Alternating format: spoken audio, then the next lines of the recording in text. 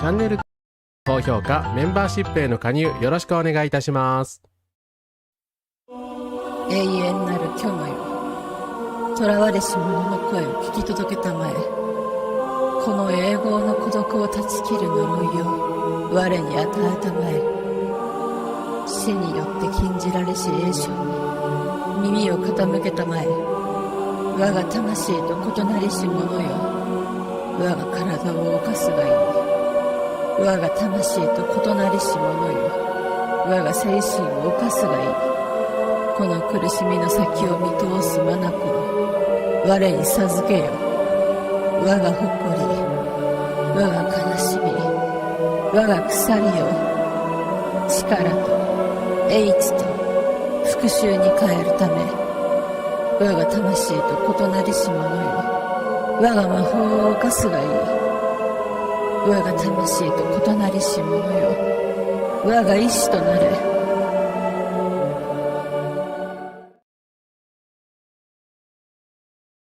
はい、皆様こんばんは、こんばんは。音聞こえておりますでしょうか？音声等大丈夫でしょうか？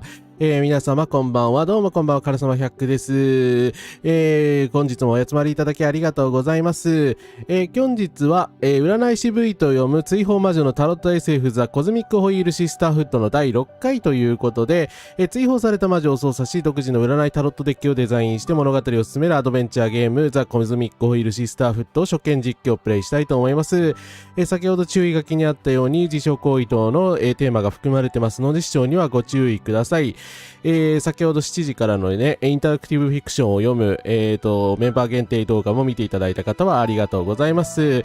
ということで、引き続き、音ウェザ放送局の音花風花さんとコラボしていきますので、よろしくお願いします。はい、ご紹介に預かりましたスカーレット・クロワルツピンクの方、乙女座放送局の人気派占い師ゲーム魔法少女音羽の冬香でございます。こんばんは、どうぞよろしくお願いいたします。はい、よろしくお願いします。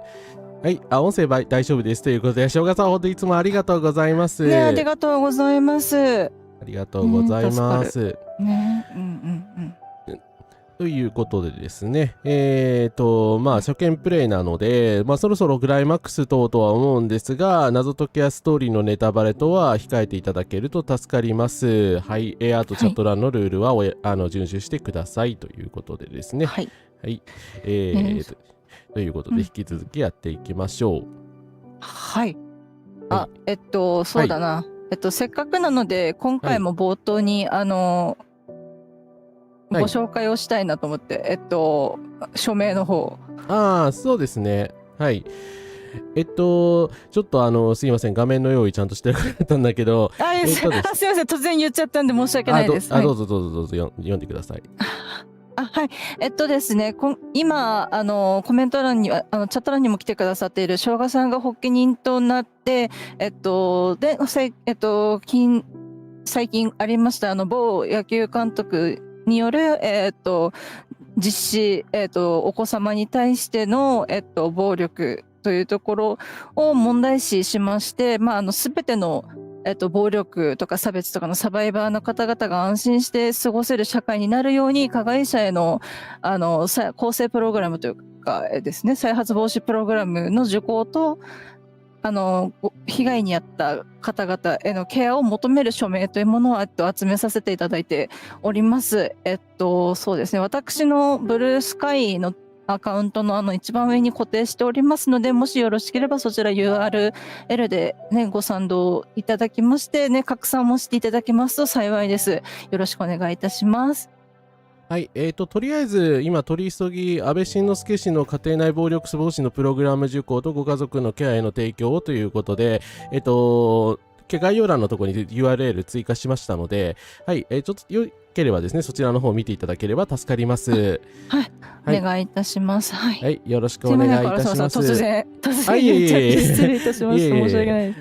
すいません、ちゃんと私が用意しておけばよかったです。申し訳ないですね。いや、私が事前に気づいていればよかった。突然、そうだ、言わないと思って、ちょっとやっぱね、2日で5000筆集めやがったところに対抗したいので、よろしければ本当に、やっぱスピード感大事だなって思ってまして、なーになって帰ってこられる前に止めたいので、ね、ちょっと拡散というか、いろんな、今回もでもこのゲームに関してもやっぱりそういう家庭内の環境であったり人間関係をにクローズフォーカスが当てられているゲームでもあるのでつながっている署名だなと思いましたのでお話をさせていただいた次第でございます。はい。ね、本当にでもはい。ありがとうございました。今そうですね、ちらっと見たら1432筆ほど集まっているので、よかったらこのゲームご覧になっている皆さんも、オンライン署名の方ご協力ください。よろしくお願いいたします。お願いいたします。はい。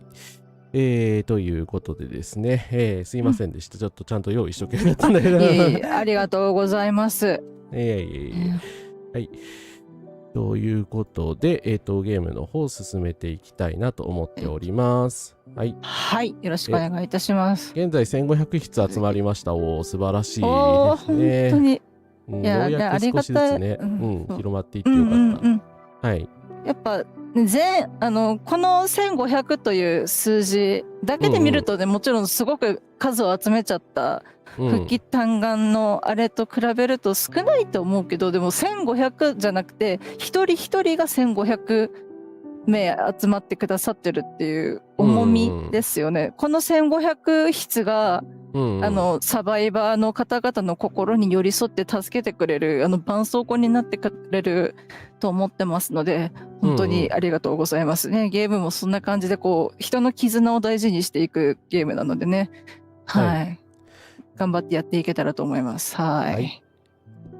ということで、続きから開始していきます。はい。はい、ということで、インタラクティブフィクションを読ませていただいた続きから、ですね、あちら見ていただいた方はわかると思うんですけど、この釜を使ってですね、セーブができるようになったので、いつでもセーブしてやるぜという勢いでセーブしてきました。はい。そうです。興味ある方は動画の方も、チェックしてみてください。そして、新たな来訪者がちょっと来たようなので、見てみましょう。はい。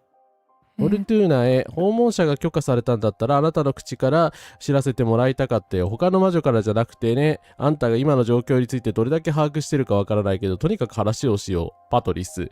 ここでお姉さん来たという、お姉さん、はい、パトリスさんは地球でフォルトゥーナさんが人間だった時に、お姉様のお姉さんで、でそのお姉さんが前回のアーカイブ参照って感じなんですけれど、それもただなんかそれを見ていた限り関係性が悪いわけではなさそうだったのに、この手紙の書き方だと、なんかフォルトゥーナさん側がパトリスさん相手に距離取ってるっていうところをなんとなく感じるんですけど、どうなんだろうな。そうなんでしょうね。だから私は前回第5回ペッパーマスターさんの回非常に感動的なので見ていただきたいんですけど、彼女が出てきた時にね、ダリアさんの知り合いだっちゅうからパトリスさんかなと思って予想して呼んだんですけど、前回の配信で、でも全く違う新人の魔女さんだったんで、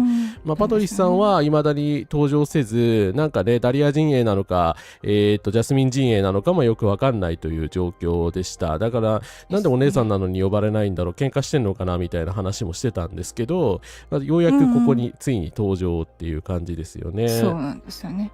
はい、でやっぱ自分のそうですよね。そりゃフォルトゥーナあんた本人の口から聞きたかったよっていうのは当然ですよね。事実だって、パトリスさんはね、やっぱお互いに愛してるよ大好きだよって言い合える仲のいいご関係なのはもう明らかに作中でも明確に描かれているので、なぜこんな風にすれ違っているのであろうかっていうところはちょっと不思議なんとね点ですよね。パトリスさんのあれパートって第4回ですよね、確か。第4回のアーカイブ。第4回か。前回がそうですよね。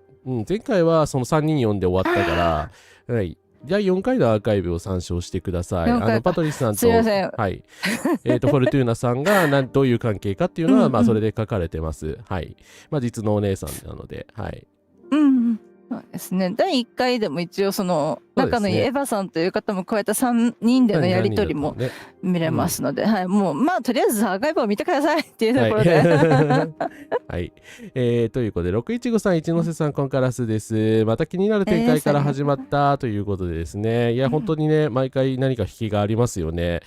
署名拡散とヤバ署名の通報も発見の限りしました。はよバンされろということでですね。ありがとうございます。いや、やっぱこういうね、草のね、運動じゃないですけど、やっぱ地道なね、運動が積み重なっていって、権利を勝ち取ったり、誰かを守ったりすることができると思うのでね、それは本当に、でも本当にこのゲームしてても感じるっていうのは、無理やりなこじつけじゃなくて、事実本当にそういうことをすごく考えさせられるゲームなので、ぜひね、気になった方はチェックお願いいたします。はい。はい。ということで、よろしくお願いいたします。はい。ということで、その話を進めていきますか。概要欄の方に、今来た方はですね、署名ありますので、ぜひチェックしてみてください。はい。よろしくお願いします。よろしくお願いします。はい。ということで、ついにお姉さん登場ということで、なんか敵対的でないジャスミン陣営のボスだったりしたら困るんだけど、とりあえず呼んでみましょう。はい。だいぶジャスミンさんね保守的なので、パトリスさんと合わないとは思うんですけど、ただ合わない気がするんですけどね。ただ地球で暮らした年月がパトリスさんの方が長いので、もしかするとその間に何かしら変化をね、あるのかもしれないので、ちょっとドキドキと恐怖はやっぱちょっと不安はありますよね。呼んでみましょう。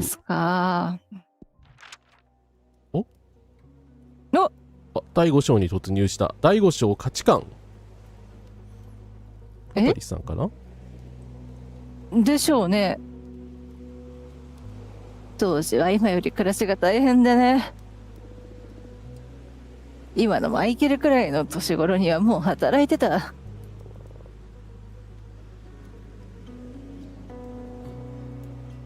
何をしてたのおばあちゃん。ありがとうございます。ああ、私のママが農家の人のための作業着を作っていてね。私は子供時代のほとんどをその手伝いに費やしたんだ。私も早く仕事したいな。学校は嫌いだし、お小遣いも少ないし。あなたのお小遣いは私が服を縫って稼いだ額より多いけどね。私は一着作って30セントもらってた。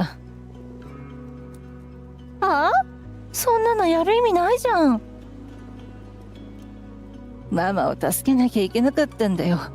ママは一着作って2ドルもらってた。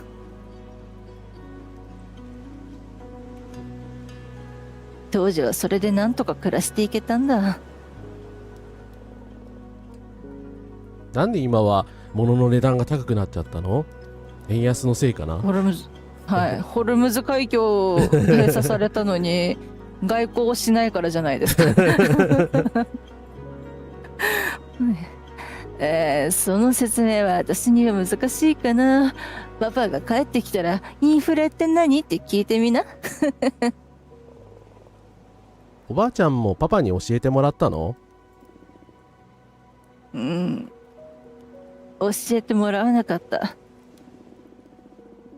私のパパはスペインにいた頃に戦争で死んじゃったんだ。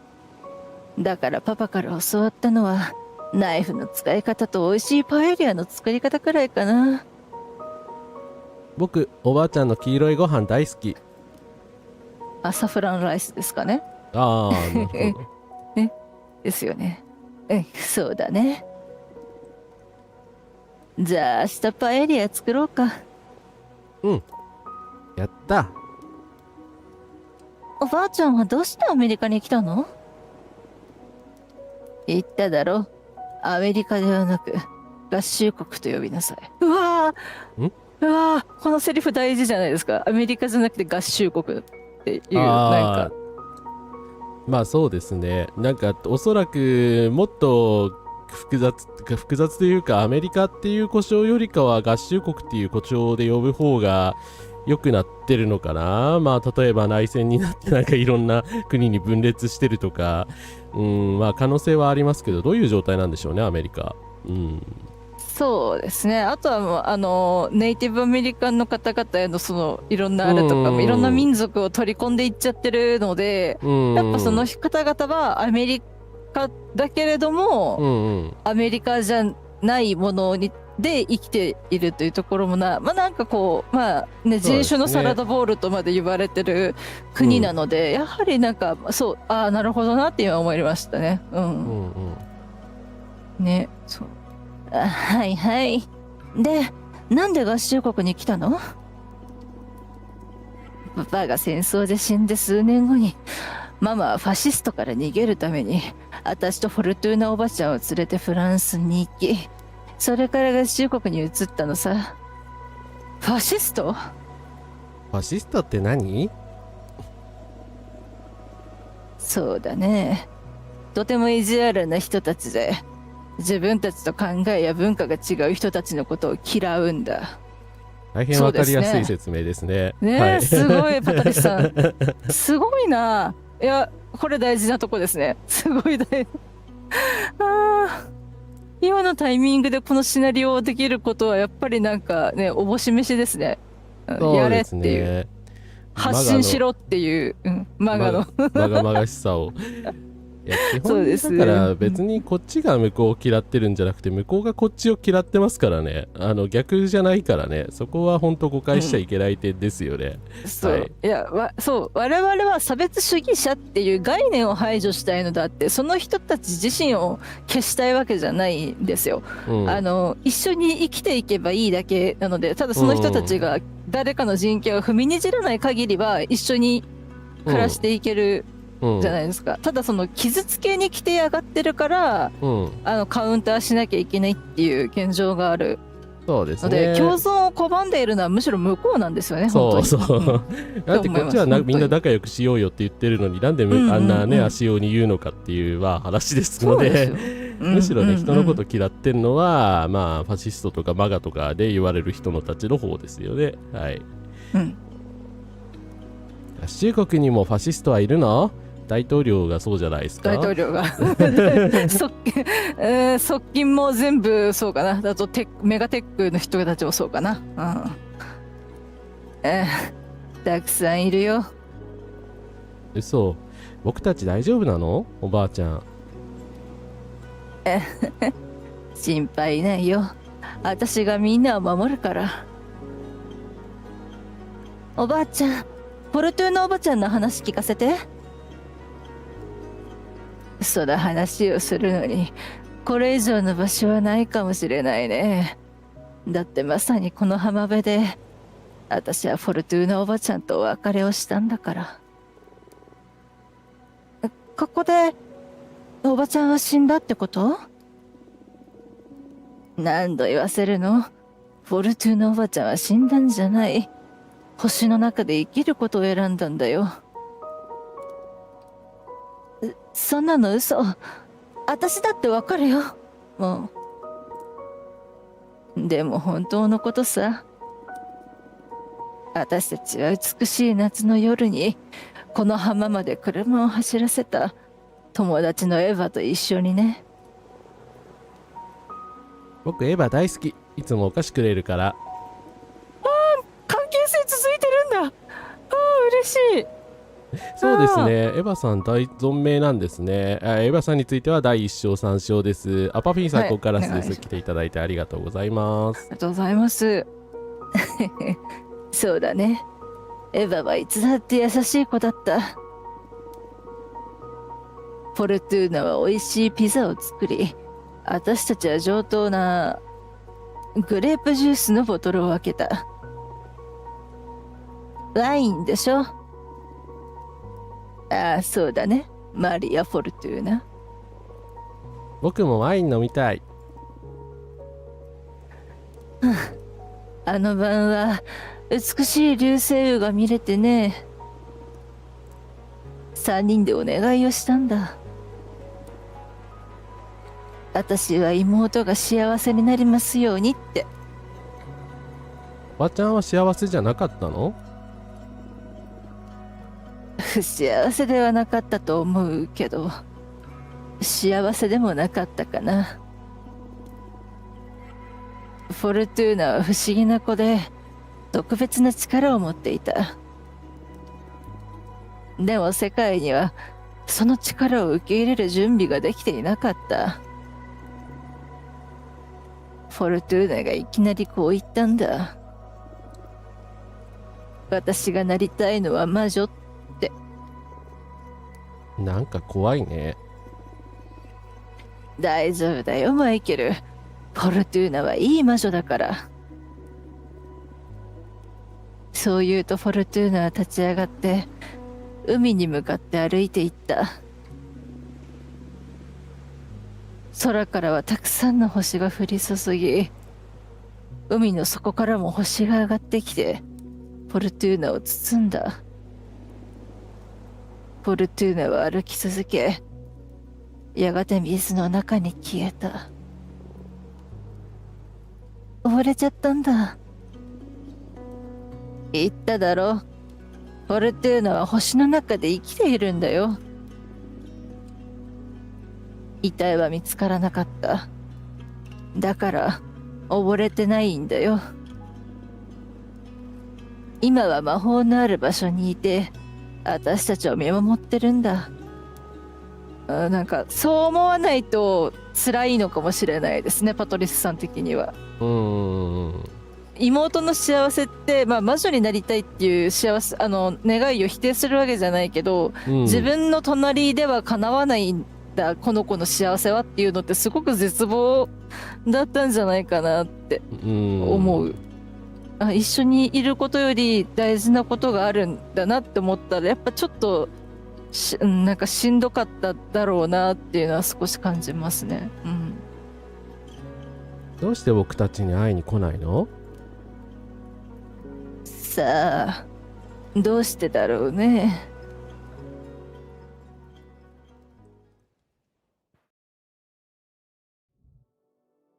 なんか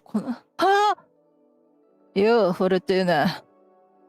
ありましたね。いや、でもやっぱ悲しいですね。末か、グラフィックかっこいいな。すごい、なんか、やっぱパトリスさんとしては、やっとあなたに会えたって、やっとお前に会えて嬉しいよ、フォルトゥーナって気持ちなんでしょうけど、フォルトゥーナさん的にはなんかだから、パトリスさんを置いて魔女になってしまった、置いていってしまったっていう、やっぱ負い目が、あるんでしょうね。あと、なんでかわかんない。まだちゃんと明言されてない気がするけど、なぜか一回も会いに行かなかったんですよね、魔女として。だから結局生きてるか死んでるかも分からずに、ああいう感じになってたっていうことですよね。はい。何なんだろうな。いや、パトリスはかっこいいな。はい。まあ、話を進めていきましょう。やだ。怒ってるの？怒ってるってより失望したって感じかな。なんで教えなかったの？客の受け入れができること。これどう答えればいいんだ。一番下は除外です。そうですね。確かに義務はないですけど、愛があるっていうか。そう、大切な相手なのなら、伝えるべき事項であるのは確実なので。だってフォルトゥーナさん一番最初に選んだのはお友達2人だったでしょ。ダリアとジャスミンに伝えて。だからパトリスさんのことはまさか魔女になってるだなんて思わなかったんです、私としては。大事な人として名前が出てこないから、思ってたら後々パトリスさん魔女になっちゃって、あれじゃあ本当なんでパトリスさん呼ばなかったんだろうみたいな。どうなんでしょう。真ん中なのかな。状況が落ち着くまで心配かけたくなかったから。でもなんかこれも何かそれ以上の理由があるような気がする。どっちがいいんだろう。そうですね。いろいろ複雑な事情って言い訳臭いでしょ。すごい言い訳臭いですね。そう。だからやっぱ真ん中がある程度ある程度本音を明かしているけど、含みはあるというか、言えないと察してくださいお姉ちゃんっていう。まあとりあえず、でもパトリスさんはあえて察しない人だと思うんですけど。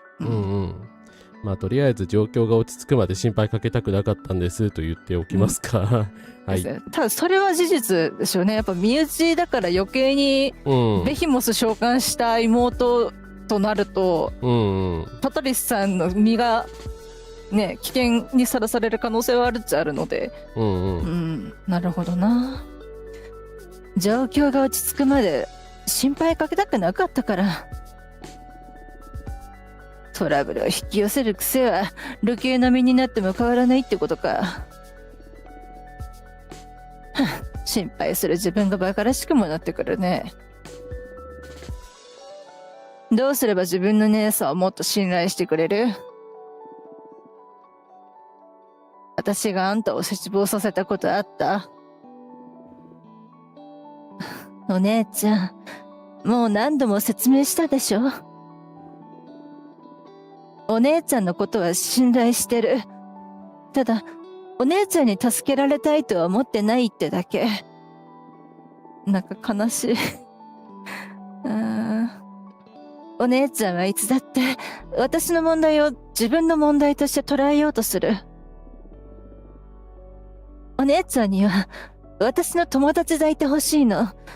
母親ではなくてね。まあ母親だからといって自分事として捉えなきゃいけないっていうわけでもないはないんですけど、まあ、ただまあニュアンスの話ではあるんだろうから。で実際にねパトリスさんと一緒に一人のお母様に育てられてるわけなので、二人の共通言語というか共通的な認識としてそういう風にママを出してきたという可能性はまああるっちゃあるのか。ママだってお姉ちゃんほど干渉はしてこなかったよ。知ってるよ。何せあんたのおむつを変えて学校に連れてったのは私だからね。もうまたその話？2世紀ぶりの再会なんだからさ。こういうやりとりはやめて、もっと楽しい会話しない？うん、分かったよ。ああ、仕事全部聞かして。ジュリエットって誰？パートナーさんがいるっていうことなのかな。で、今でも自分の子孫の様子を観察してるのか。うん。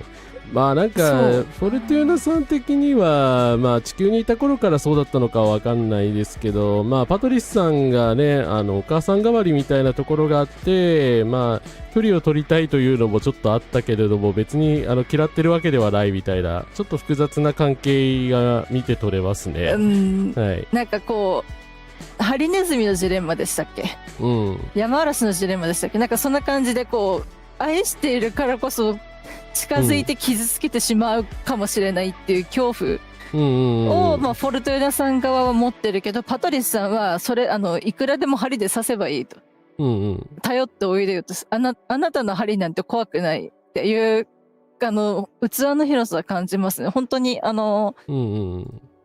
ね、子孫の方々がおっしゃっておられた通り、本当パトリスさんはすごくやっぱり大きな器の心の持ち主なんだなって思いますね。はい、で果たしてどれを聞けばいいの？まあでもパトリスさん本人のこととなると上ですかね。まずまあ仕事から聞いてみますか。そうですね。仕事はどう？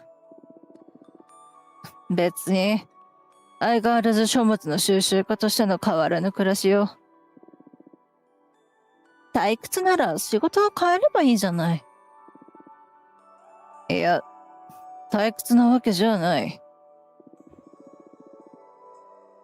最初はあんたに連れてこられたこの新しい現実に適応するために始めたことだったけど、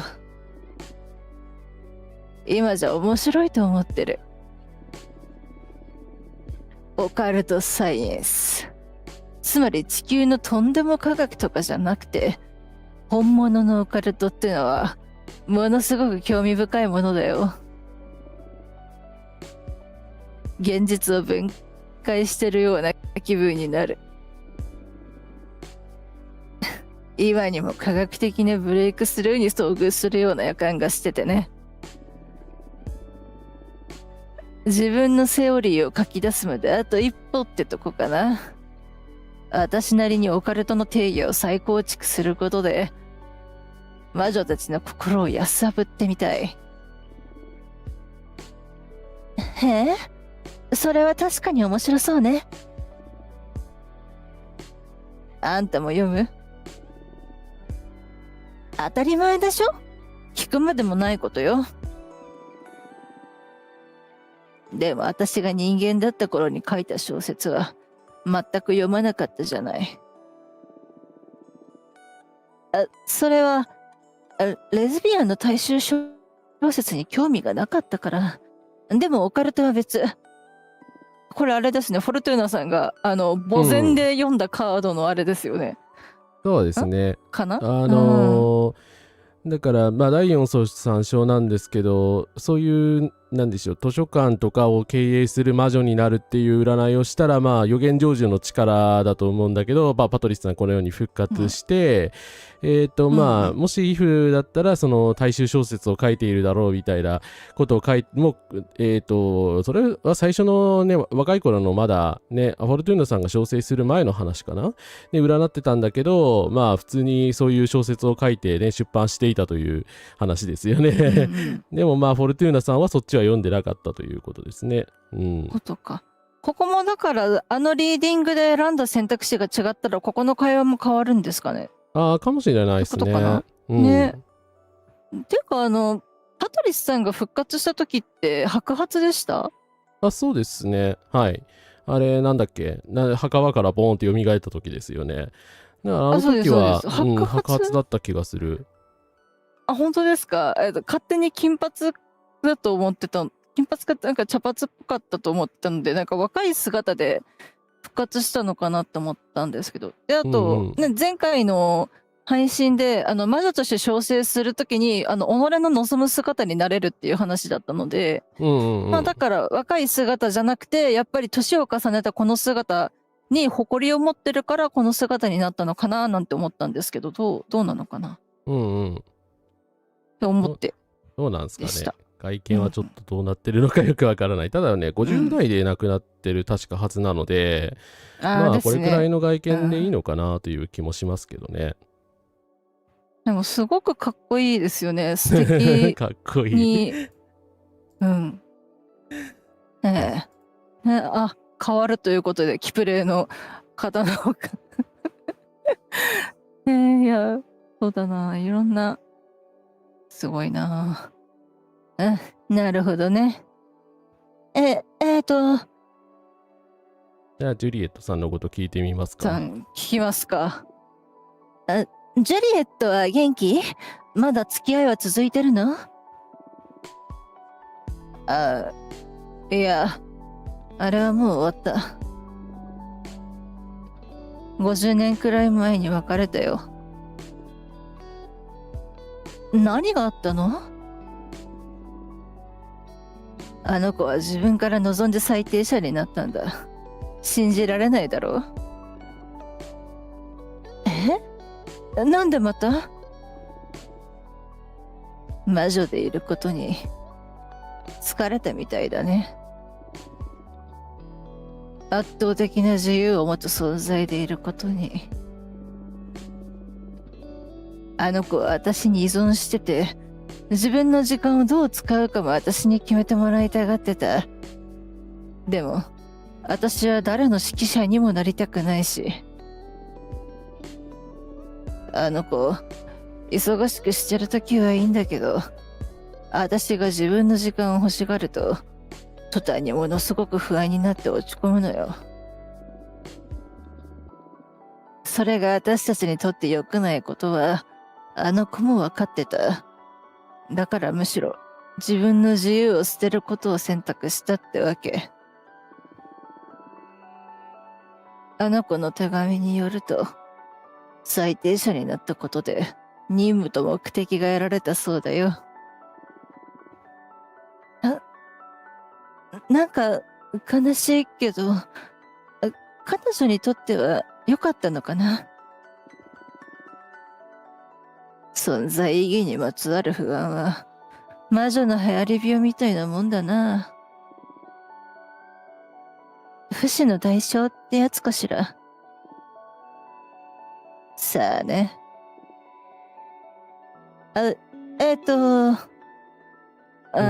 そうで、一応説明補足しますと、最低者っていうのは、魔女の大きな戦争から、反省の念を、込めて作られた機関でありまして、そこの最低者になりますと、恋愛が禁止されるんですね。そうですよね、設定上。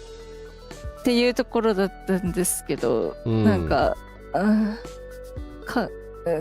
悲しいわけじゃないけど、なんだろう、なんかちょっと、なんか血の通った関係性を聞いた気がしますね、今ね。なんかコメントにすごく困る。いろんな人たちがいろんな考えを持って、ベターな選択をしようと努めた結果なので、本当になんかこう、コメントが、なんかこう、うまい言葉が出てこないっていう感覚をなんとなく覚える。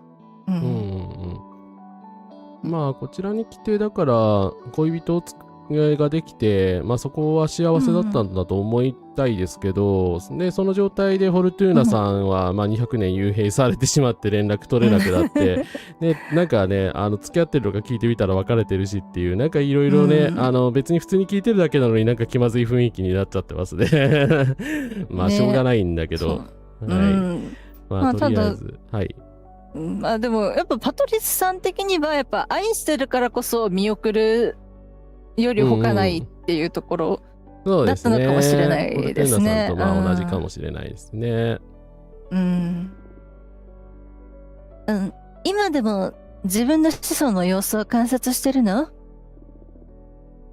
いや、数世代前で飽きちゃってね。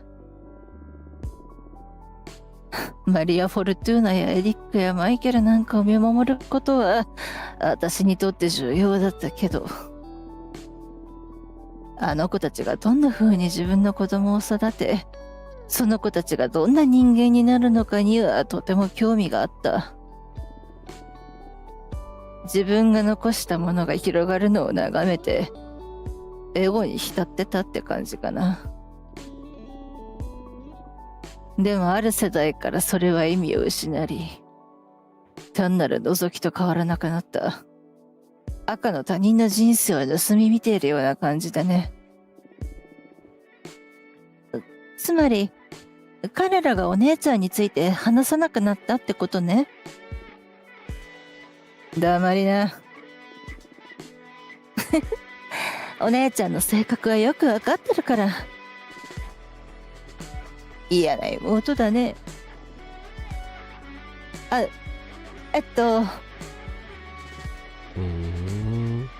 いやだからやっぱり魔そうでしょうね女の慣習としてただの人間とはやっぱり普通にはコミュニケーションを取らないんですかね。なんだっけ、今の時点では多分取らないようになってるみたいな感じですよね、確か。ルイーズさんはなんか普通に恋愛してたけど、だからパトリスさんはとりあえず遠慮して、まあそのマリアさんとかの行く末は見守ったけれども、まあその以降はね、自分の知ってるものもいなくなったから飽きちゃったっていう感じなんですかね。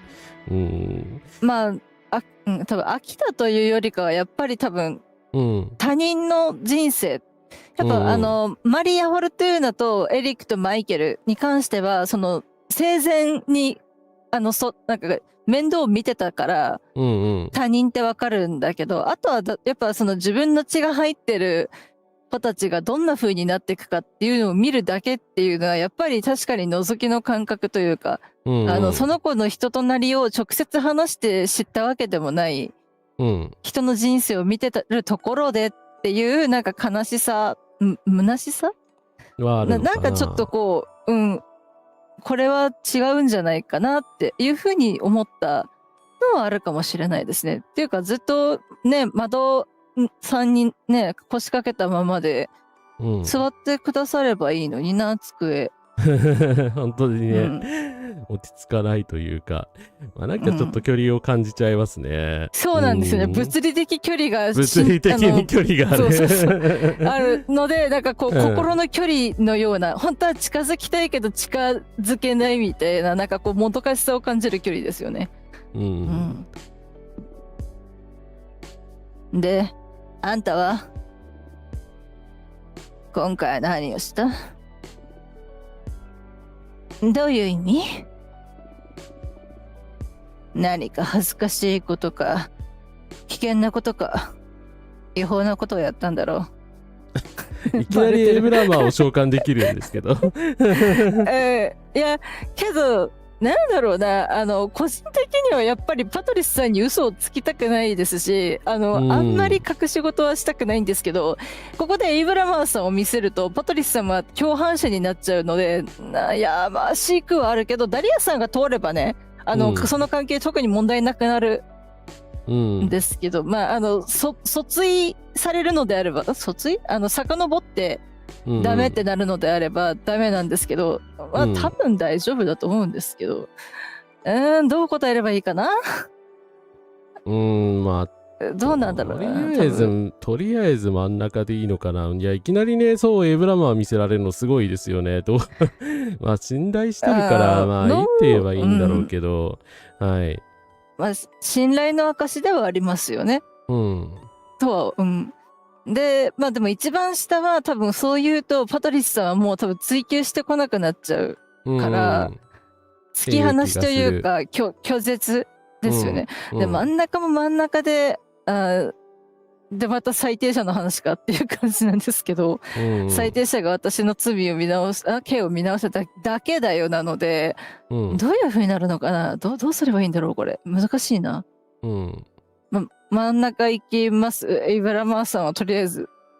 またこの選択肢にそうっすね戻ってこれるかどうかってとこですけど、まあ、どうなんだろう場合によってはあれなんじゃないですか。エイブラマーさんと相談して、まあ、姿を見せるか、そういうことするかみたいな展開にはなるのかなという気もするので、今後ね、まあ、いきなりぶっ込むよりは、まあ、まずは最低者さんがの話をしてからの方がいいのかなという気はします。まあ、はい、そうですね。一応嘘ではないですからね。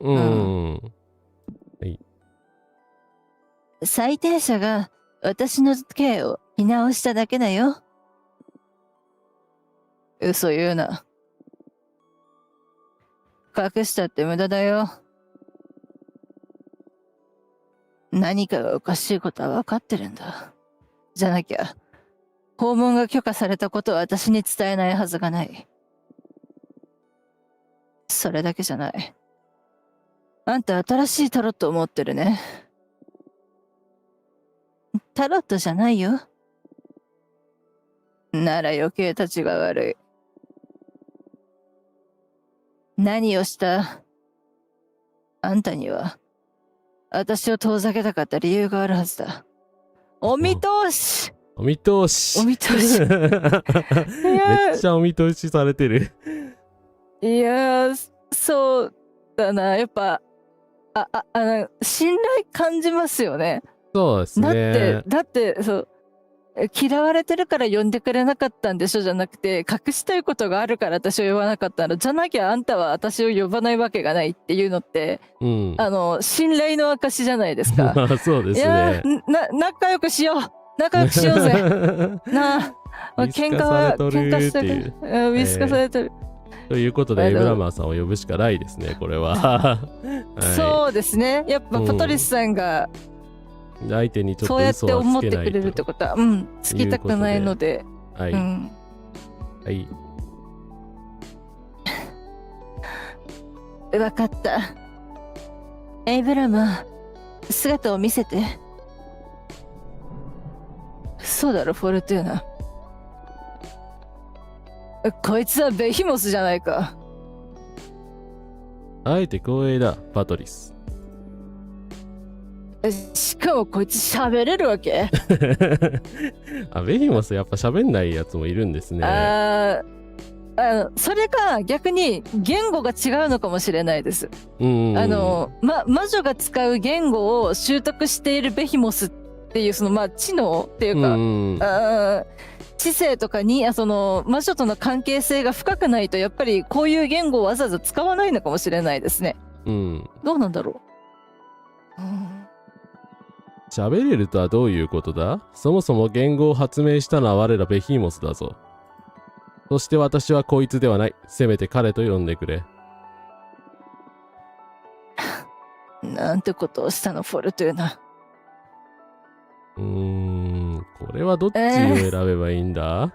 生き残るために必要な毒としただけだよ、おらっつうと、まあちょっとあれですよね。ただ、正直しんどかったからやってるっていうことなので、まだ我々の選んでる選択肢ってフォルトゥーナさんにまだ血が通ってる感じの選択肢を選んできているので、この場合だとその生き延びるために必要なことをしただけっていうその事務的な感じではなく、もうどうしたらいいかわからなかったです。200年も孤独に耐えられるわけないじゃないですかっていう話なのかなと思うので、言い訳しときますかね。だからそうですね。藁にもすがる思いだったということで言っておきますか。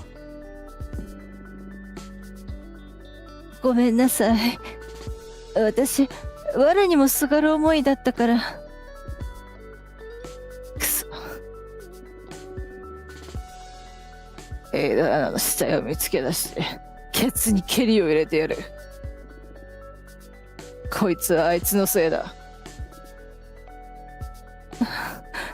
ごめんなさい。やってしまったことは仕方ない。今はあんたを守る道を見つけないと。守ってくれる。愛。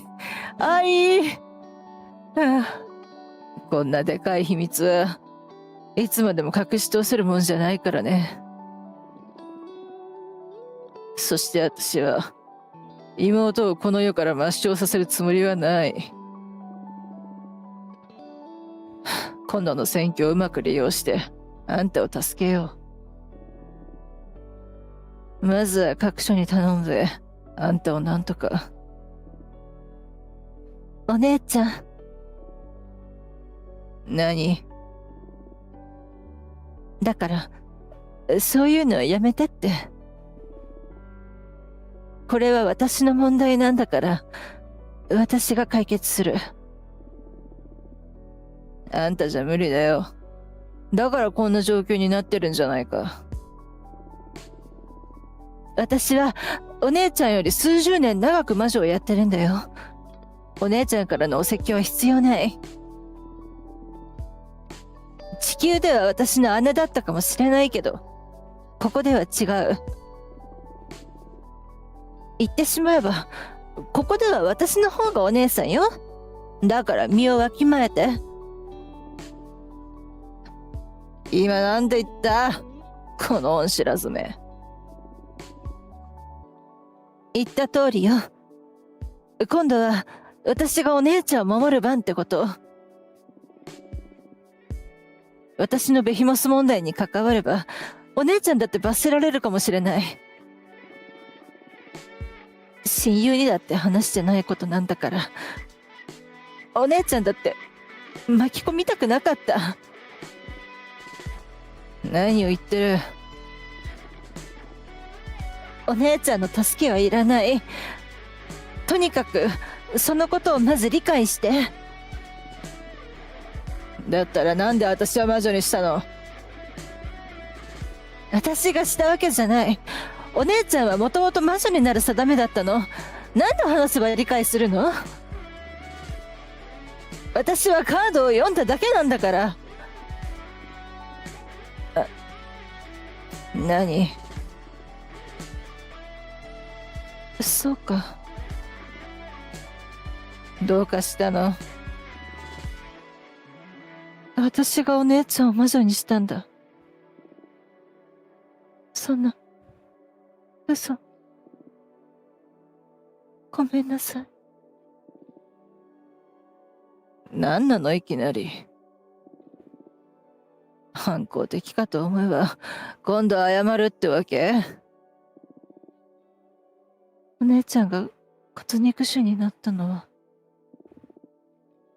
そんな、信じられない。私、嘘だ。ウォルトゥーナ、落ち着きな。ごめん。本当にごめん。最近、自分の占いについて分かったことがあるの。ものすごく重大な事実で。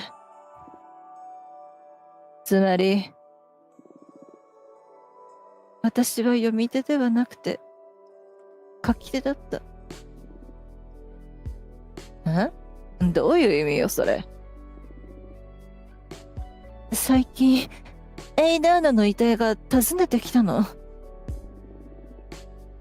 そして私を流刑にし、デッキを取り上げた理由を説明された。私は未来を見ているのではなくて、定義しているって。これから起こることを作っているんだって。お姉ちゃんを殺したのは私だ。おいおい、待ちなって。まず第一に、私たちはまだ子供だった。その裏にどんな力が潜んでいたにせよ、あんたが私の運命の責任を背負う必要なんてない。でも癌になったのは私のせいなの。うるさい。黙りな。私は最高の人生を生きた。癌にならなかったらトラックにひかれてたかもしれないし、ドラッグの後遺症でくたばってたかもしれない。いずれにせよ、その責任をあんたに背負わせようとは思わない。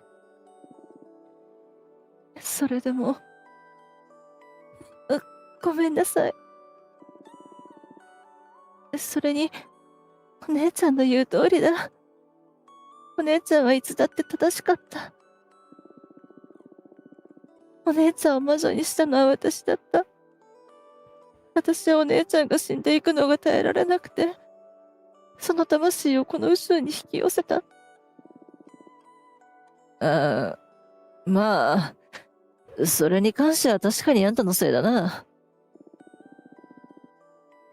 魔女でいることを嫌がってるわけじゃないけどね。永遠の眠りにつくよりはよっぽどいい。とはいえ、あんたは私に借りがあるってことだ。だったら私に協力させな。あんたは私を取り戻したくて、私を死の眠りから引っ張り出したんだろ？その責任を取りな。私、もう無理だよ。もうカードなんて読みたくない。責任が重すぎるもの。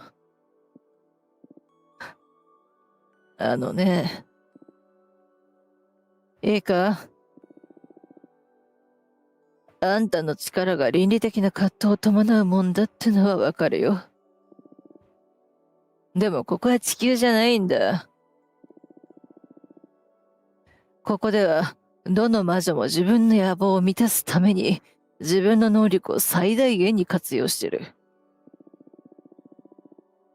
あんたは中でも特別強力な魔女ってわけさ。だからその力をいいこと。いや、好きなことに使えばいい。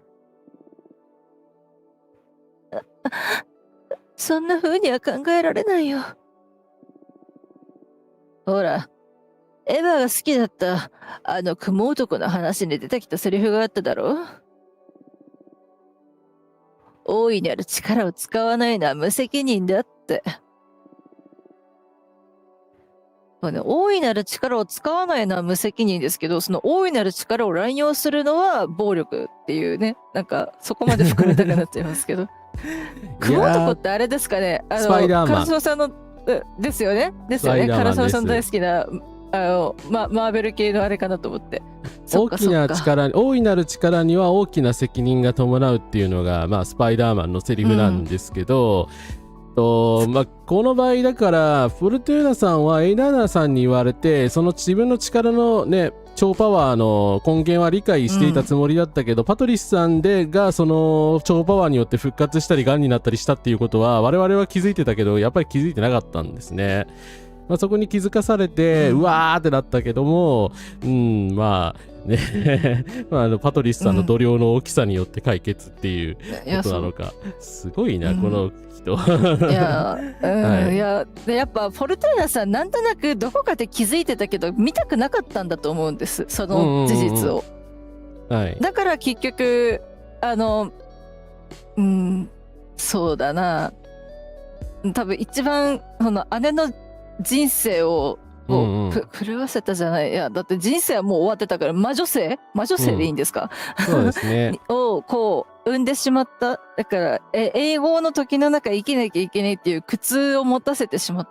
やっぱね、不死は不死でね、やっぱメンタルに来ると思うんですよ。でやっぱジュリエットさんとのそのパートナーとの別れとかもあったし、で実際やっぱ父親が違う子供を複数人産んでいらっしゃったみたいなんですよね、パトリスさん、その地球にいた時。だからやっぱそういうことを考えると、そのパートナーが離れていくっていうことに対してパトリスさんが傷ついてないかっていうところは多分ずっと考えてたと思うので、でもそれをそうなっちゃったのは私のせいだっていう苦しみをきっとフォルトゥーナさんはだから見たくなかったんじゃないかななんて思ったりは。無意識に考察しないようにしていたのかなというような気はしますね。そうですね。大いなる責任大いなる力には大きいなる責任が伴うっていうのがスパイダーマンのセリフですけど、多分パトリスさんはちょっと年齢の差が一見出てきてしまってるんですけど、人間時代が長かったので、亡くなってから魔女になってるから、一度ね、それで地球の文化に関しては多分パトリスさんの方が最新の方に詳しいですよね、我々から見て。で結局だからフォルトゥーナさんはその若いまんまそうですね。魔女になっちゃってるので、なんか永遠の少女時代を過ごしてる感じだと思うんですよ。そうですね。危ういそういう思春期から終わり、ティーンエイジャーから少しずつ大人に変わっていく年代ぐらいでおそらく小生なさっておられるので、魔女性は自分の方が長いって言ってるけど、この方200年間ここに閉じ込められてたわけで、でその200年間パトリスさんは外で魔女してるんですよ。だから本当はパトリスさんの方が魔女としても経験を持ってるんですよ。だってお姉ちゃんより先に魔女になったって言ってるけど、パトリスさんの人生って50いくつ50歳前後だったので、そうですね。だからそうですね。フォルトゥーナが50年間先に魔女にやってたのは事実だし、その後もしばらく活動してたのも事実だけど、でもその後200年のこっちブランクがある中で今度はパトリスさんはね200年間自由に魔女やってたわけで、また立場が逆転してますよね。そうなんだ。だからもう結局フォルトゥーナさんはお姉ちゃんなのよって言ってるけど、もう全部パトリスお姉さんに負けてるっていうかそうだな、全部だからやっぱ、であと度量的にもやっぱたくさんやっぱ命を産んで育てるっていう責任をたった一人で背負わされてしまったけれども、愛して慈しんで、たくさんの子供たち孫たちに囲まれて愛されて旅立ったっていうのは、やっぱパトリスさんがどれだけそのために頑張ったかというか努力したか、時代もだいぶ昔の時代だったみたいなので余計にね、すごいなってやっぱ素直に感服するんですけど、であとやっぱ好きなことに使えばいいって言えちゃうのってフォルトゥーナさんの倫理観を信じてるからでしょ。多分そうですね。そうこいつ何するか分かんねえぞっていうやつには多分言わないと思うんですよ。いいことにっていうと自分のことは絶対考えなくなっちゃうから、だからその好きなようにやんなさい。でもフォルトゥーナが自分の好きなようにその力を使ったところで悪いことはしない。だってフォルトゥーナだものっていう信頼を感じる態度と言葉だなって思います。いいですね。そんなセリフじゃなかったと思うけど。そうだっけ？でも言いたいことはわかるだろ。でも境界線はどこに引けば？ケースバイケースだろ。あんたがいい子だってのは知ってる。だからあんたが運命に手を加えることを私は恐れない。私のためにカードを読んでみてよ。何について？私がどんな最後を迎えるか。無理よ。なんで？魔女だって必ずいつかは死ぬんだから。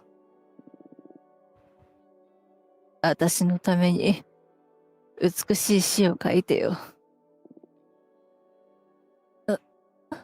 お姉ちゃん。実際人間だった時は自分の死期を知っているってことが私の大きな力となっていた。変な話だけど、私は強大な恐れの感情が恋しいんだ。頼むよ、フォルトゥーナ。もう一度、私に死の啓示をしてくれ。わかった。大好きだよ、お姉ちゃん。私もあんたが大好きだ。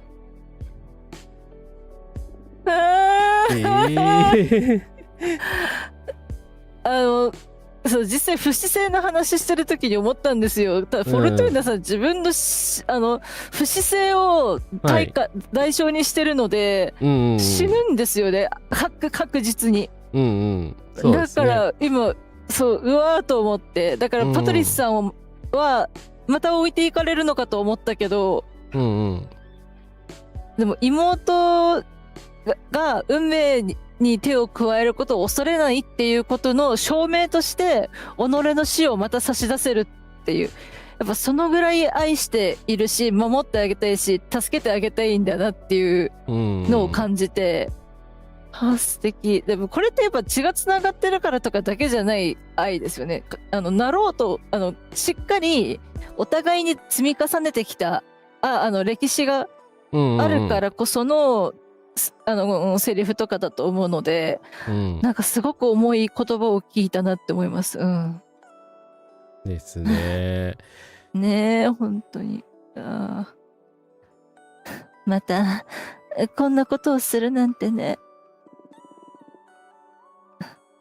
でもお姉ちゃんの詩を読むのは、今度こそ、これで最後だから。転生して生まれ変わろうが何しようが、その時は、他のみんなと同じように、生きる苦しみを味わうんだよ。ああ。待って。あんたの新しいデッキは、どういう風に機能するわけ？今回の読みに関しては、基本的に前と変わらないかな。タロットを読むのと一緒。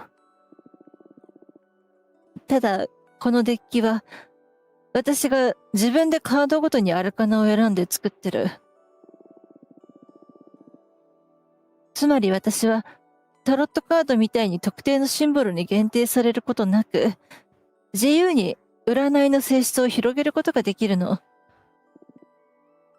へえ、すごいじゃない。よし。じゃあ、その力を拝見といこう。何が出るか。コツビルビーウォッチング。月一のセイダー、悟りへの門を開く宇宙の探索者、文明の意志を担う宇宙飛行士の正気の衣は目的と発見を生み出す。過剰な土のエネルギーは不動性を生む。決意、正当性、導き、発見、幸福、誘惑、無関心、停滞ということで、あれこれってごめんなさい、面言で作ったカードだったっけ？どっちだったっけ？どうだったっけ？いや、覚えてないけど、確かこの宇宙飛行士の衣っていう、シンボルをルイーズさんからいただいたんですよね。あなたのために編みましたっていう。それをどうしてもこの宇宙飛行士さんにつけたくて作ったカードなんですよ。はい。ただすごく素敵なカードが仕上がってて、烏丸さんの天才的配置のおかげでいい感じになってるんですけど、で、これが出るのか、だから最後は美しく宇宙の一部になるみたいな感じかな。前回の配信で作ってるせいです。よかった。そうだ。すいません、記憶がちょっと曖昧で、いろんなことしてたから。はい、そうなんですよね。やっぱ、たくさんカード作ってるから、あれいつだっけっていうね、ありがたいことに回数も増えてきてるので、第6回ですね。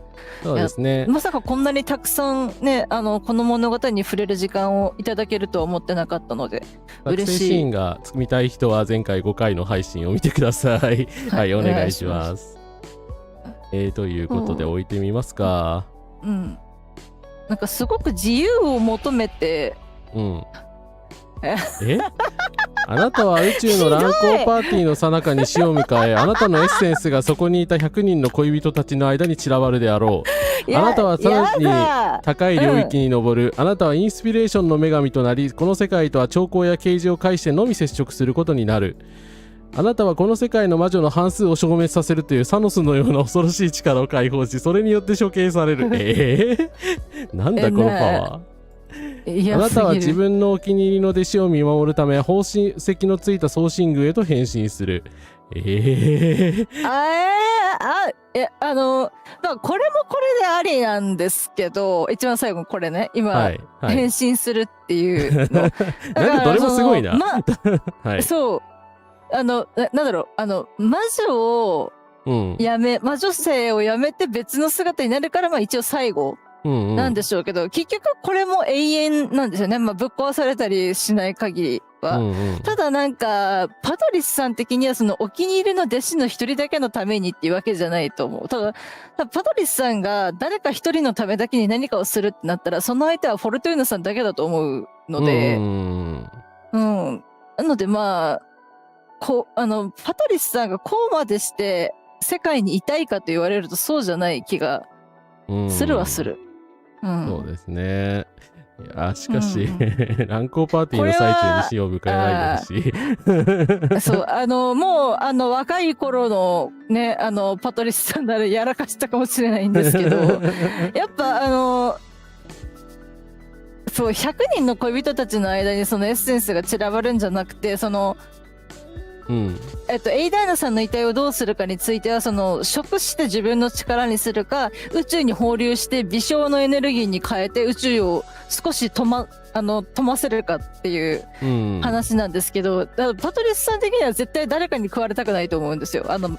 そうですね。フォルトゥーナさんが食べたいって言えばいいよって言うかもしれないんですけど、基本的に多分この方は宇宙に浸透したいと思うんですね。もしそうやって消えるのであればですけど、なのでこれはちょっと嫌です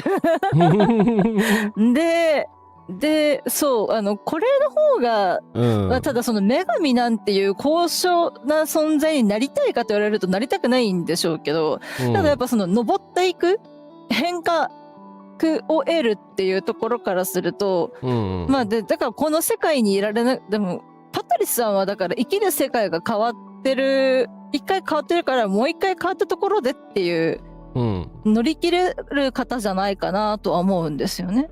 そうですね。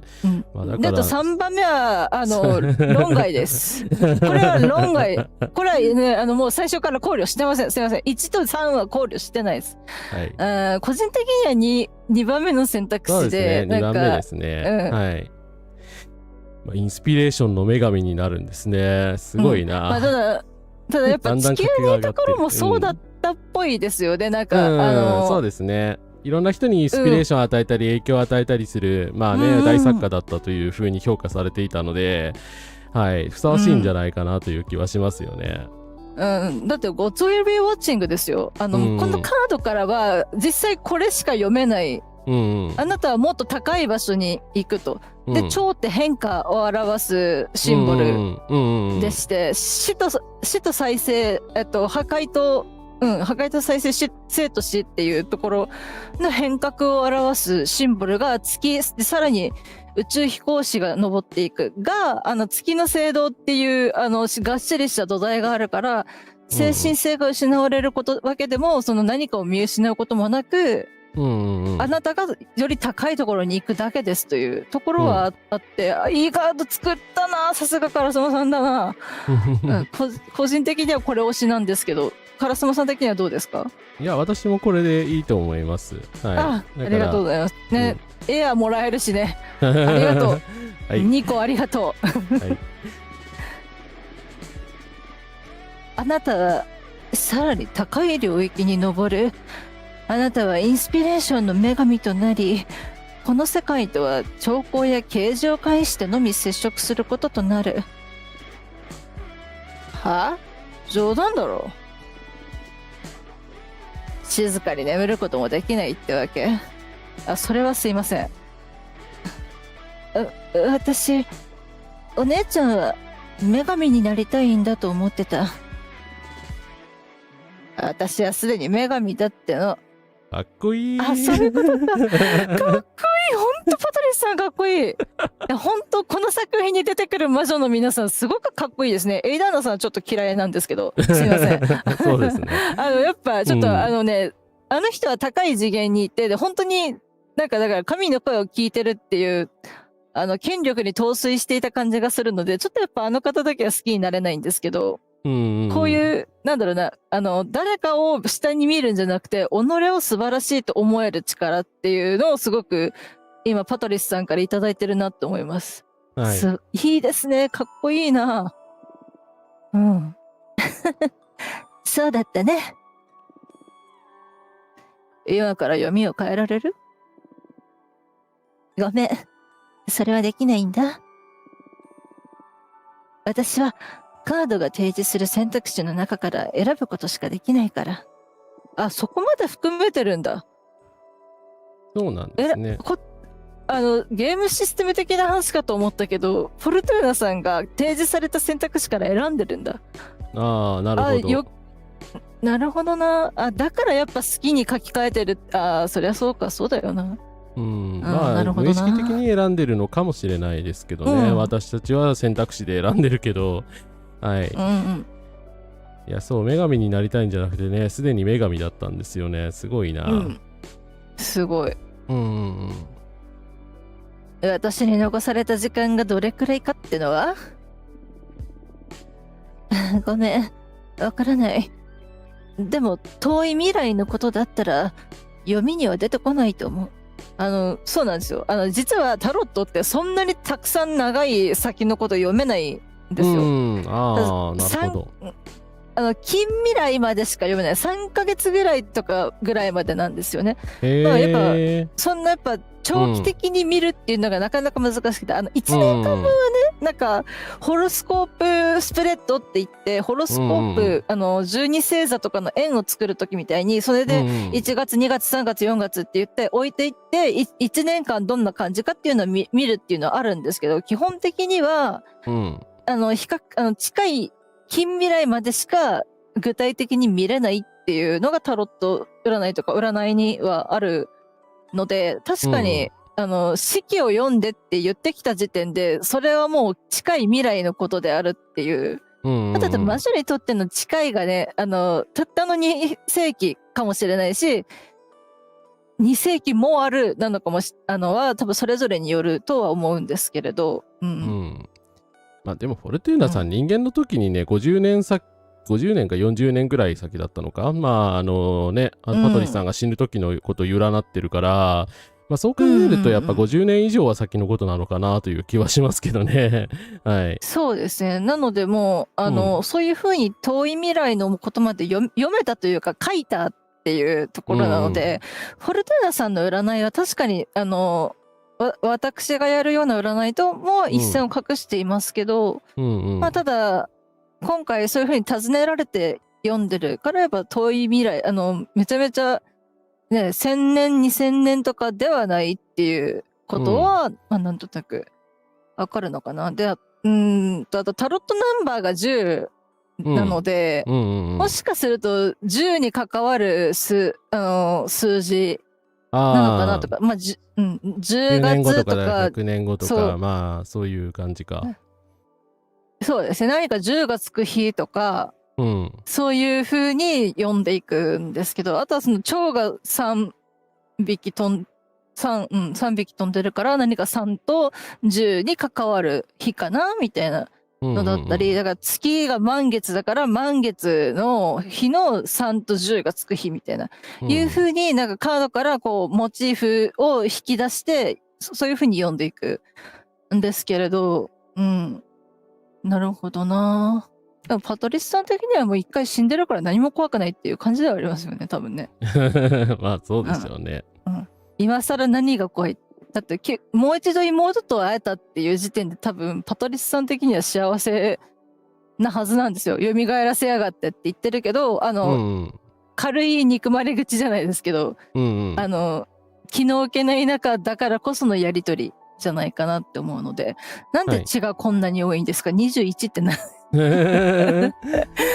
その半分でいいから風にしてくんないからエアにして本当エアのバランスが悪いんですけど、相変わらず本当にどう？私の新しいデッキはなかなかいいじゃない。正直タロットにはうんざりしてたとこあったけど、そう言われてみると私もそうかも。こっちは新しいカードを作り続けてるから掌握するのにより時間はかかるけど、絵も自分で描いたわけ？素敵じゃない。現存するアルカナを構成しただけだけど、自分のセンスを発揮する余地はかなりあるかな。確かにカードクラフトしてますもんね。毎回クラフトタイムが。そうですよ。なんていうか楽しいよ。それは何よりだね。さて、私の式は分かったわけだし、今度はあんたの救済について話すっていうのはどう？またその話？まあ、いいわ。何がしたいの？あんた、長に立候補してよ。来ると思ったけど、本当に来ちゃった。マジで？自分もなるってことですか？いやどうしよう。なんかね、どうしよう。実はね、ポルトゥーナさんに立候補を促す人が出てこないかなと思ってたんです。ただね、そうなると、占いでみんなの悩みを解決してくれるフォルトゥーナさんが長って、結局、ルーンで神の言葉を聞いて、導いていったエイダーナさんと変わりないから、ならない方がいいだろうなって思ってたんですけど、でもパトリスさん的には妹を長にして、だから長になれば、大体のことが許されるというか、隠蔽ができたりとか、ってことで思ってるのかな。ダリアさんの公約マニフェスト見てないのかもしれないですけど、来たか。まさかパトリスさんが言ってくるとはな。で、私がなるとかじゃないのがなんか不思議ですよね。その点もやっぱパトリスさんすごく資料深く、もともと聡明な方だったけど、さらに資料深くなっておられますよね。まあ典型的ななんか参謀タイプの人だから、自分でリーダーになりたいわけではないんでしょうね。嫌だよ。これは真剣な話。エイダーナが死んで、子分に恐ろしい長が必要だって知ったとき、真っ先にあんたのことを思った。予言する力を持つあんたは、長として最適だ。長ってな。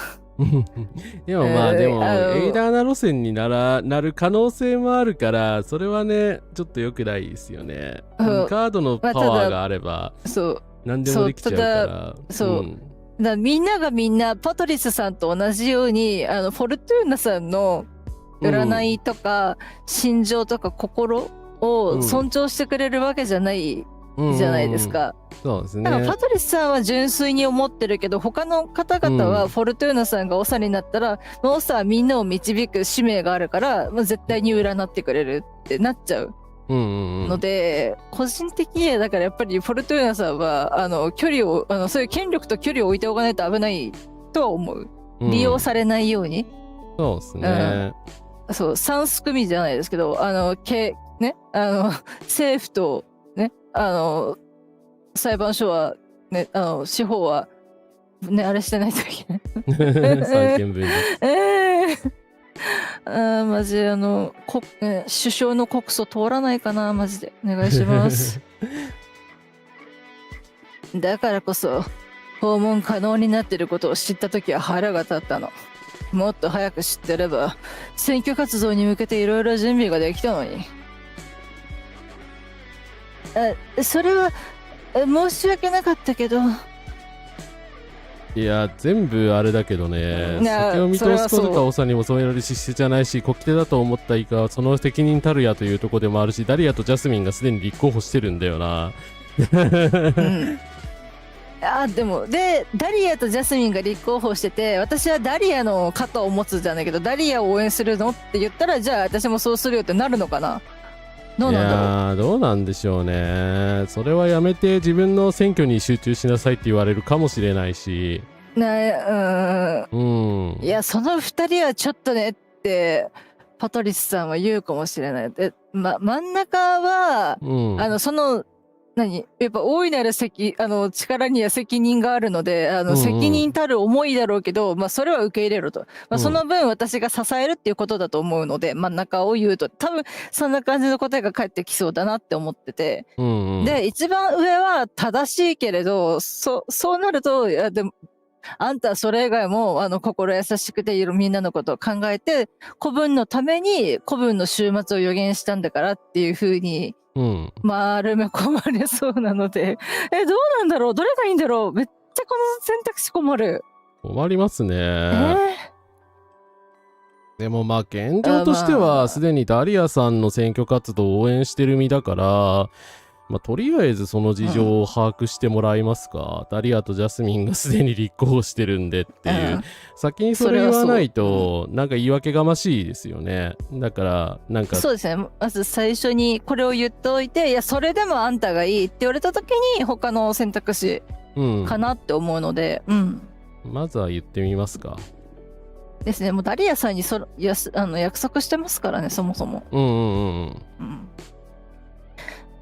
ダリアとジャスミンがすでに立候補してるの。だから別に先に名乗ったもん勝ちってわけじゃないでしょ。ここで私まで立候補したら一触即発のムードになっちゃうよ。それは彼女たちが受け入れるしかない。私たちはもう何百年も生きてるんだから、それを理解するくらいには成熟してて叱るべきだと思うけどね。いやまあかっこいいそれな、は本当に。そうですね。いやそれはそうだしかっこいいんだけど大丈夫なのか。いやーどうなるんだろう。立候補せざるを得ないのかな。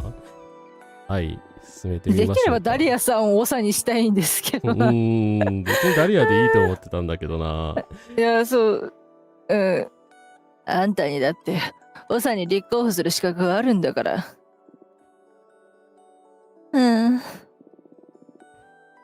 けど、もうダリアに協力するって伝えちゃったんだよね。そうダリアに協力するって伝えてたんですよ。そうあなた前回の展開知らないと思うけどっていう。そうで協力するって言ったのに立候補したら完全に確実に圧力が生まれてしまうでしょ。親友を一人失っちゃうことになるので、でまあもちろんジャスミンさんのことも失っちゃうから親友を2人も失わなきゃいけなくなるし、なら長に立候補することを彼女に伝えて悪く受け取られないことを願うしかないね。長になりたいって言ったわけじゃないんですけどまあ5分ぐらいは怒り続ける気はするけど、まあ確かにダリアさんだったら別にね許してはくれる気がするんですけど。そうでダリアさん自分で確かに言っておられたんですよ。怒ってもすぐ忘れるみたいなことを言ってたので、言ってたけどそういう問題じゃない、大丈夫だと思うじゃなくて、どうなんだろうこれ。長になりたくないって言っちゃっていいのかな。それともなんかいやでも手のひら返してるわけじゃないけども、ダリアさんの話したからまあでもここで長になりたくないを選んだとしても別にバットに直行するわけではないですよね多分。ないと思うけど、そのパトリスさんに見限られたくないんですよ。我々のメンタル的にもそうだけどフォルトゥーナさんの心の支えは3人ダリアさんとジャスミンさんとパトリスさんであることがまず間違いないので、なので特にやっぱパトリスさんが占める面積って大きいんですよ。いい意味でですよ。やっぱねお互い助け合って思いやって愛し合って育ってきてるから、パトリスさんにあんたがそんな育児主だとは思わなかった、絶好だみたいなことを言われちゃうと、フォルトゥーナさん落ちちゃうと思うんですよね。そうですね。ダークサイドに落ちかねないので国境になってしまう。まあそこまではいかなくても話の展開的にもね、まあ長になると言った方がまあ一応いいのかな。だから大丈夫だと思うという風な選択肢にしておきますか。いや個人的には上を選びたいんですけどパトリスさんだって多分フォルトゥーナさん向いてないですよ。そうなんですよね。あんまり向いてるとは思えない。もちろん占いでみんなを導くっていうのはそうだけど、でもそんなんだって卑弥呼とかと一緒じゃないですか。長にそんな絶対的権限があると結局エイダーナがやっていたみたいな政治にしかならないと思うんです。フォルトゥーナさんの意思に関係なく結局周りの参謀幹部たちは、エイダーナ政治の時と同じことをすると思うので、って思うんですよ。長に必要なことって誰かを思う心だったり優しさとか寄り添える力だとか、聞く力だと思うんで、でもちろんフォルトゥーナさんにないわけじゃないんですけど、先を読む力なんて必要ないんですよ。いやいろんな計画の先を読むことは大事なんですけど、フォルトゥーナさんレベルで先をこう予言するような力でみんなを導く。それで導くなんて要素は長に必要ないと思うけど、やだ、この選択肢超難しい。今までで一番難しくないですか、この選択肢。そうですね。難しいですね。難しいな。ただ、やっぱり私も立候補するねって、どうなんだろうな。ダリアには言ったけどごめんねって言って5分怒らせるっていうのはやっぱ、でも、難しい。物語は一体我々とフォルトゥーナさんをどうしようというんですか。なんか今までね、ダリアさんの選挙を手伝うっていう前提で考えていると、あんまり自分で立候補することを想定していなかったんですけど、なんだろう、立候補しろという風になるとね、難しいな。だからダリアさん向いてるとは思うし、ダリアさんのマニフェストに一切反対するところがなかったじゃないですか。あったっけ？なんか変なこと言ってました。言ってなかったですよね。なのでマニフェスト的に反対するところがないんだったら立候補する意味がないんですよ。ジャスミンさんしか立ってなかったら意地でも立候補しないといけないんですけど、ジャスミンさんのマニフェスト前回アーカイブをご参照くださいっていうところなんですが、やっぱ改革というかをしようというダリアさんとこのままの現状維持でいこうっていうジャスミンさんが立ってて、でどちらを選ぶって感じだったので、どうあがいてももうね10-0でダリアさんを選びますねみたいな感じだったんですけど、まさかね斜め上ぐらいからこう自分が立つっていうのがね、降ってくると思う。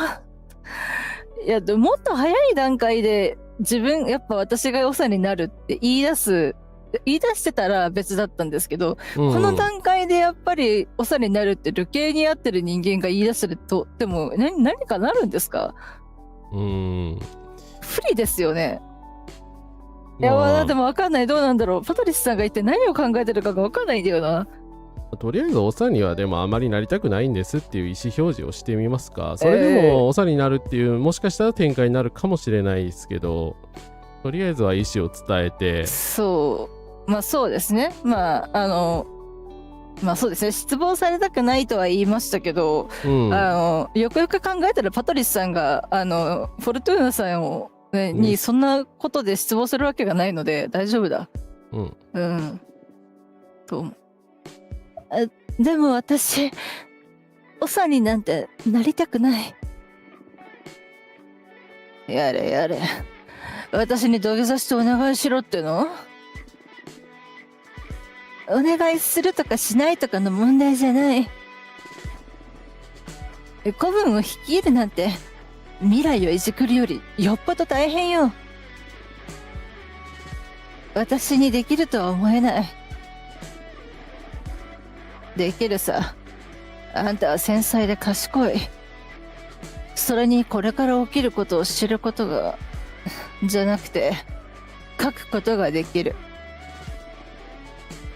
めんどくさい手続きなんか私がやるから問題ないよ。パ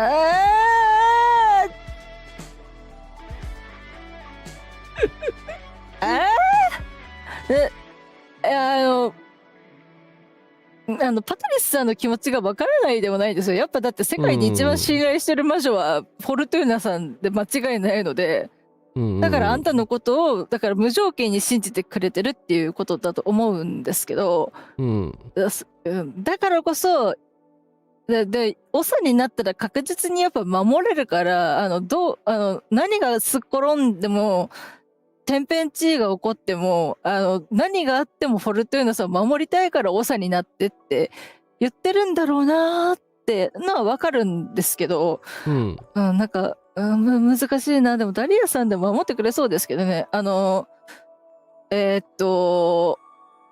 です。どなた違う、名前が出てこない。ルイーズさんが出てきたんだけど、何さんでしたかね。ゲイボルグみたいな。そう、グレーテさん。グレーテさんの件で、ベヒモスを召喚しちゃった人のこと話してたりとかしたので、一応やっぱダリアさんだったら、全然フォルトゥーナさんがもし召喚してても、そうだったんだ。まあでも200年もルケリになってたらなるよね、みたいな。で、あとやっぱ、で、グレーテさんを許すのであれば、フォルトゥーナさんのことも許さないと、話が通らないので、ダリアさんだったらね、大丈夫だとは思うんですけど、やっぱね、フォルトゥーナさん側に、長になり、そうですね、やっぱチャット欄に書かれてある通り、フォルトゥーナさんがなりたいっていう意思がないのに、誰かに立てられるっていうのじゃやっぱ意味がない。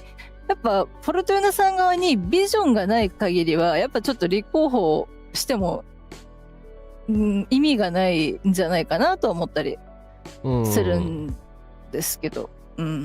そうですね。まあ今まで本当ダリアさんを支持するっていうルートで言ったから、もしかしたらこのルートがあることが分かったので、なんかね、条件進めてね、2周目3周目とかでやっていければ、まあもしかしたら可能性的にはね、そっちの面白さもあるんだと思いますけど、まあ今回はね、ダリアさんに協力する方向で一応答えてみますか。そうですね。やっぱ約束を守りたいし、ジャスミンさんにもそう伝えてるし、そうですね。別に自分のね、何かを長になりたいというあれがあるわけでもないし、別にあんまり向いてるようにも思えないしっていう、まあいろいろね、あるので。そう、ビジョンがあるならね、もちろんなるべき、立候補していいんですけど、で逆にこんだけしっかり動いてくれるパトリスさんをダリアさん陣営に加えることができれば、すごく心強い味方になるんじゃないかなって思うんですよね。そうですね。フォルトゥーナさんはここから出られないので、でパトリスさんがいろいろね、その妹を助けてもらうためにもダリアを長にしなきゃって思ったら、すごくパトリスさんがね、動いてくださるしっかりと思うので、個人的にはね、思うんですけど。じゃあ行ってみますか。ダメ。約束は守りたいから、ダリアに協力する。残念だけど、あんたがそう望むなら仕方ないね。長になった者が、あんたを助言者として採用すれば、多くの貢献ができるとは思うし。ここにダリアを呼んで、どういう風に協力できるかを話し合おう。嬉しいですね。助かる。助かる。私なりに調査をして、その後に私たちの現在の状況について知らせるよ。そして、主な争点となっている事柄に対しての私たちの考えを決定する。わかった。なんだかどんどん物事が進んでいく感じだね。心配ないよ。私がなるべく負荷を減らすから。じゃあ、また後でね。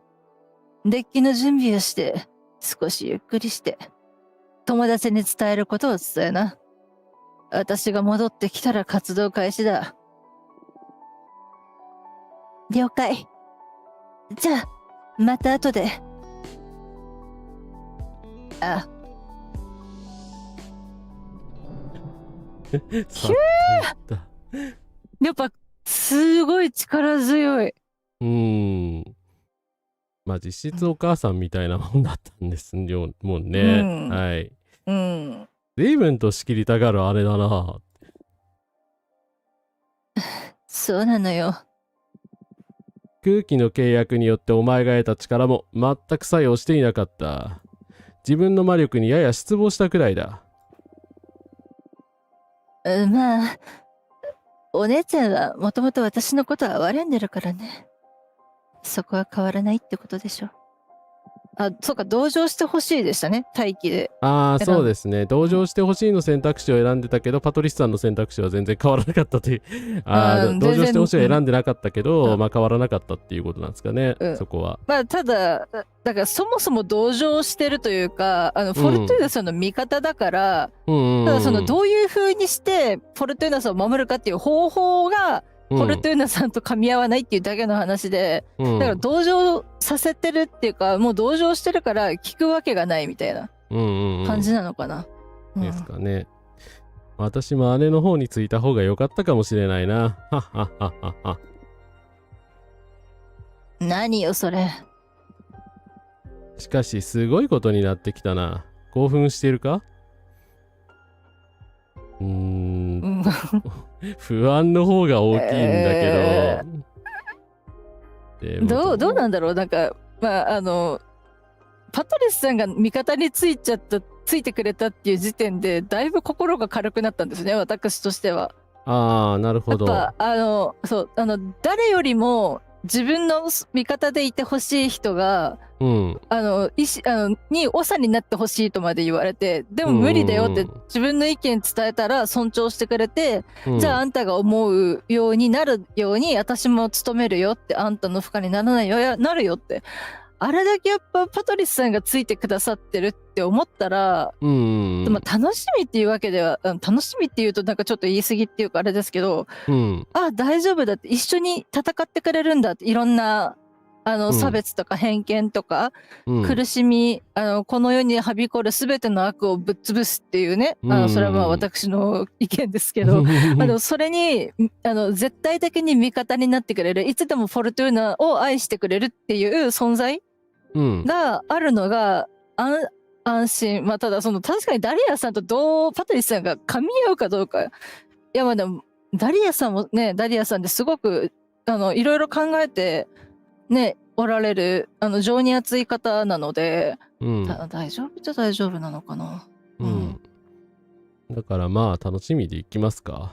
ポジティブ回答でポジティブシンキングで、はい、一番下はなんかあれですよね、ビヒモスを召喚して私はっていうなんかよく海外ドラマである皮肉返しみたいな感じですもんね。実はかなり楽しみ。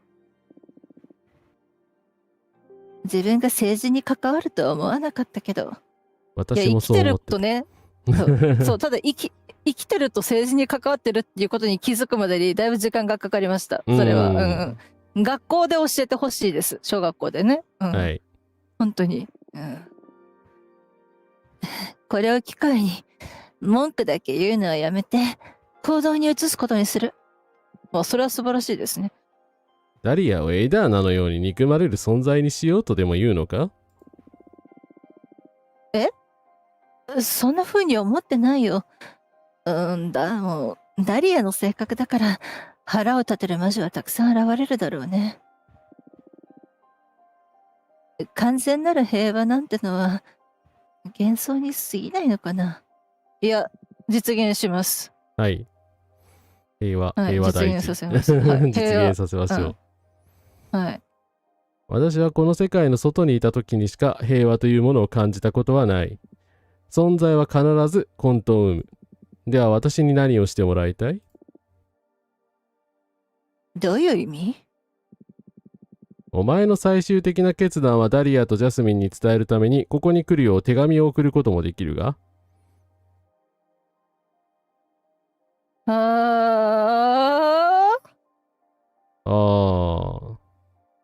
ダリアとジャスミン、ダリアを支持、まあ今回立候補しなかった、立候補した場合だったらまあね、両方に手紙を送ればいいと思うんですけど、さすがに、ダリアさんとジャスミンさんのその三つどもえになって、三つどもえというか、三人揃って、うん。で、私はダリアを支持するから、ジャスミンごめんねって、頑張ってねって、やっぱその二人で言われるのは、よくないですよね。で、多そう分、ですね私も立候補するからになってたら、そりゃ三人呼んで、でもそっか、自分が長になるからどっちかを丸め込むってこともできるってことかな、この選択肢見てると。そうですよね。おそらく自分で立候補するルートをさっきの選択肢で選んでた場合、まあ強引にね、ダリアさんかジャスミンさんを説得して両方味方につけるっていうのが理想だと思うので、はい。多分下もそうですよね。だから例えばダリアさんを下げさせて、ダリアさんが掲げてきた政策を私が全部やるっていう感じで、だからダリアを丸め込むからダリアだけ呼んでとか、ジャスミンを呼んでみたいな感じだったり、二人ともを説得するという方法もね、あるのかな。でもなんか戦いの前って別に、いや選挙戦って言うけどさ、戦い、武器、なんだろうな、まあ、もちろん3人でしっかり話し合ってその党首討論的な感じを想像するなら上でいいんですけど、なんか彼女に恥をかかせたくないっていうのはジャスミンさんのことをちょっとなんかなんだろうな、もうちょっと尊重していいと思うんですよね。ジャスミンさん芯がしっかりあるので恥をかかされたとは思わないでしょうけど、ただなんか侮辱は感じるかもしれないですね。その目の前でダリアさんと肩組んで我々一緒に頑張るからジャスミンごめんねってなるのか、展開が分かんないな。答え的には別になんかどっちを選んでも我々はね、思い描くルートはあるけど、それがゲームシステムが果たしてそれを意図を組んでくれるかと言われるとだいぶ怪しい。だから党首討論はね、全員が見れる場でやらないと意味がないですからね。ね、ずっとツイッターにこもって発信してるだけじゃ意味がないので、聞いてる首相くんね、本当に。そしたらどうします？一旦水分取ります。すいません。どうぞ。コメントでもね、ぜひともご意見ある方とか、チャットしていただけるとね、我々なんか毎回迷って申し訳ないんですけど、言っていただけると嬉しいです。まあ私的にはね、ジャスミンさんだけ呼ばなくてもまあ確かにいいのかなという気もするんですけれども、皆様どうでしょうか。ぜひともお気軽にチャット欄等に書き込んでいただいたり、絵文字をね、投下していただいたりしていただけるとありがたいです。はい。ありがとうございます。はい。ね、皆様も水分取ってくださいね。唐沢さん取れてます？大丈夫ですか？大丈夫ですよ。はい。ね、でも本当にね、熱中症、脱水症状怖いので、もう今もね、暑いから。やっぱ地球温暖化のね、やばさを感じてるので、やっぱ再エネにどうにかして舵を切らせねばならぬとね、そう確信しました。本当に。なんかスタチューいいですよ。スタチューぶれない唐沢さんですよ。はい。やばいな。いや、どうかな。で、やっぱ親友なんだから3人で話し合うっていうなんかバチバチな意味じゃなくて、やっぱちゃんと3人で話し合うように多分なるんでしょうねって思わんでもない。確かにでも3人で揃ってほしいかもしれない。やっぱ片方と話してわけわかんないことになるよりかは、まあ3人でじゃあ呼んでみますか。でみますか？はい。はい。いい考えね。戦いの前にみんなで集まるってのも。骨肉の争いが繰り広げられる可能性もあるし、そもそも昔みたいに3人で集まる機会がまだなかったから。いや、骨肉の争いはしないで。そう、あなたたちは言葉を持ってるからね。あと、優しい心も持ってるから。ね。彼女たちを招待しましょう。よち。パトリスに私のことを話してくれて嬉しかったぞ。お姉ちゃんは裏切らないから、心配しなくていいよ。心配などしていないさ。むしろ彼女とは積極的に協力し合いたい。協力し合う？おいおい、ベヒモスをそばに置きながらその力を選挙に使わないつもりか。姉に私の力について教えるがいい。きっと有効な活用法を考え出してくれるはずだ。私は他の候補者を偵破したり、宗門を発掘することで宇宙の輪がお前に味方するよう働きかけることができる。なるほど。それは確かに有用な力かもね。でも使いたくない。でも、私の許可なしに勝手なことはしないで。もちろんだ。そうは見えないかもしれんが、私は周りの意思を尊重するタイプだからな。自分で言う、今のところは、いやでもそうですよね。今のところはでも確かにそうですもんね。割と我々の意思を尊重してくれるよね。ええ、そうでしょうとも。ちょっと横になろうと思う。来たるべき試練に備えて体を休めておきたいから。また後でね。あなたは夢を見た。あなたは年を取っており、12人の子供に囲まれている。子供たちはあなたの養子で、皆異なる星で生まれた孤児たちだった。あなたは子供たちに魔法をテーマにしたとても複雑なボードゲームの遊び方を教えている。子供たちはみんな説明の途中で寝てしまい、あなたはがっかりする。これ未来、宇宙の輪の幸せじゃないですか？幸せですけども、宇宙の輪のこれ予言ってことですか？下手すると予知夢なんでしょうね。で、多分もしかしたら、ここあれかな、選択肢によってここの運命の宇宙の輪が言ってくることも違ったかもしれないけど、個人的には好きです。養子で、やっぱ孤児、私、本当児童福祉に関して、めちゃめちゃ、障害者福祉と子供の福祉についてすごく関心があるというか、どうにかしたいと思っている人間なので、こういうふうに愛されて育つべき子供を守るっていう、フォルトゥーナさんいいなって今思いました。ゴゴムリンさん遅くなりました。お疲れ様です。来ていただいてありがとうございます。私はここでエイブラマーを意地でもパトリスさんの前に出さなかったのですが、それはそれで可愛いエイブラマーが見れます。興味のある方はぜひって。そうなんだ。拗ねちゃうのかな。なんで紹介してくれなかったんだよっていう。やっぱすごくエイブラマーさん、やっぱなんでしょうね。人間臭いっていうとでもなんかおかしい表現だなって思うんですけど。はい。これはジャスミンさん。でもジャスミンさん。私たちに会いたいっていうメッセージを受け取った。私も研究活動始まる前に集めたれたらって思ってたの。都合がいい時を教えてダリアを誘ってあなたのところに行くから。お二人来てくれるんですね。なんかやっぱ3人で集まってちゃんと話する方がフェアですよね。やっぱなんか誰かとだけやるっていうのはやっぱおかしいというか、ずれるような気がするので。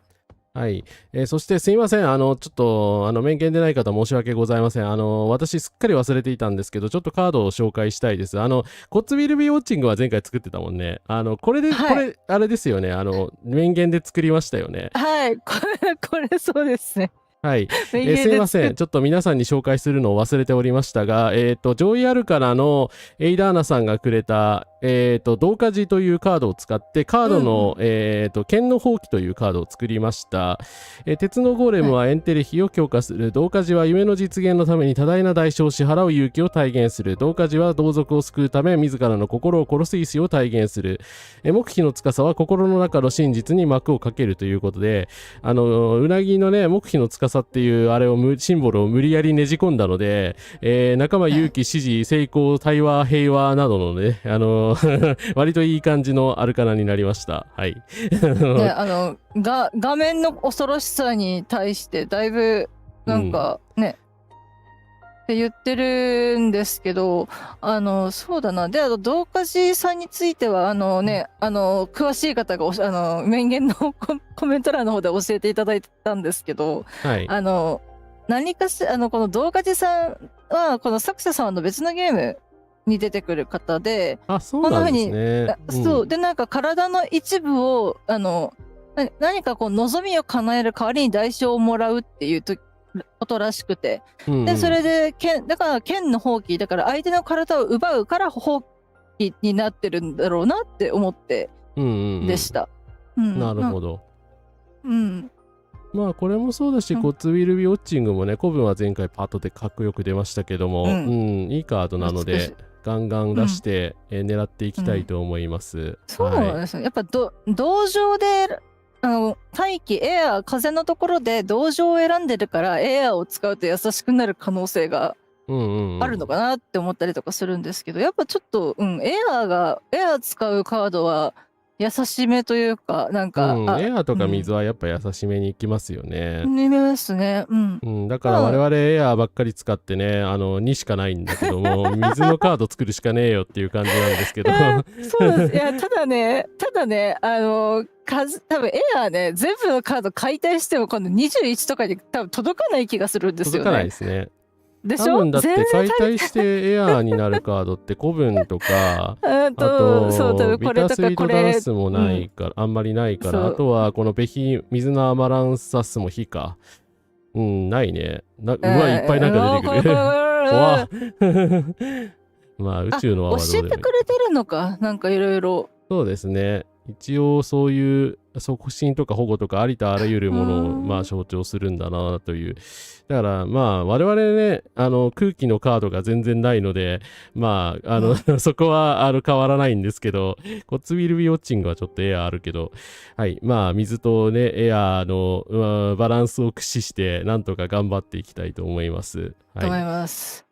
そうですね、作ります何か1枚。そうですね、ゴーレム自ら罰してるように見えますよね。はい。画面怖いのに意味が平和なんですよね。ただ、今回何か作ろうかなとも一瞬思いましたけど、作れるやつなくないです。このエネルギーバランスで。なんか、厳しいカードになっちゃいますよね、全部。そうですね、なんかビシャビシャにするしかない。水でビシャビシャにするしかないんですけど。水でビシャビシャにするか、石でガチガチにして保守的なカード。でも保守的なカード作ると多分ダリアさんフリーになるような気がするんですよね。石のカードって、そう、保守的な感じの思想をちょっと支持しちゃうので、作らなくていいんじゃないですかね、今の段階だと。多分道化寺さんが助けてくれそうな気がする。あと、宇宙の輪もね、助けてくれる気はするので、そうだな。今はね、コッツウィルビーウォッチングとか古文とかレッドストリングスクラブとかね、あるから、そっちのカードが出てくれれば、多分水とかね、エアー系の答えが出てくれるから、そっちの方が、火に関してはもうすでにね、こういう強力なカードがいくつもあるので、はい、アマランサスとかね、血まみれの軍隊とか。だからこのカードね、このカード出ると選択肢的にはとんでもないことになるんですけど、でもやっぱね、でもいざって時に出せばね、多分火のカードだから使えると思うんですけどね。そうなんですよ。やっぱ我々このカードを作りたくて頑張って火を貯めたところがあるので、やっぱ白旗を持ってやっぱ平和をね掲げる方が大切だっていうのがね、分かるカードなので、すごく好きです。このね、反戦反差別ね、VTuber 同盟ということで、これをゴリゴリに押していこうと思いますよ。はい。はい。ということで、すいません、ちょっとカード説明を挟みましたが、はい。じゃあ、ジャスミン・ダリアさんを呼んでいきたいと思います。ですね。3人できちんと、やっぱ親友なので、やっぱちゃんと、話し合った方がいいですよね。多分。やっぱ、祖母を産むぐらいだったら、やっぱ、ちゃんと3人でお話ししましょう。はい。複数来るの初めてですかね。お二人で来るとかっていうこと。はい。2人で来ましたね。やっぱ対抗馬ということになっても、全然友情がやっぱなくなってないっていうのが大事だなってそうですね。思ってて。2人とも来てくれてありがとう。みんなが集まるのは数世紀ぶりね。どうしてもっと早くやらなかったのかしら。おう、みんな。確かに魔女の暮らしってかなり慌ただしいから、こうやって楽しむことをついつい忘れちゃうのよね。そうね。でもこうやって二人と会えてすごく嬉しいよ。ああ、でもいいですね。やっぱ3人集まるとうんこういう自然な会話がそうなんですよ。私もリア友にほんと2人高校の時からすごく仲が良くて、命を救ってくれたレベルの親友2人いるんですけど、本当に未だにこういう交流続いてまして、すごくやっぱそうだから3人で集まるって言われるとそのことを自然と思い出すんですけど、そのうちの1人とは椎名林檎の曲で盛り上がってたので、ほんとちょっといい加減にしてくださいねっていう俺の曲と青春を返せってなるじゃないですかマジで本当に。そうアストレア・ワルツ・シスターフットの悪役じゃないですか。そうリンゴシーナさん。そうですよ。だからエイダーナさんと同じなんですよ。ね、リンゴシーナ本当にそうリンゴシーナ。あとアリプロは友情には関係ないんですけど私の人生にはだいぶ影響があるのでやっぱちょっとね声優もいろいろやらかしてくださってますし、やっぱねちょっとアーティストは反戦反差別かどうかを声明で出してください。そうじゃなくて権力側の方を持ったりなんか排外主義の方を持つんだったらもう視界から消すので、はい、であと批判は続けるので、はいはい、よろしくお願いしますね。いい加減にしろ2時3時の続きもあるけど、金曜日の昨日の配信でねちょっと言ったんですけど、宝のありか、ブランキー・ジェットシティ浅井健一、あとゴジラの、山崎隆、などなどは、十分に反省してください。お願いします。お願いします。いや今からでもね、そう今からでも学び直して参政党支持とかを撤回してくれたり、斉藤元彦知事を支持を撤回とかしてくれればいいので、そう、はい、参政党はね宝のありかでしたね。いやマジで本当に反省してください。あなた方の作品で救われた人々を侮辱しないでくださいということで、はい、そうですね。はい。まず面白い出来事について聞いてみますか。そういうなんかいいですよね。思い出を聞きたい。どうだろうな。でも全部聞けるのかな。いいな。前集まった時何したんだっけでもいいけど。順番的には前回集まった時何したんだっけ、私がいない時に起きた面白い出来事を教えて、私が自由になったらみんなで旅行に行きたいねの順番な感じがするんですけど。なるほど。そうですね。過去から聞いた方がいいのか。では真ん中から聞いてみますか。多分なんかこの流れだと全部選べますよね、おそらく、そうですね。聞いてみましょう。前に集まった時は何をしたんだっけ。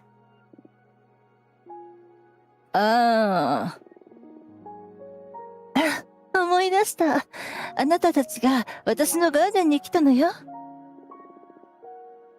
そして美味しいお菓子をみんなで食べたの。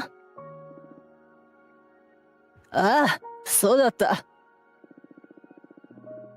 それで私がさすらいのスカイキャラバンから購入したメカジキの酒のボトルを開けたんだった。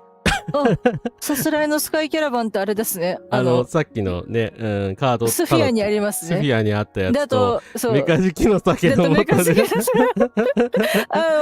このね、スカーレット配信でね、メカジキの酒はめちゃめちゃ面白いので。詳しくは前回の配信を参照してください。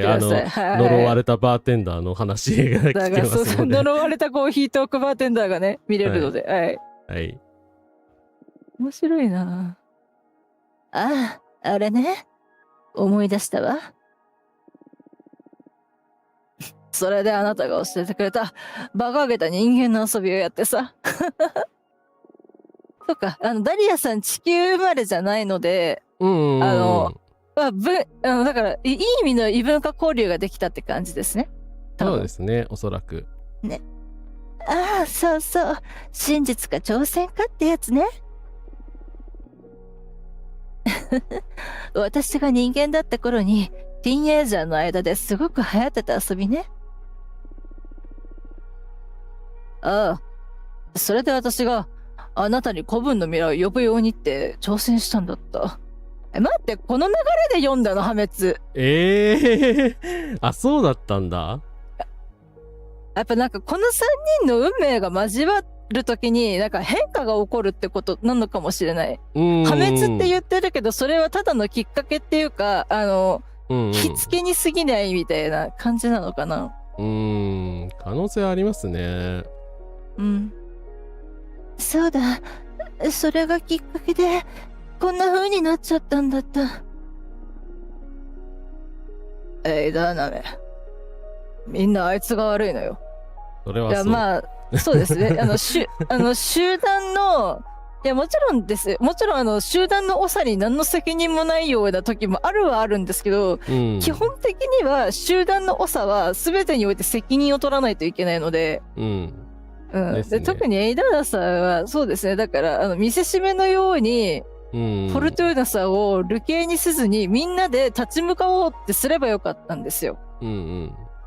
と思います。はい。大した報いも受けずに死にやがってさ。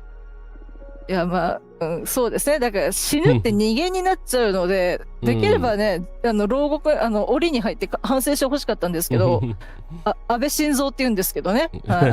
心臓さんみたいになっちゃいましたね。そう、まあ、ジャニーもそうですけどね、やっぱ死んだら許される、死んだ人の文句言うなんてひどいよっていう変な言説があるので、やっぱちゃんと、罪には向き合っていかないといけない。それはそれとして向き合っていかなきゃいけないっていうところは、やっぱちょっと、改めてこっちというか、まあ、すべてのみんながそれをこう、もう一度刻みつけることは大事だなって思う。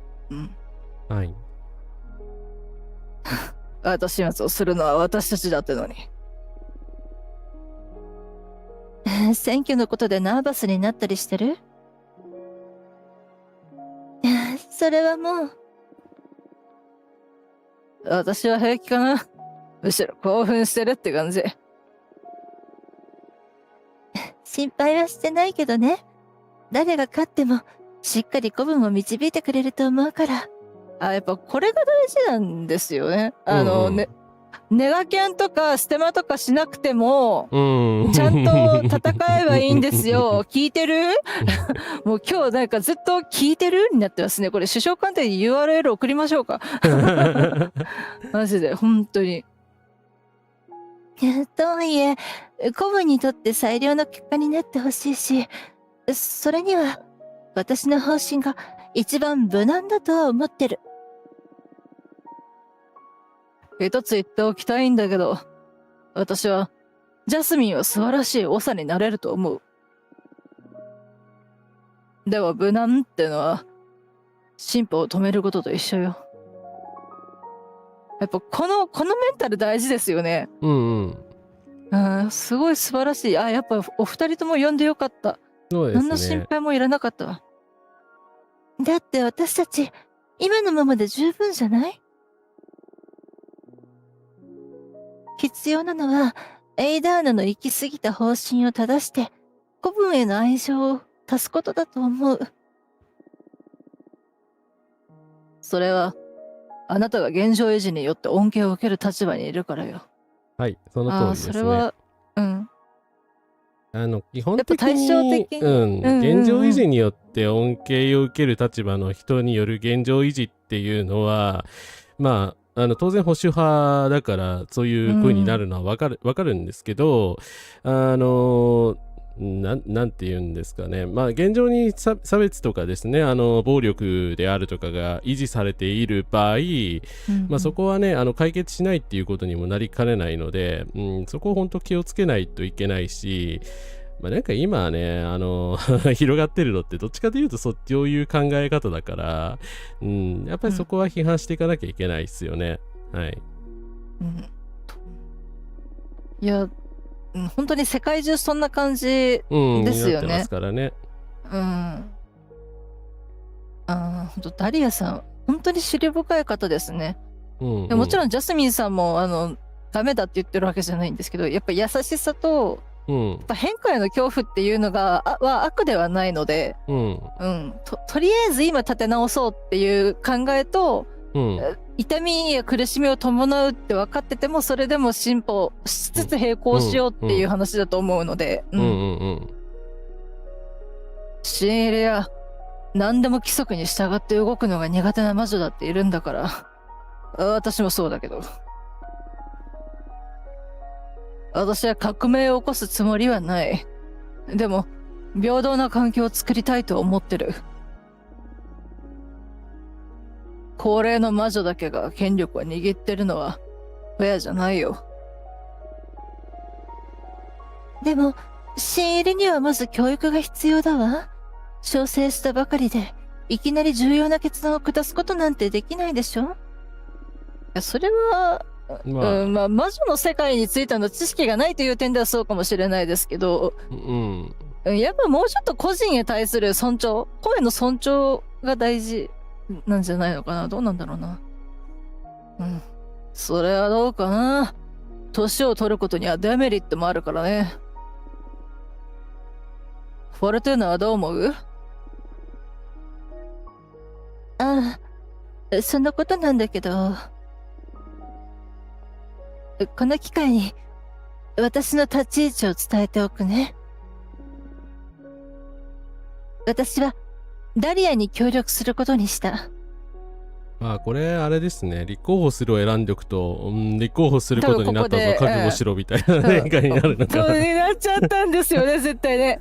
私も長に立候補することにしたっていうもうそんな発言はいらないので、ただこのダリアに協力する日本っていうか日本の教育だと、ここでダリアに協力することにしたっていうのはジャスミンさんを敵にしますっていう、あなたには、あなたを一切友達と思わなくなりますっていうふうに捉えがちですけど、海外、広い意味での海外では、これは必ずしも拒絶ではないっていう。そうですね、そういう意味で言ってるのではないと思うので、ジャスミンさんがどう反応するかだけどそれはまあね、そうですね、捉え方も人それぞれはそうなので、さっきお姉ちゃんと会って話をしたの。それで選挙の間は一緒にダリアに協力しようってことになった。よし。パトリスも？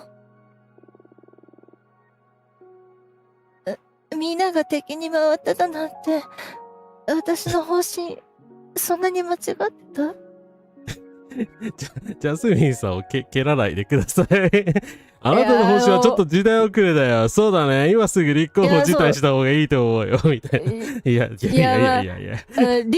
補の辞退はしなくていいんですよ。ただやっぱどれだけの魔女がジャスミンさんの保守的な政策を支持するかってところは見ないといけない。そこは多分向き合わないといけないとこなんですよね。我々。そうですね。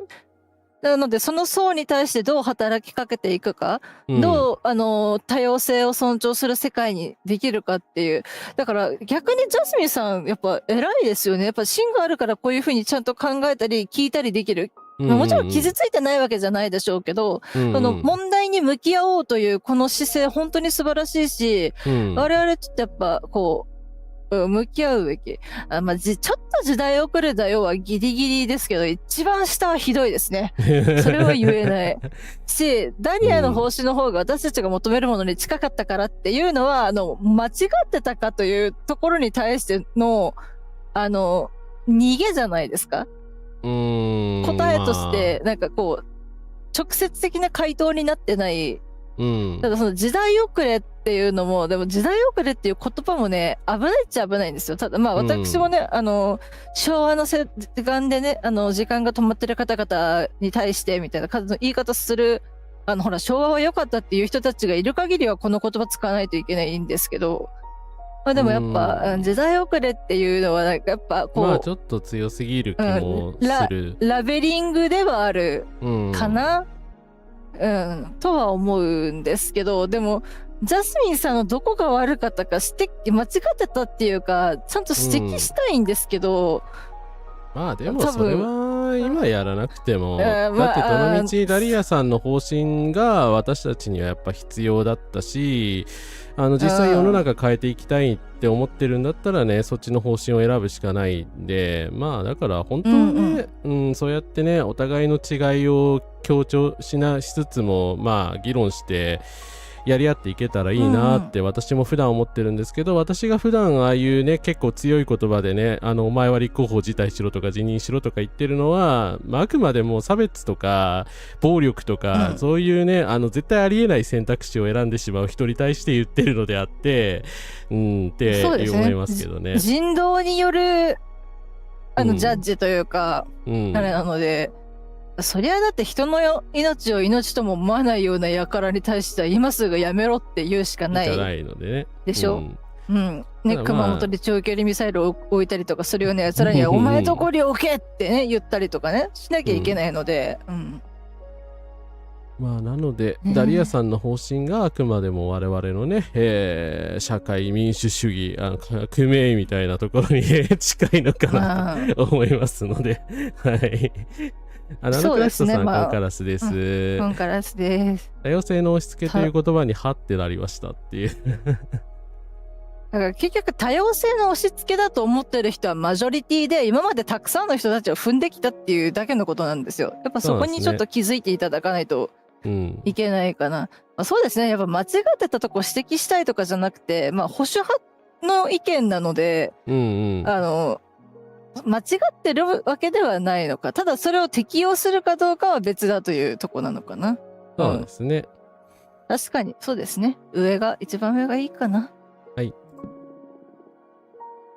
ダリアの方針の方が私たちが求めるものに近かったから。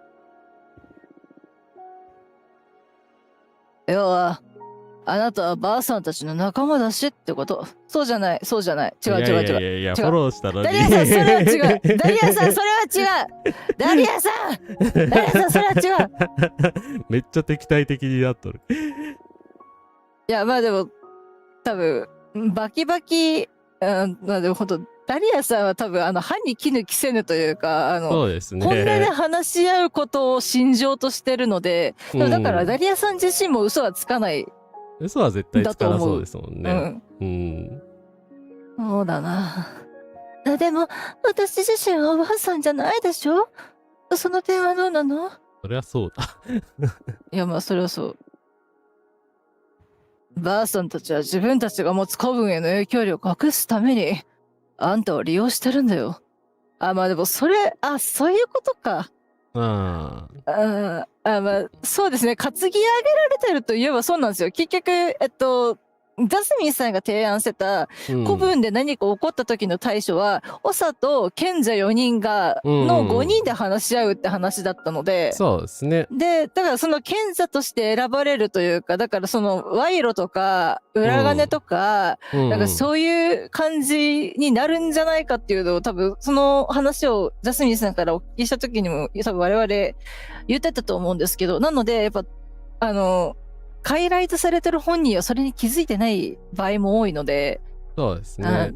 ってことかな。やっぱだからジャスミンはいい子ねって言って、やっぱちょっと怪獣なんかちょっと別ベクトルでのグルーミングに近い何かをされてるだろうかって思ったりします。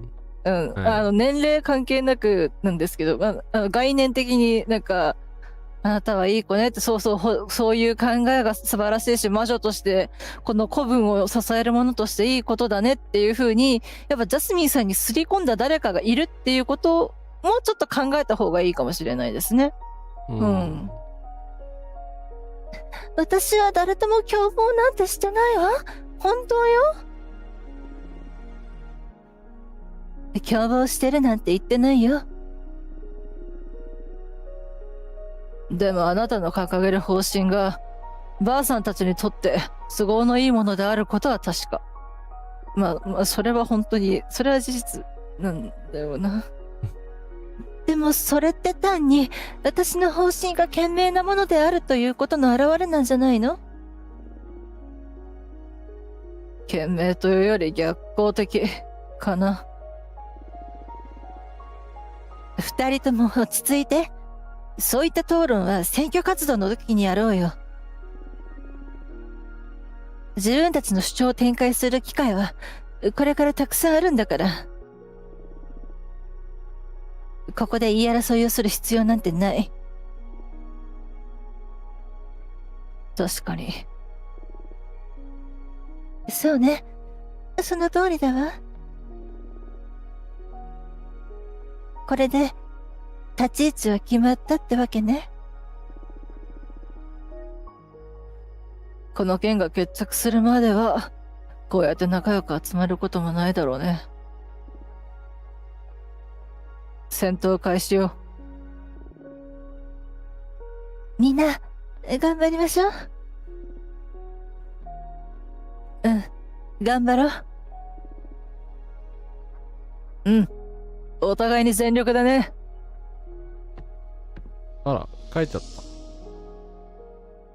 た。すごくないですか？ちゃんと話ができるってすごいくないですか？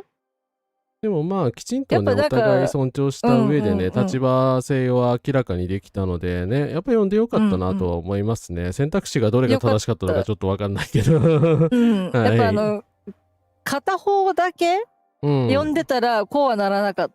そうですね。だし片方読まなくてよかったですね。うん。でやっぱ人権意識がちゃんと育ってるし根付いてるから、お互いの主張とか立ち位置が違うとしても、あなたは友達、親友よっていうことが変わらないっていうのを、すごい大事ですよね。すごいな。だから3人とも本当に絆で結ばれてるし、っていうとこですね。で前回で結局質問聞けなかったのか。他の質問ちょっと聞けなかったね。いやまあでも前集めた時の話で理由が知れたので、そうですね、案外正解引いた気がする。フォルトゥーナさんがどこで古文の滅亡を読んだのかっていうのが分かったので、そうですね。なるほどな。難しいけど、そういうことか。まあジャスミンさんはね、だから自分の意思でもちろんやってるのは間違いないんですけど、まあ例えばわかんないけど、まあ巡礼者さんとの関係とかが深かったとか、まあそういう感じで、向こうのね、ああいう、まあちょっと巡礼者さんかなりやばかったので、よかったら前回の話してください。まあああいうやっぱり思想の影響を受けて、まあ半ば支配されてても、あんまり本人には自覚がないっていう状態なのかもしれないですね。そうなんですよね。まあ巡礼者さんはね、ちょっと思ったよりやばいやつだったのでね、なんか仲間に引き込めたらいいなーっていうぐらいの話をしたんだけど、なんか全然話にならなかったのでダメやこいつみたいな。ですよ。知識欲に負けて探求心に負けて、倫理を犯す人っていう感じでした。まあ前回の配信をよかったら見てください。はい。やっぱね、知りたいっていうね、知的好奇心は否定されるべきものじゃないんですけど、それが倫理を犯したり、人権を踏みにじることにつながるのであれば、それは話が変わるっていうのをすごく思い知らされる感じでした。そうですね。好き嫌いで選ばないことがやっぱ大事なんですよね。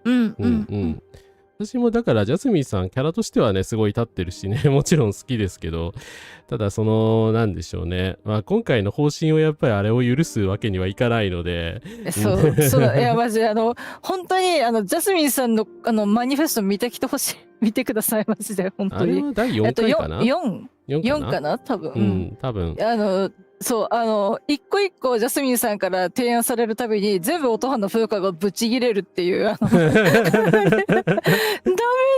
ょってね言ってて、ただそれってジャスミンさんの言っていることはダメだと思うけど、ジャスミンさん自身を否定してるわけじゃないっていうところもやっぱ大事なところで、やっぱ割と意見を否定されたイコール自分を否定されたってなりがち。まあ私も実はね、やっぱそういう弱さをまだ持ってるんですけど、やっぱそこの違いあなたの考え、その考えと言ってることには賛同できないけれど、それはあなた自身を否定しているわけではないよっていう、下地基礎をやっぱみんなが持てるようにならないと、いけないなっていうふうに感じるなどしておりました。はい。はい。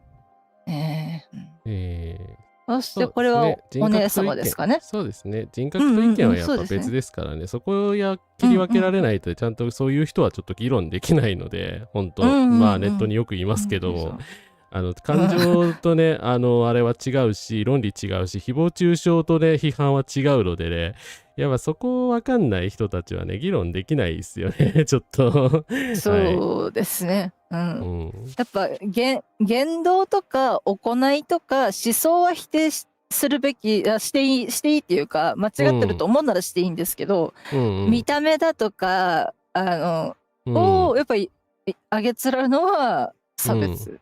何の意味もないので。見た目までいかなくても、個人のそういう属性であったりとか、なんて言うんだろうな、悪いことを企んでるに違いないみたいな感情とか、そういう企みみたいなのを想像されて、それを攻撃されてしまうと、まあこっちとしては、そんなこと思ってませんよとしか言えないんだから、さっきの話じゃないですけど、どうしようもないですよね。人格批判合戦になっちゃうので、なので、別にだから、今回だからジャスミンさんが巡礼者さんに操られてるわけではないんだと思いますけれども、まあそうですね。だからそこの方針についてはちゃんと撤回してくれないとやばいちょっとっていうところはまたその本人の人格とはまた別の話ですよね。なので、フォルトゥーナさん、準備はできた。ダリアの方もね、いよいよ本格的に動き出すから気を締めておきな。ダリアの方針と計画を確認したいから都合のいい時を教えて。パトリスさん、完全に選挙参謀になったね。いや、ほんと、パトリスさんすごいですね。いやでもパトリスさんがガンガン動いてくれれば勝てるような気がするんだけど、まあそこはね、これからのプレイヤーの頑張りもあると思うので、そうですね。招いてみますか。あ、2人で来た。2人で来た。そうだ、打ち合わせしたいって言ってましたもんね。俺とな。ともり、この宇宙を支配しようじゃないの。それは話が違うよ。そんなこと言ってない。それは違うよ。ダリアさんあれおいおいおい。あれ言ってること変わってないちょっと待って。いや、さすがに冗談だと思うけど。いや、冗談だと思うんですけど。ちょっと冗談に聞こえないのが怖いな。いや、ほんとに。その息だ。このメンバーと挑めば変わったも同然でしょ。いや、信頼は信頼だね。あんたのそのエネルギーが勝利への力となることは間違いないね。早速取り掛かろう。気分はどう？フォルトゥーナ。いや、なんか急に宇宙の帝王とか言い出したのですごく怖かったですみたいな。いやでもこれなんだろうな、選択肢によってやっぱり、やっぱポジティブな選択肢選んでいた方がいいのかな。やっぱ多分ね、フォルトゥーナさ、カード引かなくても言ってることも全部だから予言、なんか若干、マインドセットみたいになっちゃうんだと思うので、やっぱちょっとポジティブなのを選んでおけたらいいかな。なので上の3つのどれか、しっかり集中してるのもいいし、いい感じに落ち着いてるでもいいし、この3人でどう改革できるかっていう、3人集っていいこと良いことをなせるかっていう意味でもワクワクしてるっていうのも事実だと思うので、烏丸さん的にはどれがいいですか？そうですね。まあ6番目の選択肢でね、音花風花さんの演技分けが素晴らしいと思いますみたいな。こうポチポチポチポチみたいな。そんなありがとうございます。実のところパトリスさんとね、ダリアさんが同時に出てきたらどうしようかなと思いながら喋ってたんですけど。同時に出てきてますけど。いや大丈夫だと思いますよ。ありがとうございます。どうだろうな。まあいい感じに落ち着いてるでいいんじゃないですかね。あんまり慌ててるような感じでもないから、まあね、ジャスミンさんの意思も確認できたし、まあ自分で降りる気はないみたいだから、まあ普通にね、正々堂々バトルしかないなっていう感じなので、はい。まあ不安な部分は、選挙戦はね、正々堂々で、そうですね。そう、だからもう一回言うけど、ネガキャンとステマはしちゃダメだよ。そんなに税金使ってるなら、そりゃ犯罪だよ。どうしよう、この後パトリスさんがね、エイブラマーにスマホ農場を作らせることにしたみたいなことを言い出した。やばいですね。いややめてお姉ちゃんみたいな。やめてみたいな。AI 誹謗中傷ショート動画をね、1日100本作らせるかもしれないので、いい加減、もうマジいい加減にしろよ、本当に。ね、ただ我々はだからクリーンなね、本当に清き一票をいただきたいので。そうですね。ね、ジャスミン勢力がメロンパンを食っていたぞみたいな。いや、クリームパンか。いや、あれ本当おかしかったですよね。クリームパン食ったの何が悪いのよって。いや、私も政治家さんのファンじゃないけど、あれはさすがに意味がわからないと思いましたよね。まあ、工作だったんって言えば、まあ、本当わかりやすいんだけど。なるほどな、ってなる。はい。ちなみに唐沢さんは鹿が最高の演技です。鹿ってなんだろうな。ワニグのことかわかんないな。いやね、唐沢さんの都市開区はちょっとマジで誰か切り抜き作って唐沢都市会全集みたいな感じでみたいな。はい、ということで関係ない会話をやめていい感じにしましょう。そうですね。いい感じに落ち着いてる。そうか。その状態を力に変えることだね。ジャスミンとは会ったの？ああ。そうか。どういう反応だった？まあ緊張は走ったけど理解してくれたでいいんじゃないですか、これも。そんなネガティブなね。意思は尊重してくれてましたよね。あなたたちの言ってることおかしいなんて言ってないし。より私の言ってることの方が正しいっていう言い方。だからネガキャンじゃなくて、己を上げるっていう正しい討論にはなってたと思うので、上でいいんじゃないかな。緊張は走ったけど、理解はしてくれたと思う。本当に？まあ、私たちはこれまでもいろいろ経験してきてるし、ギクシャクするのは初めてじゃない。やっぱ友情の強さですよね。こういうことを言えたり考えたりできるのも。まあダリアさんはやっぱああやってはっきりと結構強い言葉で言うタイプだと思うから、まあ今までもあったんでしょうね。性格的にどうしても時々ぶつかるんだよ。不死性を持つ者の友情にはつきものっていうかね。今回のことも、いずれはジャスミンのガーデンでハイになりながら懐かしく振り返る思い出になると思う。ティークラフトをね、3人で飲みながらね。そうですね。面白い。キャラキャラ笑いながら話す。そこにね、パトリスさんも加わってほしいなって勝手に思っちゃう。それならいいけどね。よし。それじゃ、ダリアに進行を任せていいか？もちろん。始めましょう。どうやって進めていく？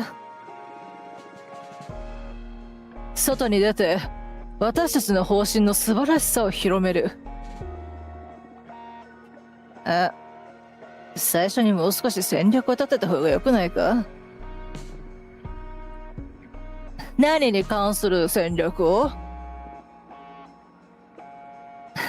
全部かな？私はどっちかっていうと直感で動くタイプなんだけど。いや、それは分かっていますので、参謀が必要なんです。やあなたには。はい。そうだから得意分野でねし合って、せっかく言ってることが正しくてもうまく伝わらないとね、理解を得られないので、逆に間違ってることでもパワハラとかなんか変な、ね、ありもしないカリスマ性を気取ってね信じさせるっていう最低な政治家もいるので、まあ、ジャスミンさんだったらその保守的、どうせ保守的な魔女たちと相談するから、それがいい悪いは別としても、まあある程度ね、彼女の判断に任せていいかなっていうところはありますけど、ダリアさんはね、多分周りに参謀いないと暴走しかねないので、だから常にやっぱり誰かがいる必要はあると思う。やっぱね一人で考えてもやっぱ頭打ちになるんですよ。結局同じ結論にしか返ってこないので、やっぱ誰かと話して別の視点を得るっていうのってすごく大事なことで、だから占いも私はそういうつもりで提供させていただいてるんですよね。別の視点を一人で行き詰まって苦しいっていう時に、一筋の光が入るといいなと思ってるんですけど、やっぱなんかそういう感覚、だからフォルトゥーナさんに与えられた使命っていうものがあるとするならそういうことなんじゃないかなって思うんですよね。それはそれでいい。直感に優れているというのは長として有用な資質だからね。ただ一度方針の分析をやらせてもらえないかな。退屈な作業だろうけど。ああ、わかった。じゃあそれはお任せする。ちゃんと人の話聞けるんですよね、ダリアさん。それは大事なこと。そういうタイプの人はね、リーダーできますよね。直情的だけど、周りの話聞くタイプはね、一番いいですよね。それが大事なんですよ。人の話聞かないやつが多すぎるんですよね、本当にね。はい。元彦の会見中、外のプロテスターの皆様の声が本当に響いてて、あんだけやられてるのになんであんなわけわからんことをずっと言えるのかマジでわかんないんですけど、わかんない方が幸せですね。まずは他の候補者たちを分析し、それから主となる事柄についてあんたたちの意見を聞きたい。その後に私たちの方針を再度精査する。そして方針が固まったらチームを立ち上げて選挙活動のスケジュールを組む。投票日はまだ決定してないけど、のんびりしてる時間はないからね。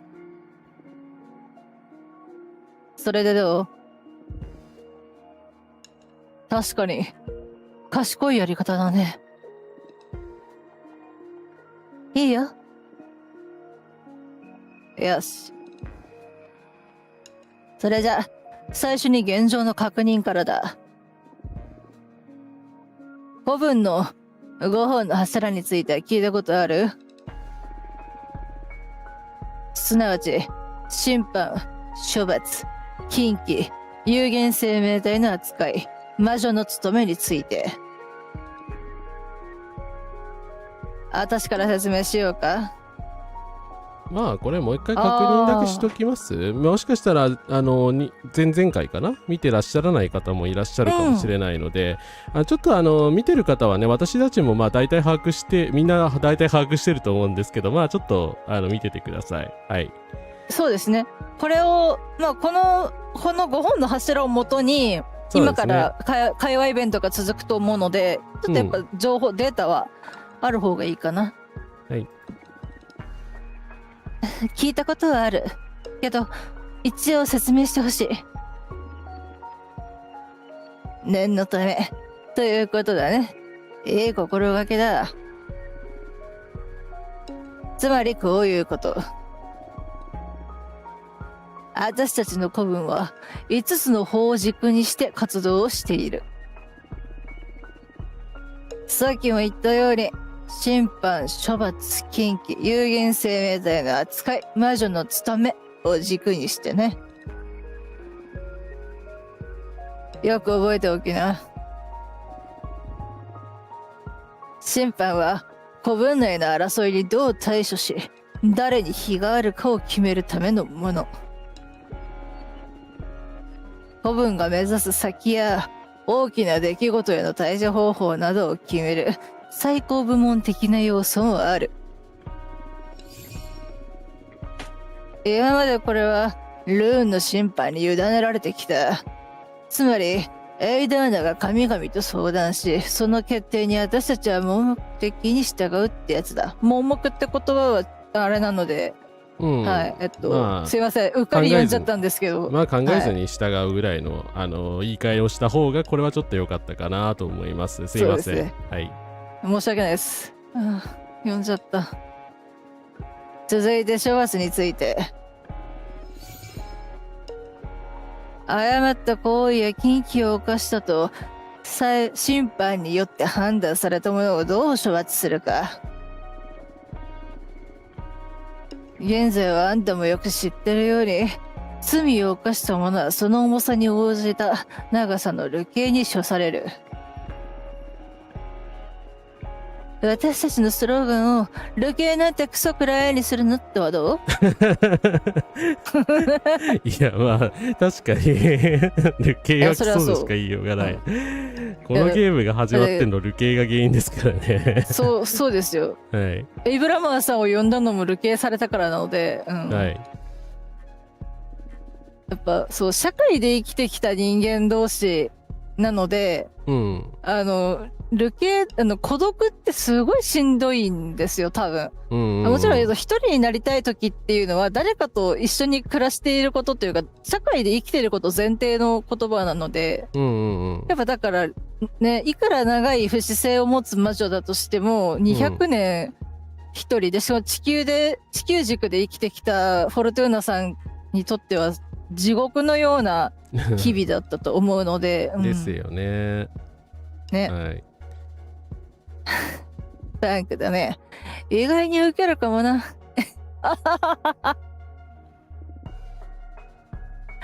冗談はさておき。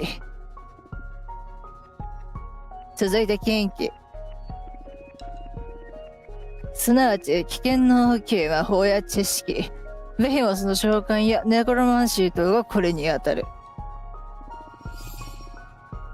現在は子分をリスクにさらすと判断されたものを全て禁忌としている。そういう恐怖に縛られる時代は私が終わらせるから。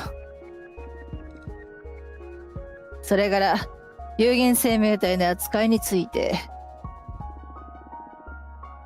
つまり人間、伝統的な言い方をするなら下等生物をどう扱うか。やっぱパトリスさんもこの言い方嫌いってことですよね。まあそうですね。間違ってるので、はい。まあ4回でですね、ジャスミンさんがいきなりこの言い方してきたんで、ちょっと我々これはまずいのではと思ったんですけど、まあさすがにジャスミンさんもこれは差別だということはちゃんと認識しておられて、言っておられた。まあそれがね、まあ当然の態度なんですけど、まあ日本の政党にはね、こういう言い方を差別だと思わないと言い張る人たちがいるので、まあその人たちとはちょっと議論ができないなっていうのは理解していただけるかと思います。ね、いやだって最近はだってほら立民の害獣をとかって言っちゃったクソクズカスがいたのでダメですよ。まあほらなんだっけな、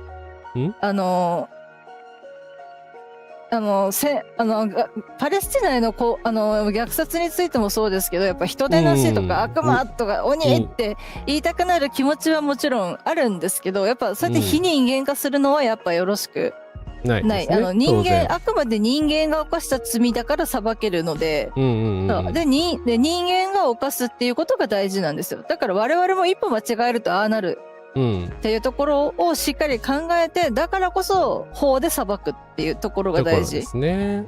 なので、ですね。下等生物は動物だけじゃなく、魔法の力を持たないあらゆる生物がこれに相当する。というか最悪の呼び方だよねこれ。はい、そう思います。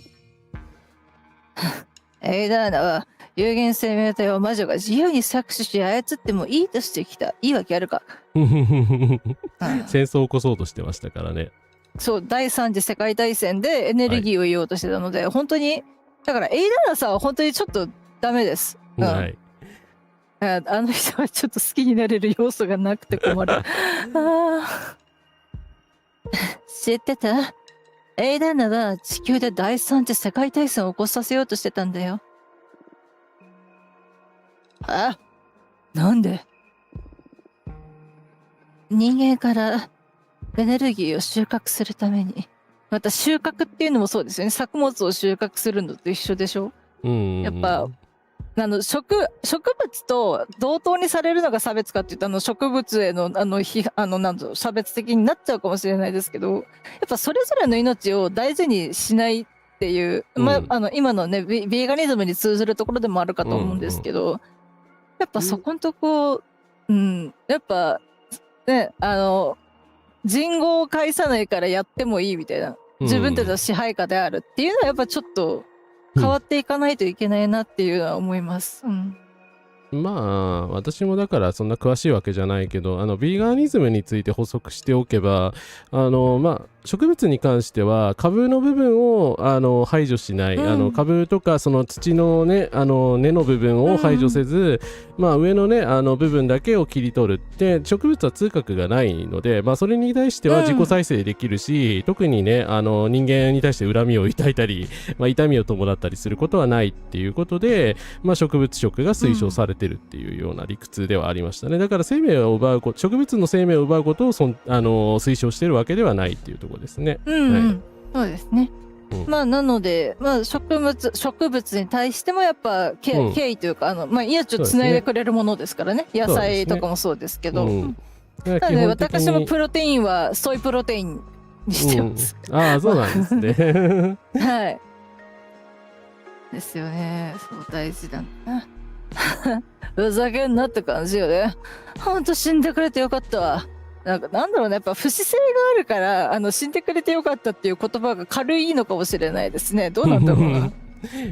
でも言われてもこれはしょうがないと思う。ダリアさんはね、非魔法生物とかね、できるだけ差別的でない言い方で言い直してたので、そこはとても良いと思いました。っていう話を確か多分その時もしてましたもんね。この言い方、だからジャスミンさんを呼んだ時にそうなったので、ダリアさんすごいってなったっていうね、経緯がある。クマめ。あいつの使用はパーティーを開催しないとね。多分本当には思ってないでしょうけど、なんかこう軽口の応酬って感じですね。そうね。でもダリアさんの勝利を祝うパーティーの方が先っていうか、それをしましょうね。っていう。そして最後、魔女の務めだ。みんなが古文のために何をすべきかということだね。現在はエイダーナが私たちの進捗を管理するために設定したおぞましいノルマ制度が採用されてる。あんたは幸い旅系の身だったから経験してないけどね。本当に嫌な制度だよ、あれは。なんでしょうね。大体想像つくけど、プルテンシャル生命社長エイダーナみたいな感じだったのかな。で、やっぱね、ノルマを設定するとね、犯罪を起こすんですよ。絶対に。そうですよね。無理ですから。だから売上成績、営業の売上成績で競うっていうのを、結局顧客もう有限なので無理ですよ。だからなんか、って思うけどな、難しいですね。そういうところからちゃんと、仕事として成立させるために、でもノルマはやっぱりね、誰かの心を壊すので、良くないですね。私もノルマ嫌い。はい。そしてノルマを達成できなかった魔女は、やがて古墳にいる資格を失う。おかげで多くの魔女が多大なストレスを抱えることになった。私は自由が得られるなら、喜んでノルマに従事するけどね。でもこれを言える人って、才能がある人だけなんですよ。確かにそうですね。そうそれでノルマをまさに達成できない人がね、まあ本心なんだろうし、別に悪意はない発言だったと思うけど、うんもうそもそもね、ノルマ達成できるのはね、まあ、フォルトゥーナさんぐらい実力のある魔女じゃないと難しいし、そういう魔女さんは流刑にされた時点でもう積んでるわけですよね。だから結局のところ先民思想というか優勢思想的な何かで通ずるかなと思うので本当に良くない。まあそりゃそうだろうけどね。幸いノルマ制度は選挙が終わるまで停止されることになった。ほとんどの魔女がこのまま廃止になってほしいと思ってる。そうなるよ。いいね。今ので5つってことだよね。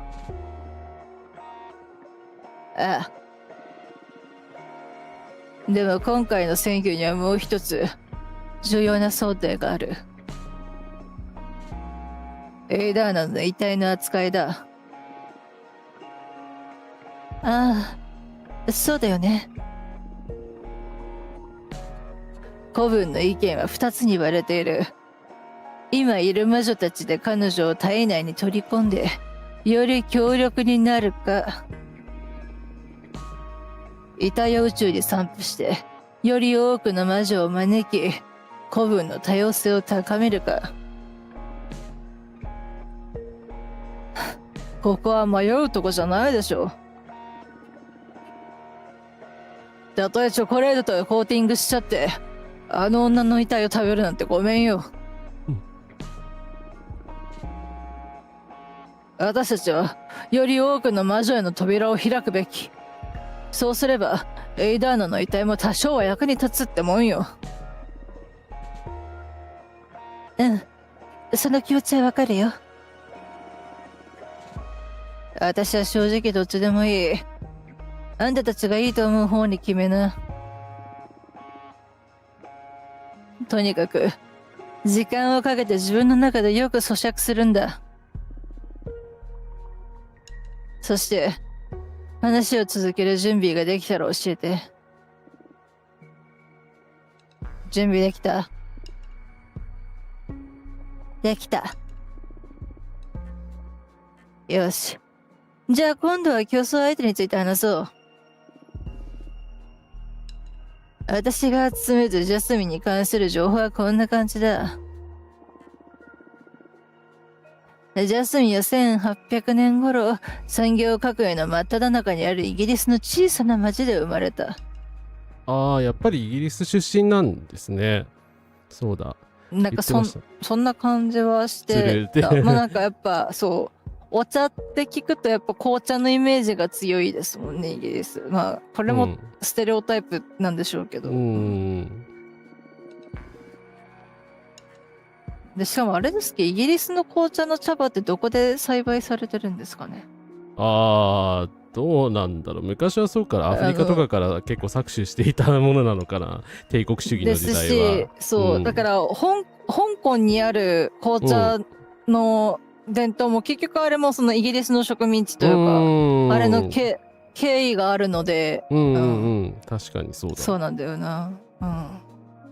本当大国は絶対何かしらやらかしてるので、ね、結局愛されたエリザベス女王だってダイヤ血塗られてますから。そうですね。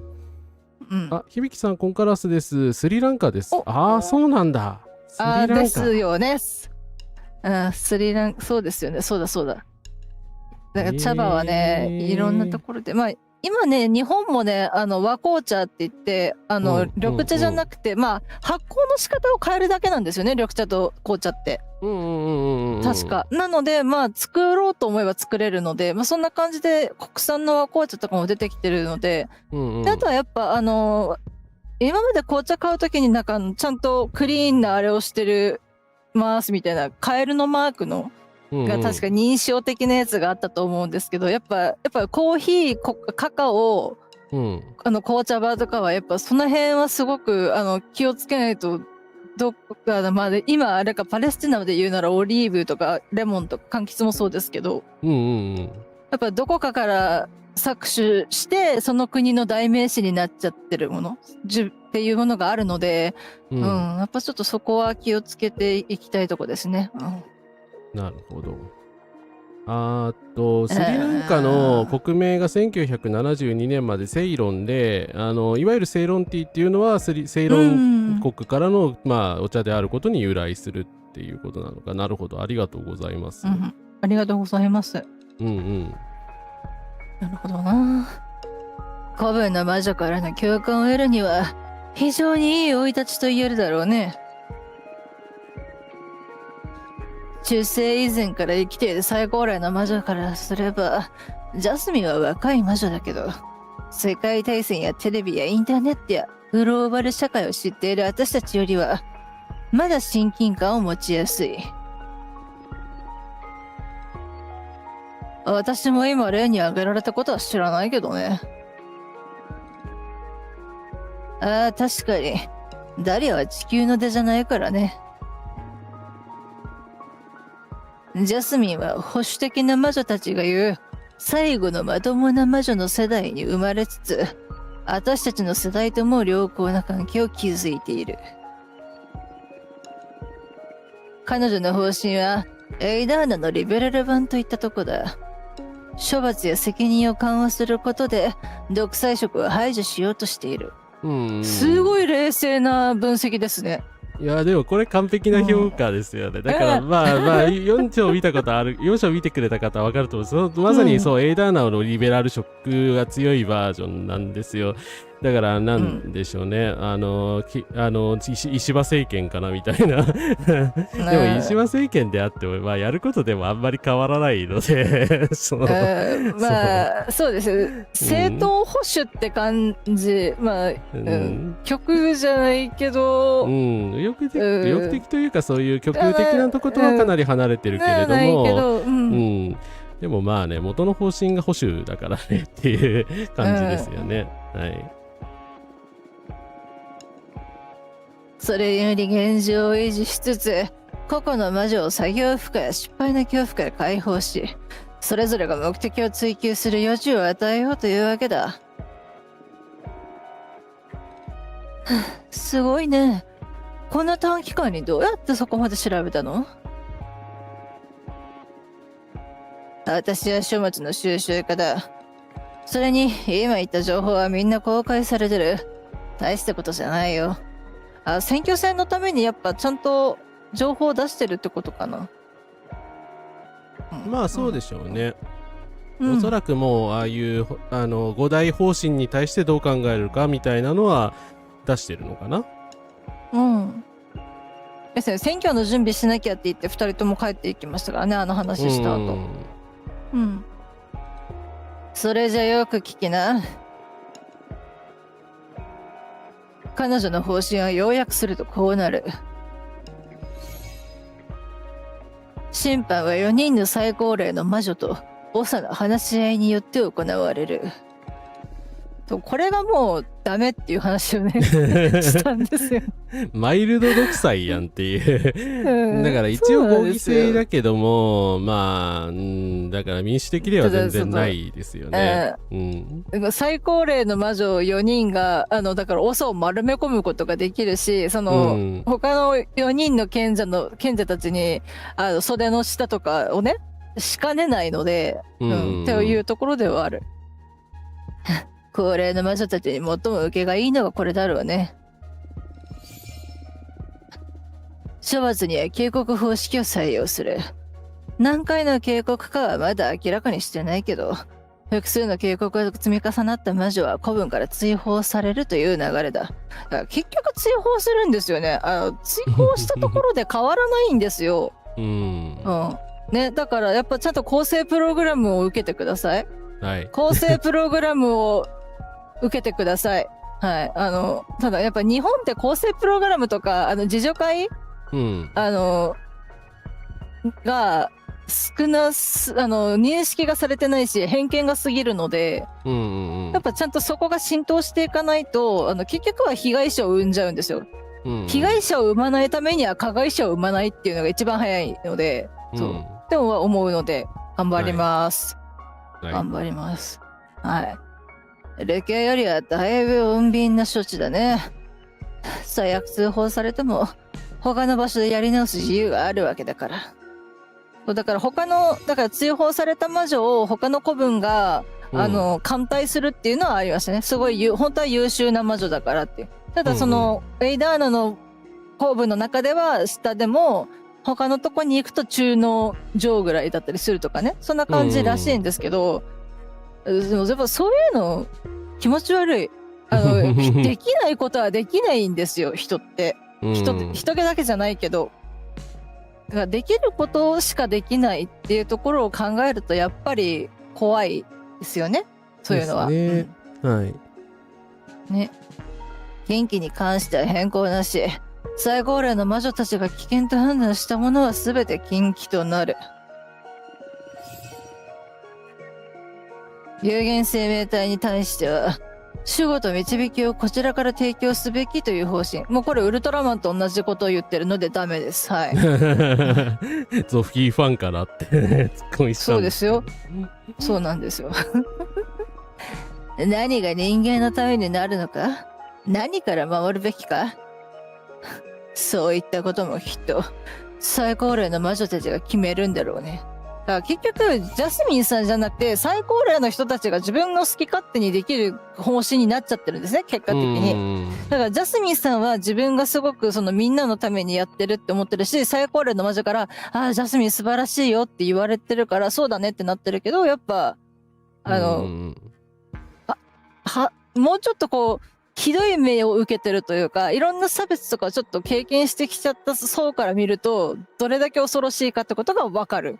ジャスミンさんはだから、イギリスとドイツが確か魔女伝説が残ってる国なので、やっぱイギリスから魔女になったっていうのも多分箔がついてるんだと思うんです。特に1800年代とかそのあたりの、古い時代のある程度古い時代の魔女っていうところはね、やっぱちょっと箔がつくんだと思うんです。こういう扱われ方してるの見るとね。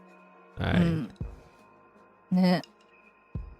そして最後の魔女の務めにおいては自主性を重んじる方針を打ち出している。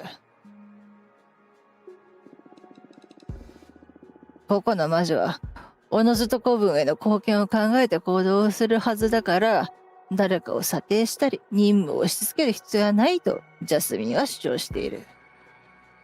子分のことが好きじゃなかったら頑張れないですよね。だって私だって今の日本のために何かしようとか思えないですもん。それはそうだ。はい。なんですよね。そして最もホットな話題でもあるエイダーナの遺体の扱いについては、それを吸収してより強力になるべきだと言っている。まずこのジャスミンの方針をしっかりと頭の中で把握するんだ。分かった。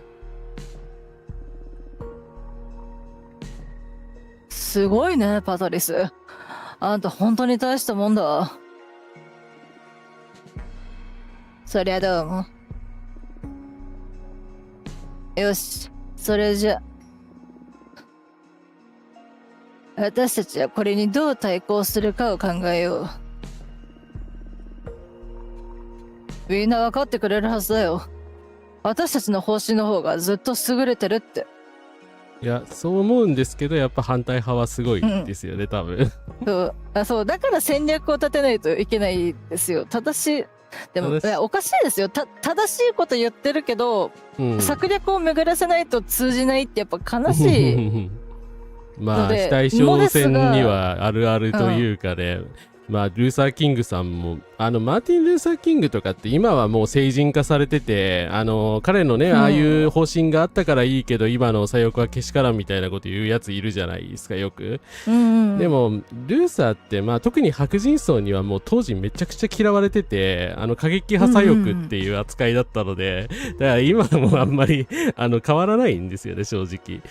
だからマルコム X とかもっとね過激な人たちもいたから、その比較的には穏健だったのは事実ですけれども、主流派から歓迎されてたわけでは全くないですよ。はい。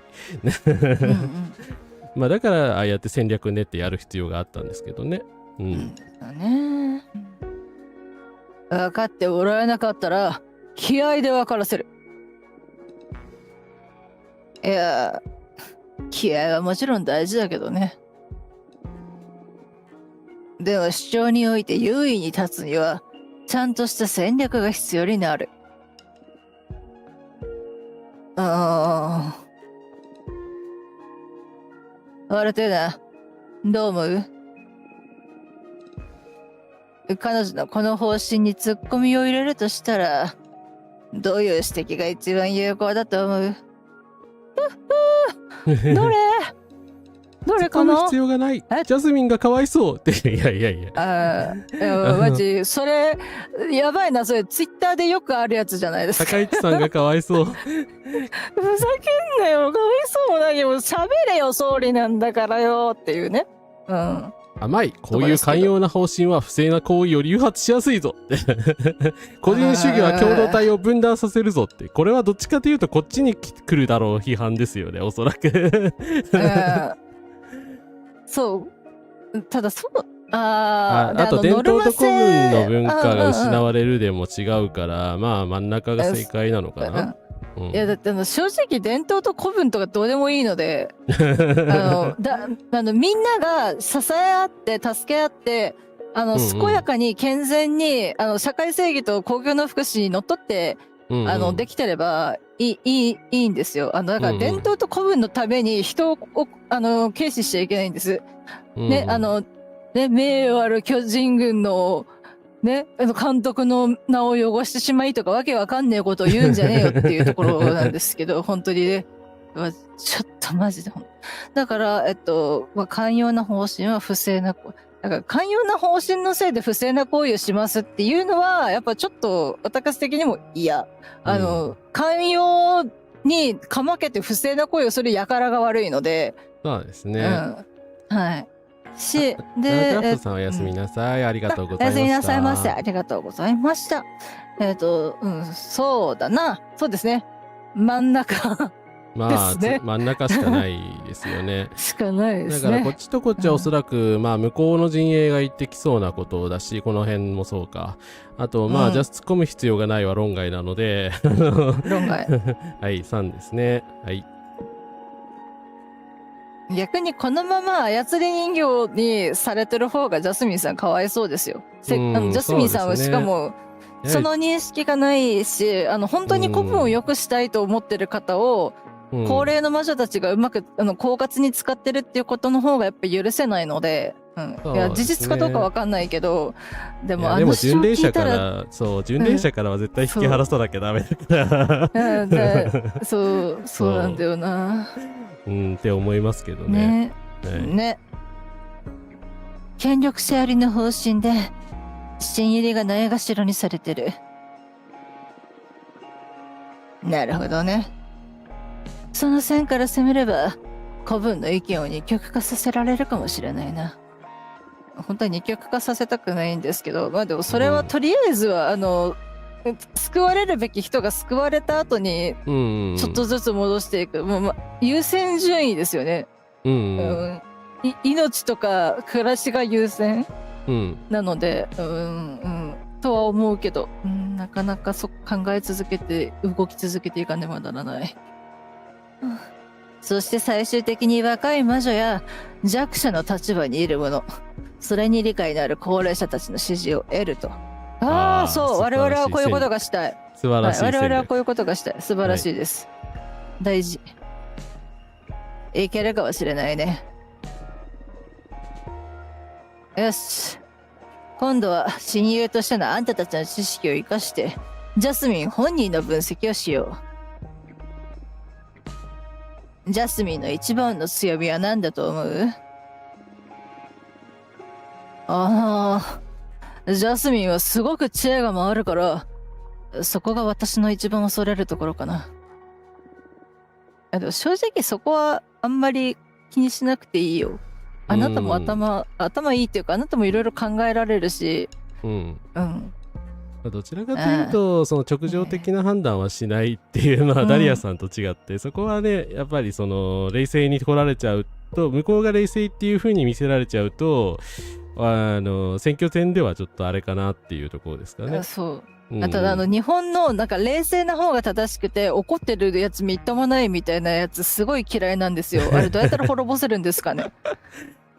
それはも怒ってなうそう日本のカルチャーにも力の絡む問題だからなかなか是正するの難しいですよね。そう。うん、なんかやっぱ怒るのも泣くのも批判するのも正しいじゃないですか。言ってる内容が差別であるとかいうのはまず前提として除外されてるとしてですよ。でそれなのになんかこう泣きやがってみたいな感じ、ね、なんかそう怒りやがって怒ってて怖いって言われるじゃないですか我々、いや怒らせてるのは誰ですかって話なのでそうねえそうなんだよな。確かに油断はできない相手だね。フォルトゥーナは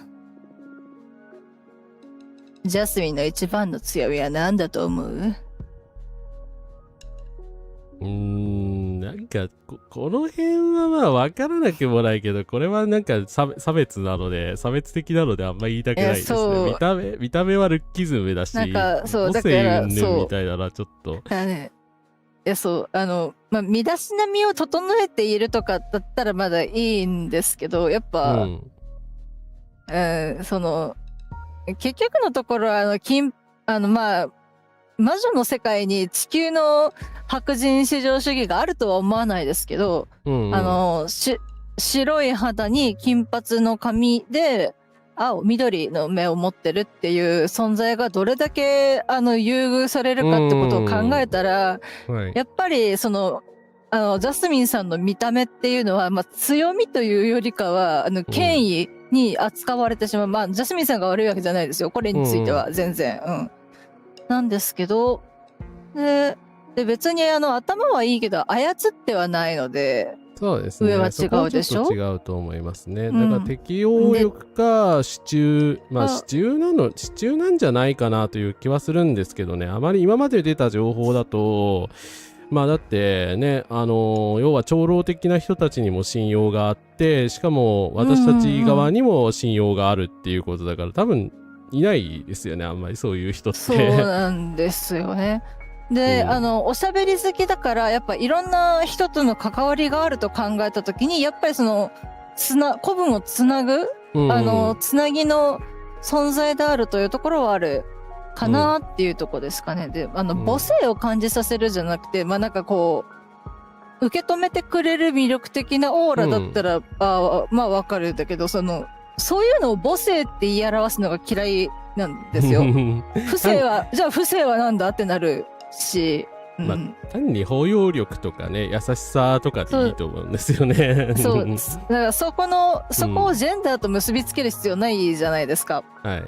占いもね割とその活動的だったりその積極性を男性性って言ったり、その受け止めたり聞き上手だったりっていうその受け止める力とか包容力を女性性って言ったりするんですけどそれは気持ち悪くてブチギレて占い師になったっていうね経緯があるので私本当にそうだからなそうなるとだからやっぱ、支柱的存在では事実だと思う。だって結局その古文で今力を持ってるのってその高齢の魔女たちでしょ。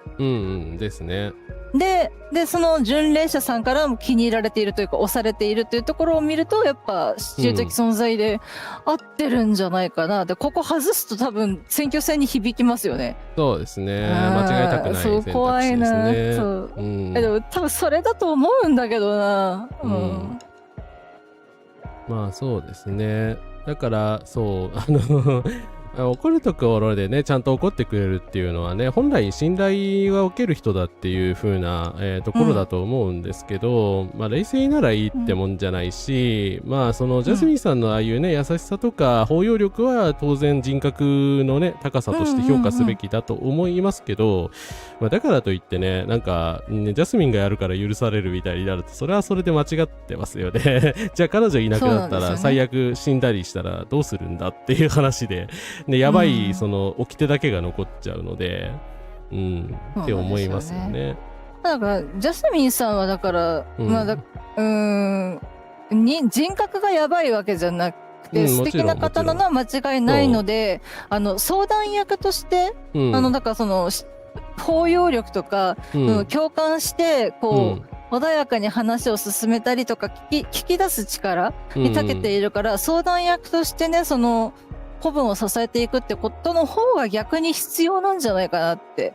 そこのジャスミンさんの強みはそこかなってそう思うんですよね、本当に。なので古文の支柱にしてみますか。はい。彼女は古文の支柱的存在になってる。自分のガーデンを使ってたくさんの魔女を助けているし、知り合いや友達も多い。だとすればジャスミンは現段階で一歩先行してることになるね。まあこれは本当でも自覚しといた方がいいですよね。だって5人の魔女を抑えてるわけでしょ。かなり政治的には有利ですよね。そう、後ろ盾というかがあるので、だからキングメーカー的なやつがいる。まあ自民党のキングメーカーはクソなので福岡に二度と帰ってきてほしくないんですけど、本当に。はい、帰ってこないで。なんか福岡に帰ってきてほしくないやついっぱいいるんですけど椎名林檎もそうだし麻生もそうなんですし、鳩山二郎ももう二度と来ないでほしいけど、でしかも椎名林檎はもう正しい街を歌わないでほしい。正しい街って福岡の地名とかが出てくるんですけど、だからもう歌わないでほしいですね。なんか歌わないでほしい。歌わないでほしい。辛い。まあ反省してっていうか人権的にちゃんと勉強してくれたならね、またもう一度愛せるように頑張るんですけど、ちょっと無理かな。まあ米津玄師君もねノンバイナリーについて勉強してもらわないといけないので、烏丸ラジオに呼ばなきゃいけない人いっぱいいますよ。米津玄師は絶対呼ぶけどね、そうだからいろんなアーティストを呼んでいろんなマイノリティについて勉強しましょうね、本当に。はいね、ジャスミンは信頼する魔女たちをこっちに引き寄せるのは簡単なことじゃない。長としての能力が不足していると思わせ、むしろ共同体を支える役に徹した方がうまくいくと思わせるようにするか。これはね多分事実そう不足しているというよりかはだけど、まあでも選挙戦略としては多分これネガキャンとか誹謗中傷しなくてもいいので、そのジャスミンさんがのいいところを押していくと、でもじゃあそのジャスミンのいいところってこういうとこだから長としてはダリアの方が向いてて、ジャスミンにはこういうことしてもらった方がよくないっていう空気を作っていくっていうのが大事かなって思います。はい。ね、正直小竹正義感さんとのコラボで烏丸さんが政権批判をする横で「はいギルティ!」で「その言い方はギルティです」みたいな「何条に引っかかります」みたいな感じのは見たいんですよ。ね、マジで見たい本当に。ね、さてフォルトゥーナ、ジャスミンの最大の弱点は何だと思う？戦闘ね。身体能力が高くないから。いや選挙期間中にそうした能力を披露する機会はそんなにないとは思うけど、一応頭には入れておこう。まあ、下手すると暴動が起こるので、やっぱ長がいないっていう不安定な状態で、しかも滅亡の予言を知ってるは知ってるじゃないですか。なのでやっぱり多分そうだな。暴動が起こる可能性はあるけど、暴動を収めたダリアの戦闘力とかを勇猛さを称えて長にするっていうのはそれはそれで間違ってるので、とは思う。まあ何もそういうことが起こらないようにきちんと戦略立てて論理的にしっかりお互いの考えをこう議論し合って有権者に委ねるっていうのが大事ですからね。思いますね。なんか烏丸さん雪山に飛び込むとはどうですかって来てるけど死んじゃう心臓止まっちゃう。いやでもそうまあ沖縄の確かに海本当に綺麗なのでね、だからあれ見るたびにね、埋め立てしないでって泣いてるんですけど、私。辛いな、本当に。辛いですね。高橋陽一呼んでファクトチェックするしかないのか。存在自体がもうやばい。もう聞くだけで、あ、やばいぞってなるようにまでなっちゃってますからね、その方ね。はあんたはどう思う？ウフォルというのは。ジャスミンの最大の弱点、なんだと思う？い。どこなんだろう。嫉はい。妬心は出て、あります。はい。なんで紹介してくれないのって言って嫉妬してたでしょ。グレーテさんとかのこと。で、だから、で、グレーテ、一度も私の挨拶してくれてない人が私のティークラフトを欲しがってるのねって。まあもちろん、ただ嫉妬って全てが悪いわけじゃないけれど、長としてどうかっていう風になってくると、それによって判断を誤るかもしれないっていう、弱点としてはつけるのかな。ただ、彼女はすぐに心を乱すっていうけど、別に逆に長は心配性じゃないとダメだと思うんですよ。あり得る可能性を全部見つけないといけないので、長じゃなくて長でもいいけどね。でも弱点か。威嚇されやすいところとか完全にルッキズムとジェンダー差別なので、確かにああいう多分ダリアさんを威嚇する人とジャスミンさんを威嚇する人の割合多分確実に違うでしょ。今回私ちょっとまた、私も私で外見とかで判断しちゃいましたけど、多分でも実際数字でそういう風に出ちゃうと思うんですけど、でもそこをじゃあジャスミンさんの弱点としてあげつらうかっつったら おかしな話じゃないですか。そもそも威嚇するなって話なので、犯罪者相手でもない限りはね。そうですね。だから他者に優しいところも別に悪いところじゃないので、だから、まあ嫉妬心、虚栄心は違うと思うから、嫉妬心か心配性だと思うんですよね。心配性からああいうなんかね、いやなんで知らせないんですかみたいなことを来てるようなにも見えたので、まあもしくは他者に優しいところだから、優しすぎて流されやすいっていう風につながるのであれば、優柔不断揺らいじゃうっていうところはあるでしょうね、多分。ただでも優しくないやつはダメなんですよ。心に愛がなければスーパーヒーローになれないってね、筋肉マンも歌ってますけど、いやでもやっぱね、実際優しいって大事なんですよ。共感しすぎて流されたらいけないけど、だからこれ多分優しすぎるって書いてあったらそれですねって言えたんですけどね。どうしようかな。でも唐沢さんがその文脈から読み取ったものの方が良さすぎな気がする。心配性か嫉妬心、他者に優しいと。でも心配性かな。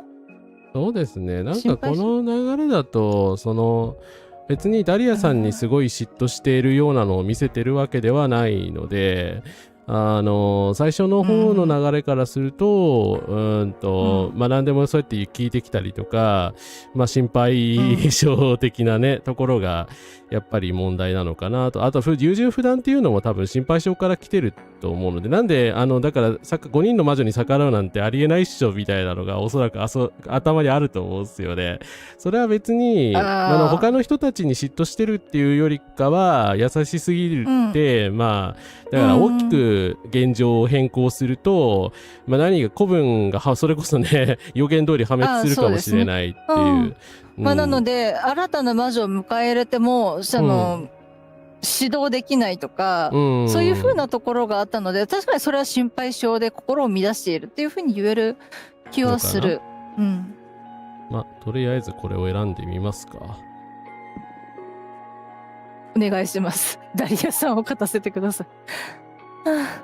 心配性なところ、彼女はすぐに心を乱す。それを大いに利用できるね。よし。長になるために競うだけでも十分ストレスになるだろうし、そこをさらに追い込めば集中力を失って失態を晒すかもしれない。あんまり卑怯な手段は使わないでほしいんですけど。いやもちろんもちろんそう。まあ、なので、ただみんなの前での討論とかのその突きつけるそうですね。議論、議題によっては、出せるかもしれないけど、ただそのジャスミンさんの人格否定にならないようにはしたい。心を乱されるっていうのは別に悪いことじゃないんですよ。もちろん乱されてる本人は辛いんですけど、理由が理由であれば全然許容っていうか、まあ当然じゃんみたいな。逆によく頑張ったねとか、すごく優しい素晴らしい人だねってなるので、本当時と場合によるとしか言いようがないけど、今回の選挙戦に関して利用するというか、心配なところといえばそこかなっていう判断はできるかなと思います。まあ通常の組織とかね、社会性に関して言えば慎重な人の方がね、まあ一般的にはねいいんですけど、ただまあ今回その選挙戦なんで政治的リーダーを決めるっていうことなので、やっぱりダリアさんの最大の魅力って決断力だと思うし、だからそこで対抗していきたいですよね。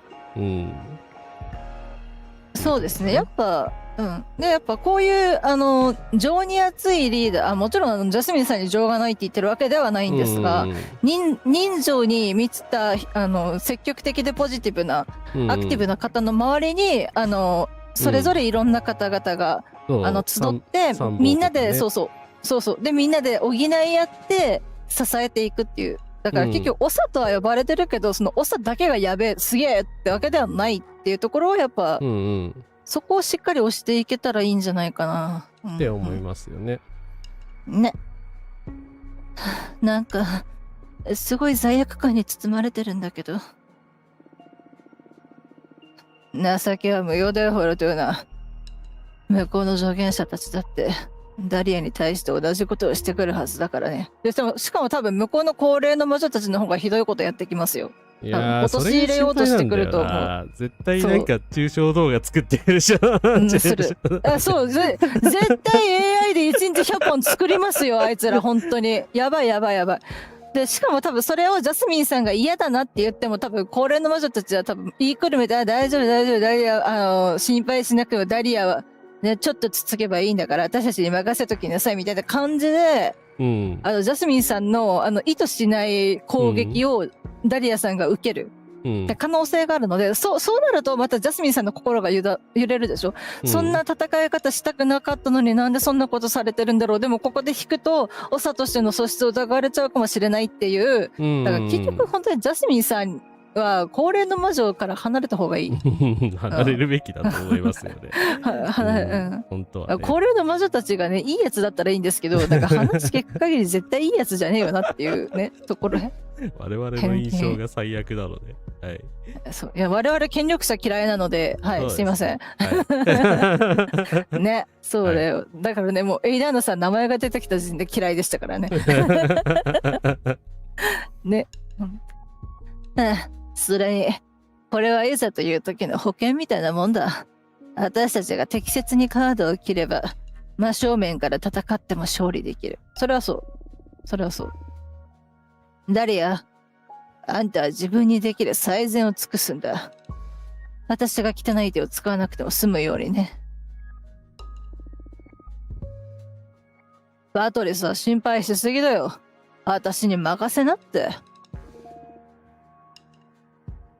本当にかっこいいわね、あなたって。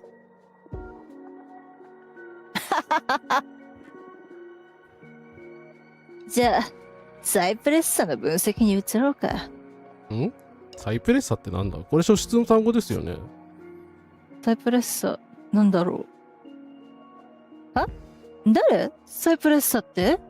代弁してくれてよかった。みんな同じ気持ちだった。みんな思ってること。なんだそれ。そうだ。アナバーさんは立候補したんだっけ？別の候補者いるの？マジか。1対1じゃないんだ。でしかも待って、サイプレッサって誰かのね、サイプレスかなんかっていう多分ハーブがあった気がする。そうなんですか。確かどうだったかな。だからみんな植物なのかもしれない。名前ダリア、ジャスそうミンですね。みんな植物から取ってるんですね。かな。彼女がダリアやジャスミンの相手になるとは誰も思ってない。でも候補者であることは確かだね。泡沫候補もちゃんと気をつけておかないとね、取っちゃって。そうですね。票とか食われるのが一番怖いんですよね。邪魔されたりとか。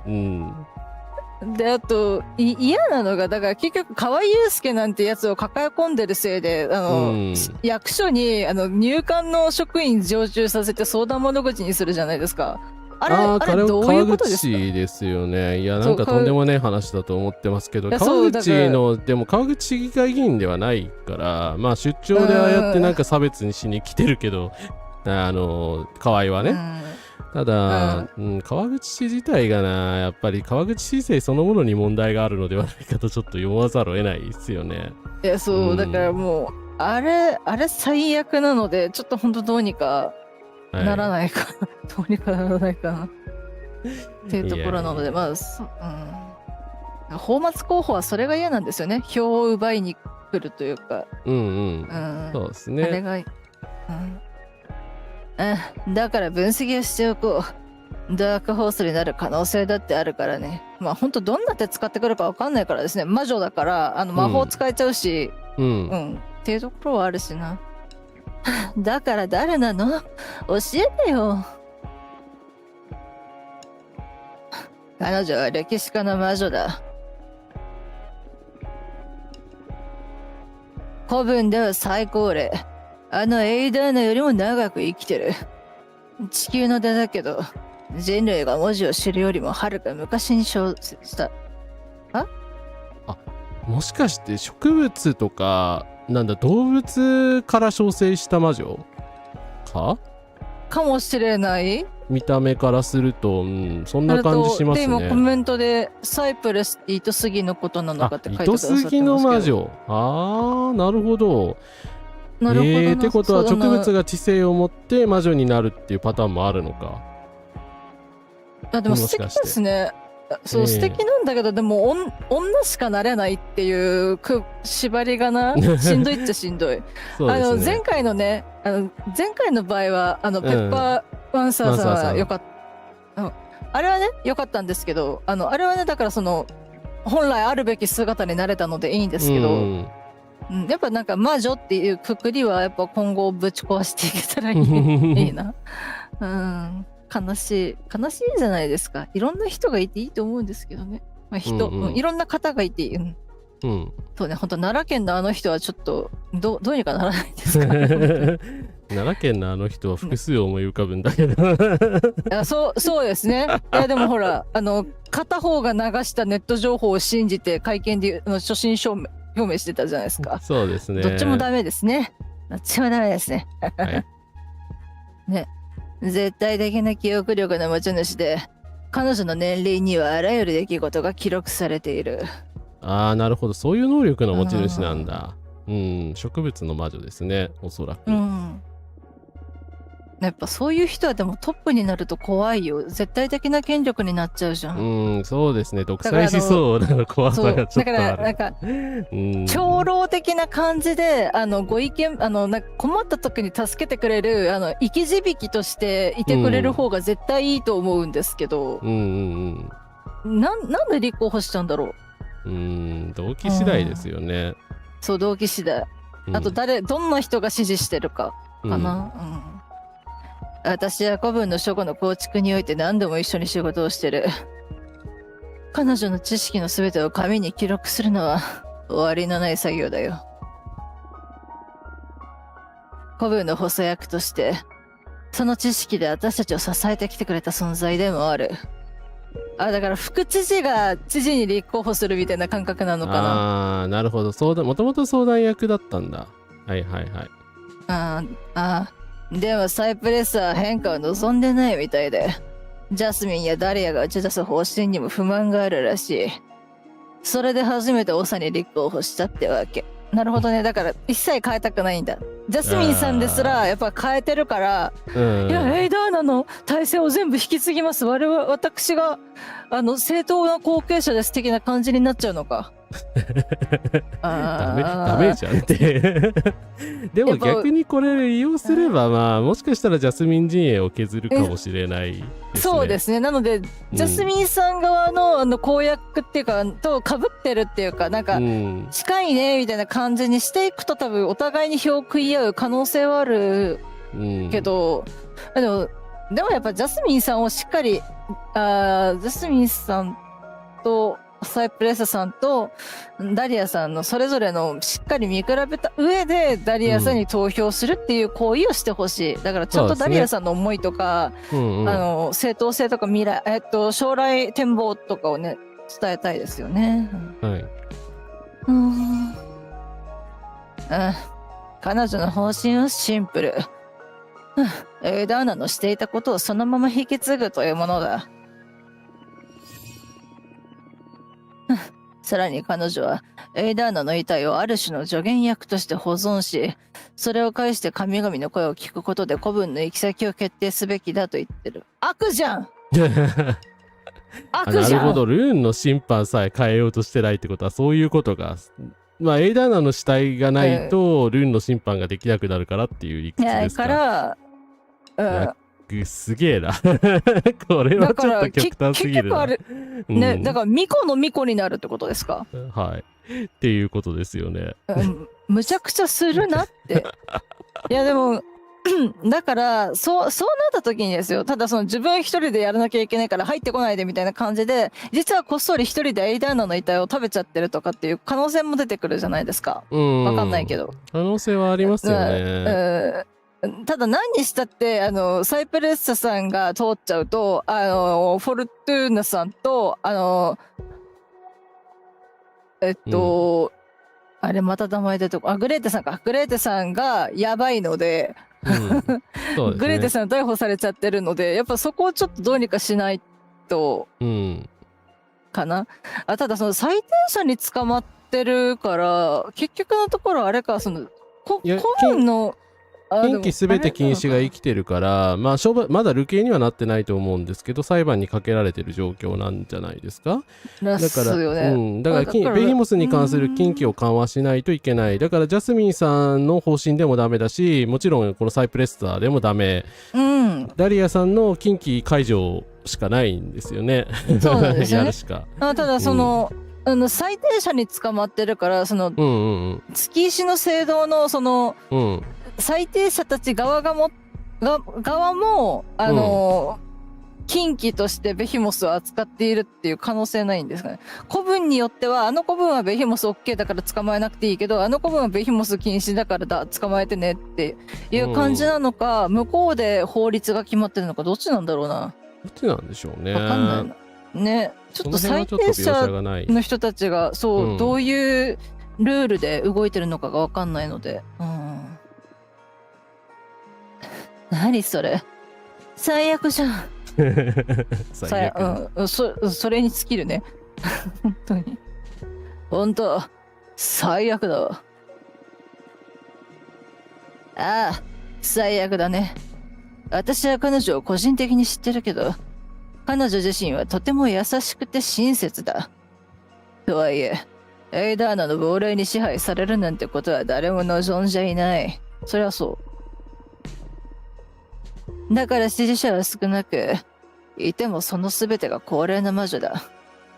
とはいえ、侮るべきではないと思う。まあいろんな知識を持ってるので、何をしてくるかマジでわかんないのでね。なんだよな。サイプレッサには特殊な神秘的なオーラがある。それが彼女の膨大な知識と合わさることで、多くの投票者に強い印象を与えることになるだろう。結局今までエイダーナが持ってた意向を全部背負える人なので、怖いっちゃ怖いんですよ。怖いですね。そうだから斎藤元彦に投票する人みたいな感じになっちゃうので、私がさらに恐れるのは、選挙の展開が激しくなってきた時に保守的な魔女たちがおじけづいてジャスミンからサイプレッサにくら替えする可能性があるってことだ。そうよね。多分そこの2人はそうなるだろうな。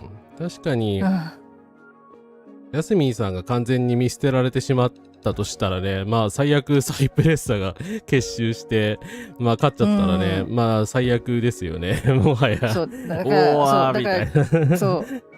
結局、高齢の魔女たちって、自分たちの利益を考えてるだけなので、だから、どっちがより己の、利に有利になるかとか、利益になるかで動くと思うので、多分ジャスミンさん本当に捨てられちゃうかもしれないので、それはそれで多分ジャスミンさんすごくもう傷ついて立ち直れなくなっちゃうと思うから、それは避けたいので、しっかり、まあ、準備しておく必要はあるでしょうね。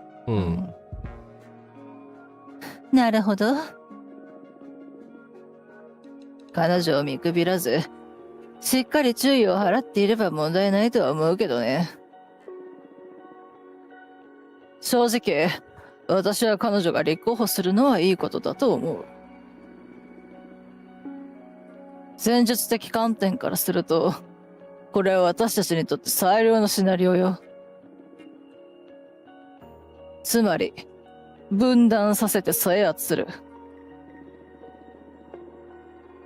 保守層がサイプレスタ派とジャスミン派に分裂すれば、自然私たちが多数派になる確率が高まるってこと。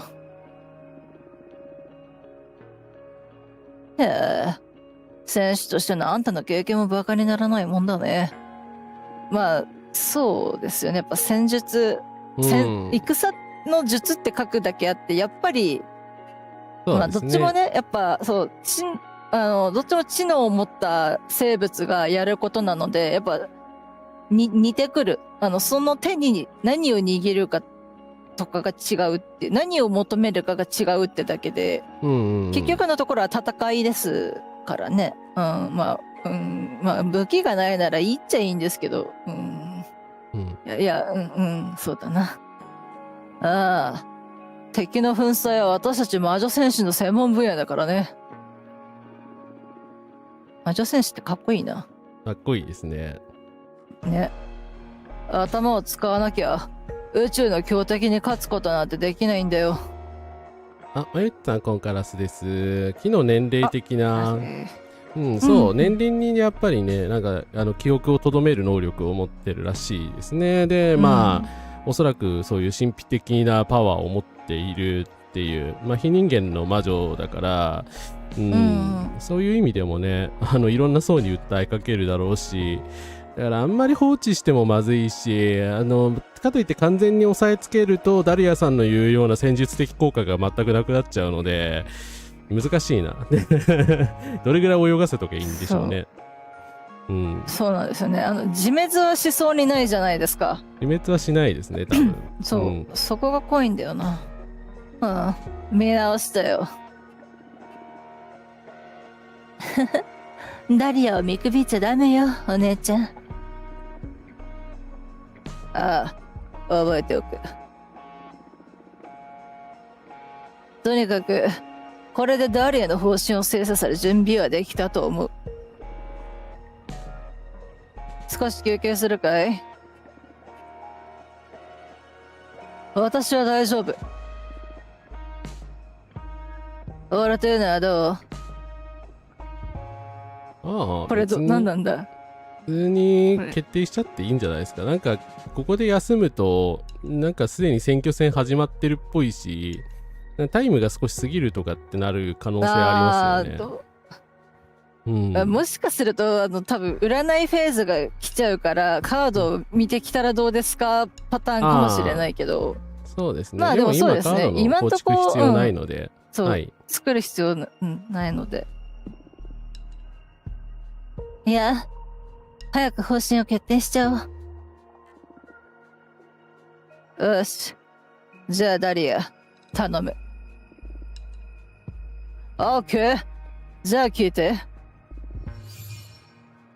審判は全体投票で行う。処罰なんていらない。話し合いによる解決法を私は提唱する。禁忌もいらない。それより魔女たちの教育に力を注いでリスクと恩恵についてしっかり学ばせた方がいい。有限生命体もいらない。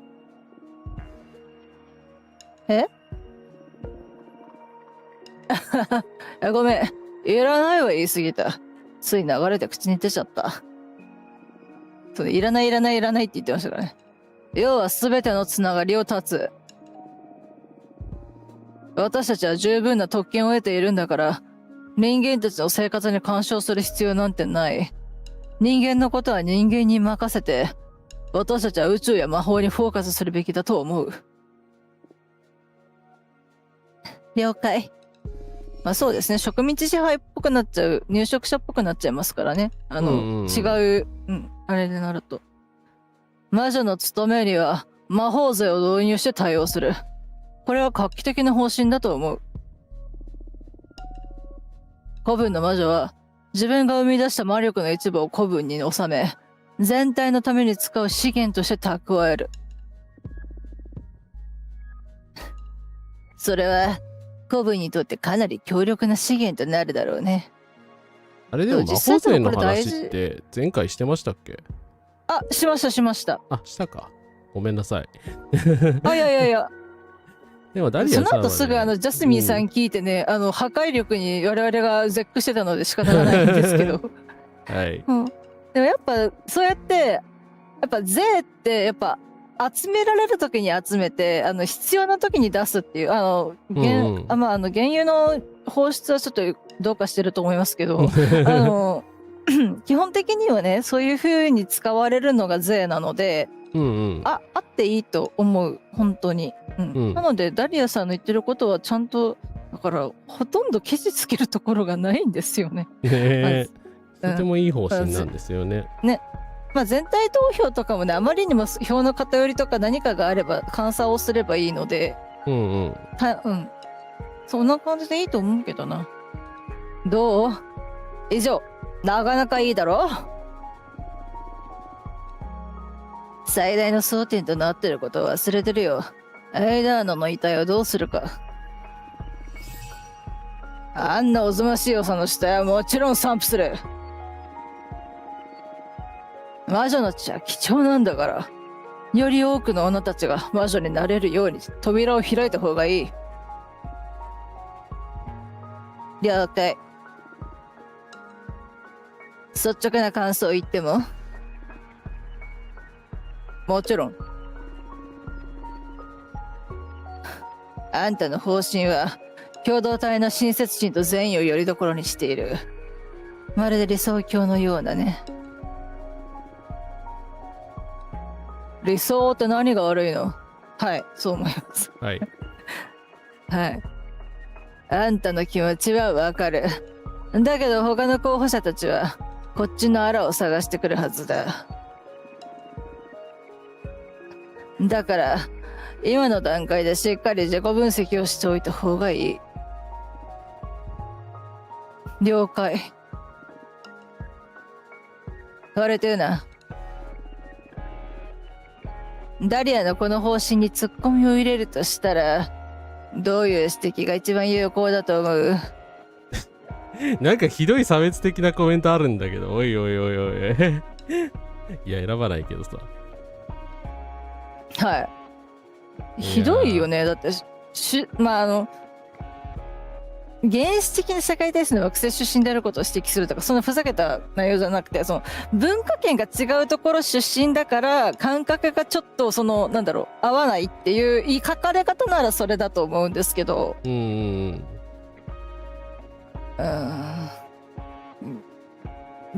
もう一個ぐらい選択肢ないですか？一個ぐらい選択肢ないのか。だって前世に委ねるのはナイーブすぎるし馬鹿げてるって言われるかもしれないけど、善意を信じなくてどうやって生きていけって言うんですか？善意を信じられないなら死んだ方がマシなんですけど、本当に。いやー、どうするかな。ちょっとこれ困りましたね。ちょっとこれはだいぶ悩む。失敗した例を持ち出す。共産主義失敗した例。共産主義は別に、いや、失敗はしたけど、なんて言うんでしょう。なんか出てきた気があんだね。あー皆さんどうでしょうか。はいまあ答えられる人は答えてください。知恵をお貸しください。はい。いや、なんかね、多分ね、ゲーム的にはでも、コズミックホイールシスターフードなので、このゲームで言うなら一番下は多分ありえないんですよ。このゲームじゃない。でも、あえて指摘させたいのかな。こういう差別を持ってる輩がいるっていう話なのかな。多分、だから、相手の高齢の魔女たちは、ダリアは、原始的な社会体制の惑星出身だから魔法社会のことなんてわからないんだって多分まあね差別主義者が言ってくるよっていうまあすごいですね、なんかいろんなあらゆる人種ヘイトしてる人間と同じこと言ってますね。まあ確かにそういうなんかツッコミを入れてくるやつらはいると思うんだけど、どうしようかな。2番目が一番多く言われそうではありますかね。なるほど。横並びの思想、まあ共産主義みたいなことで反響的なことを言わなくても確かにそれは言われるかもしれないな。まあみんなでだからみんなが一等賞、まあ私あれ個人的に好きなんですけど、割と批判集まるじゃないですか、一等のゴールドメダルを欲しくて頑張ってきてるのにみんな一等賞とかふざけるなみたいなこと言ってきたりとかするじゃないですか。いやスポーツ大会じゃないプロの大会じゃないんだぜっていうとこだったり結局強制参加させられてそれなので嫌だってなるんですけどまあでもだから横並びって別にダリアさんは横並びって言ってるわけじゃないけどまあだそう言われるかもしれない。結局競争を促していないから停滞するみたいなことを言われるのかな。そんなつもり全然ないんだろうけどどれちょっと待ってどうなんでしょうね。だからなんだっけまあ難しいな。だからナイーブすぎるし、馬鹿げてるは本当言い過ぎだと思うけど、その処罰に関してフォーカスするんだったらナイーブすぎるっていうのはありだと思うんですよ。批判の仕方としてね。ただそれをやってしまうと、ベヒモス問題があるのでフォルトゥーナさんがやばいと思うんですよね。ここで方針を例えば2人が真に受けて、ダリアさん事実をまだ知らないわけじゃないですか。だからいやそうだね、ちょっとベヒモスについては近畿にしとこっかみたいなことでダリアさんが方針転換してしまうと我々が積むのでやばいってフォルトゥーナさんは何も思わないんですけどパトリスさんはフォルトゥーナさん守りたいがゆえにやってることなので、ダリアさんがフォルトゥーナさんを追い詰めるかもしれないと分かった瞬間多分なんでしょうね、逆にねそうですねダリアさんを見捨てるかもしれない。手伝ってくれなくなるやっぱ逮捕されちゃってるグレーテさんをどうにか助け出したいので、どれだろうな。だから2番目かであと卑怯な敵なら4番目のことを言ってくる。そうですね。差別的なことを言ってくるかもしれない。3番目は論点ずらしでしかありませんが悪意のある批判としては来るかもしれないと。まあそうですね。ただ共産主義っていう言い方をするよりは2番目のやっぱり言い方なんかその競争がねよくなくなるから良くないみたいな言い方の方がまあ温当ではあるかなという気はするけどな。まあここダリアさんに対してあえて敵型のツッコミを入れるところだから容赦する必要はないですけどやっぱり横並び敵が言ってくることなのでどんだけひどい敵かだけど、でもジャスミンさんもサイプレスさんも元はいい人なので多分一番下のことは言わないんですよ。2人は言わないですよね。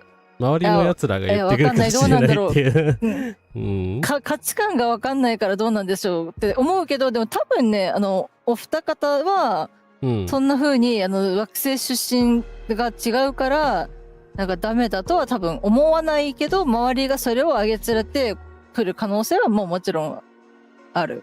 ただ魔女社会でそこを見るかっって話じゃないですか。見らんやろって思うので、じゃあやっぱあれですか、2番なのかな。1番2番3番どれかな。2番。難しいな。難しいな。だって地球出身じゃない魔女が分かんないでしょ。だって共産主義、そうですね。共産主義とか分からない魔女さんもいると思うし、まあ2番でいいのかな。はい。で2番で最悪なんだっけ、魔女勢が少し方針転換されたとしても大きなダメージにはならない気がするんですよね。まあ魔法勢に関してはだから累進課税にすればいいので、そうですね。累進制にするとか、そういったことをした方がかえって平等性が強まる可能性はあるし、なんだろう、まあ逆累進というかなんでしょうね、成果を上げた人に多少の減免措置みたいなのをやれば、まあ政府が腐敗してなければうまく機能する可能性はあるんですよね。まあ腐敗は絶対にさせないので、フォルトゥーナさんとパトリスさんが関わってる以上は、あとダリアさんも絶対汚職に手を染めないので、そうですね、その点は大丈夫だと思う。じゃあ2番にしときますか。ですね。お願い正解引いてお願いよ。横並びの思想は私たちを停滞させ、動きを鈍くさせる。権威主義的な考えには聞こえるけど、サイプレスやジャスミンの打ち出す方針と比べるとそのように映るだろうね。公平さの実現には横並びが不可欠であることを訴えかければいいだけ。その通り。でもそれは本当にそう思う。それに権力者にこき使われるのが好きな者はいない。だからこの点はうまくアピールできると思う。話題を変えよう。私たちの強みは何になる？私は間違いなく最強の候補者よ。そりゃそう。二人のマニフェスト見たらもうあなた以外候補がないんですよね。本当に。ね、どういった点で？文字通り戦ったら私が最強よ。それはまあ魔女戦士だからね。ジャスミンさんはその戦う系とかじゃなくて、やっぱティークラフトをしてるわけだし、あとサイプレッサさんも多分木なので、多分あんま戦わないと思うので、そりゃ戦ったらあなたが強いですよね。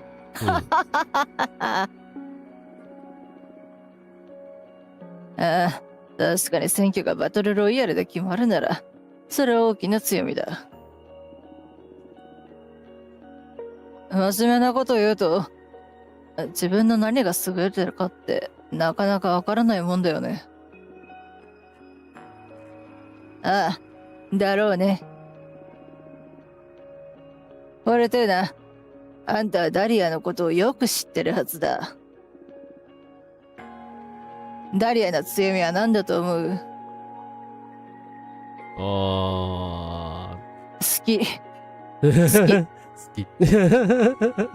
やっぱでも一番上やっぱカリスマ性って大事だけど、カリスマ性にフォーカスを当てたらいけないんですよ。ついでにあるぐらいがいいでしょ。カリスマ性って、ついでにあるが一番健全なんですよ。多分カリスマ性だけで見ると斉藤元彦別にやつカリスマ性ないと思うんですけど、なんかちょっとね、勘違いしちゃう人が出てくるっていうか、演出されちゃうので、ついでにカリスマ性があるぐらいでいいと思うんです個人的にはね。で自信があるのは確かに素敵なところです。で新しい風を体現している、それは本当に体制を一新させようってレベルで頑張ってるので、新しい風とも言える。で若い魔女の間で人気があるはそうだろうけど、でもそこじゃない。ダリアさんの強みはそこじゃない。ここじゃないですよね。で意志の強さはそうだけど、戦いを辞さない心かーって戦いを起こさずに守る力、心みたいなんだったら、で一番汚れてないとかってその汚れって誰かが決めるもんじゃねえから、一番下は嫌です。そうですね。一ね番上と下はないと思うから、新しい風か若い魔女の意志の強さ、戦いを辞さない心。そうですね。あと真ん中はやっぱりそのダリアさんのいいところっていうよりかは、そのダリアさんが若い魔女の間でキャーキャー言われてるっていうのはそのダリアさんのじゃあどこにキャーキャー言ってるのって話なので、それ強みかってちょっとなっちゃう。だから何を指摘すればいいか。明らかに改革派だし、行動力や決断力があるわけだから、そうですね。戦う前に話聞いてくれるところがね、本当は一番の強みだけはする。そうですね。いや、そうだから審判でもちゃんとなんだっけ、いさかいは全部話し合いだって言ってたでしょ。あれ大事だと思う。で、そういう風に決めてるってことは確実に1対1じゃなくて1対1プラスその話を仲介する人が2、3つくっていうとこだと思うので、そうなるとやっぱ安心してきちんと議論ができるし、解決とか示談とか和解とかにもいけると思うので、やっぱそうですね。新しい風、火の人かと思ってたけど、確かに風っぽいんですよね。タロットカードの風ってソードなんですよ。そうだからその、そうだからダリアさんがもちろん火事は火を表しますし、でソードが風なので、だから2つワンドとソードの持ってるで、ワンドは火ですけど、確かに新たな風をこの古文にもたらしてくれるっていうふうに考えると、やっぱそうですね。戦いを辞さない心が嫌いなんですよ。そこがいらないんですよ。って思うので、ケチつけなくていいのは2番目だけかな。どうです？そうですね。いや、改革者だから新しい風でいいんじゃないかと私も思います。はい。ということで2番にしときましょう。彼女は新しい風を体現している。エイダーナの圧政に辟易していた層はダリアを支持するんじゃないかな。なるほど。確かにね。そして他の候補者がダリア以上に過激な方針を打ち出しても大した支持は得られないだろう。そうですね。もうすでに出しちゃってる方針なので、ダリアさんの方針を受けてこう変える、だからはダリアよりはあれがいいんだって言っても、パクってるじゃんっていうか、もう芯がないねって言われると思うんですよ。だからもうダリアさんがこれを打ち出してるっていう時点でもうダリアさんの有利というか、強み、にはなってるんですよね。そうですね。そうね。変化と進歩は間違いなく私たちの強みだ。かっこいいな、パトリスさん。本当に頭が回る。すごいな。よって他の候補者は古文の変化への恐怖を煽ることによって私たちの票を奪おうとするんじゃないかな。そうですね。何が起こるか分かんない。マメダニをトップにしたら共産主義になるぞって言いたい。そういうことを言い出すんですよ。なわけあるかよ。いやだから本当にやだなここ一番下はクソです。人の特技を役立つ役立たないで決めるなって話でしょ。で社交性に欠けるっていうのは嘘です。そういうことではないですよね。で彼女は政治や哲学について討論をした経験がない。経験したことがない人はこんな風に語れません。嘘です。となるとやっぱり一番上の直情的なところをやっぱそこかな。だからもし討論とかで少し侮辱をされた時にイラッとぐらっと燃えちゃった時が危ないのかなって思うので、そうですね。一番、かな。挑発されてやっぱり衝動的に反論しちゃうとちょっとまずいなっていうところはあると思うんですよね。だからだからやっぱりダリアさんは火と風の要素を持ってるなと思います。ここでしょうね。はい。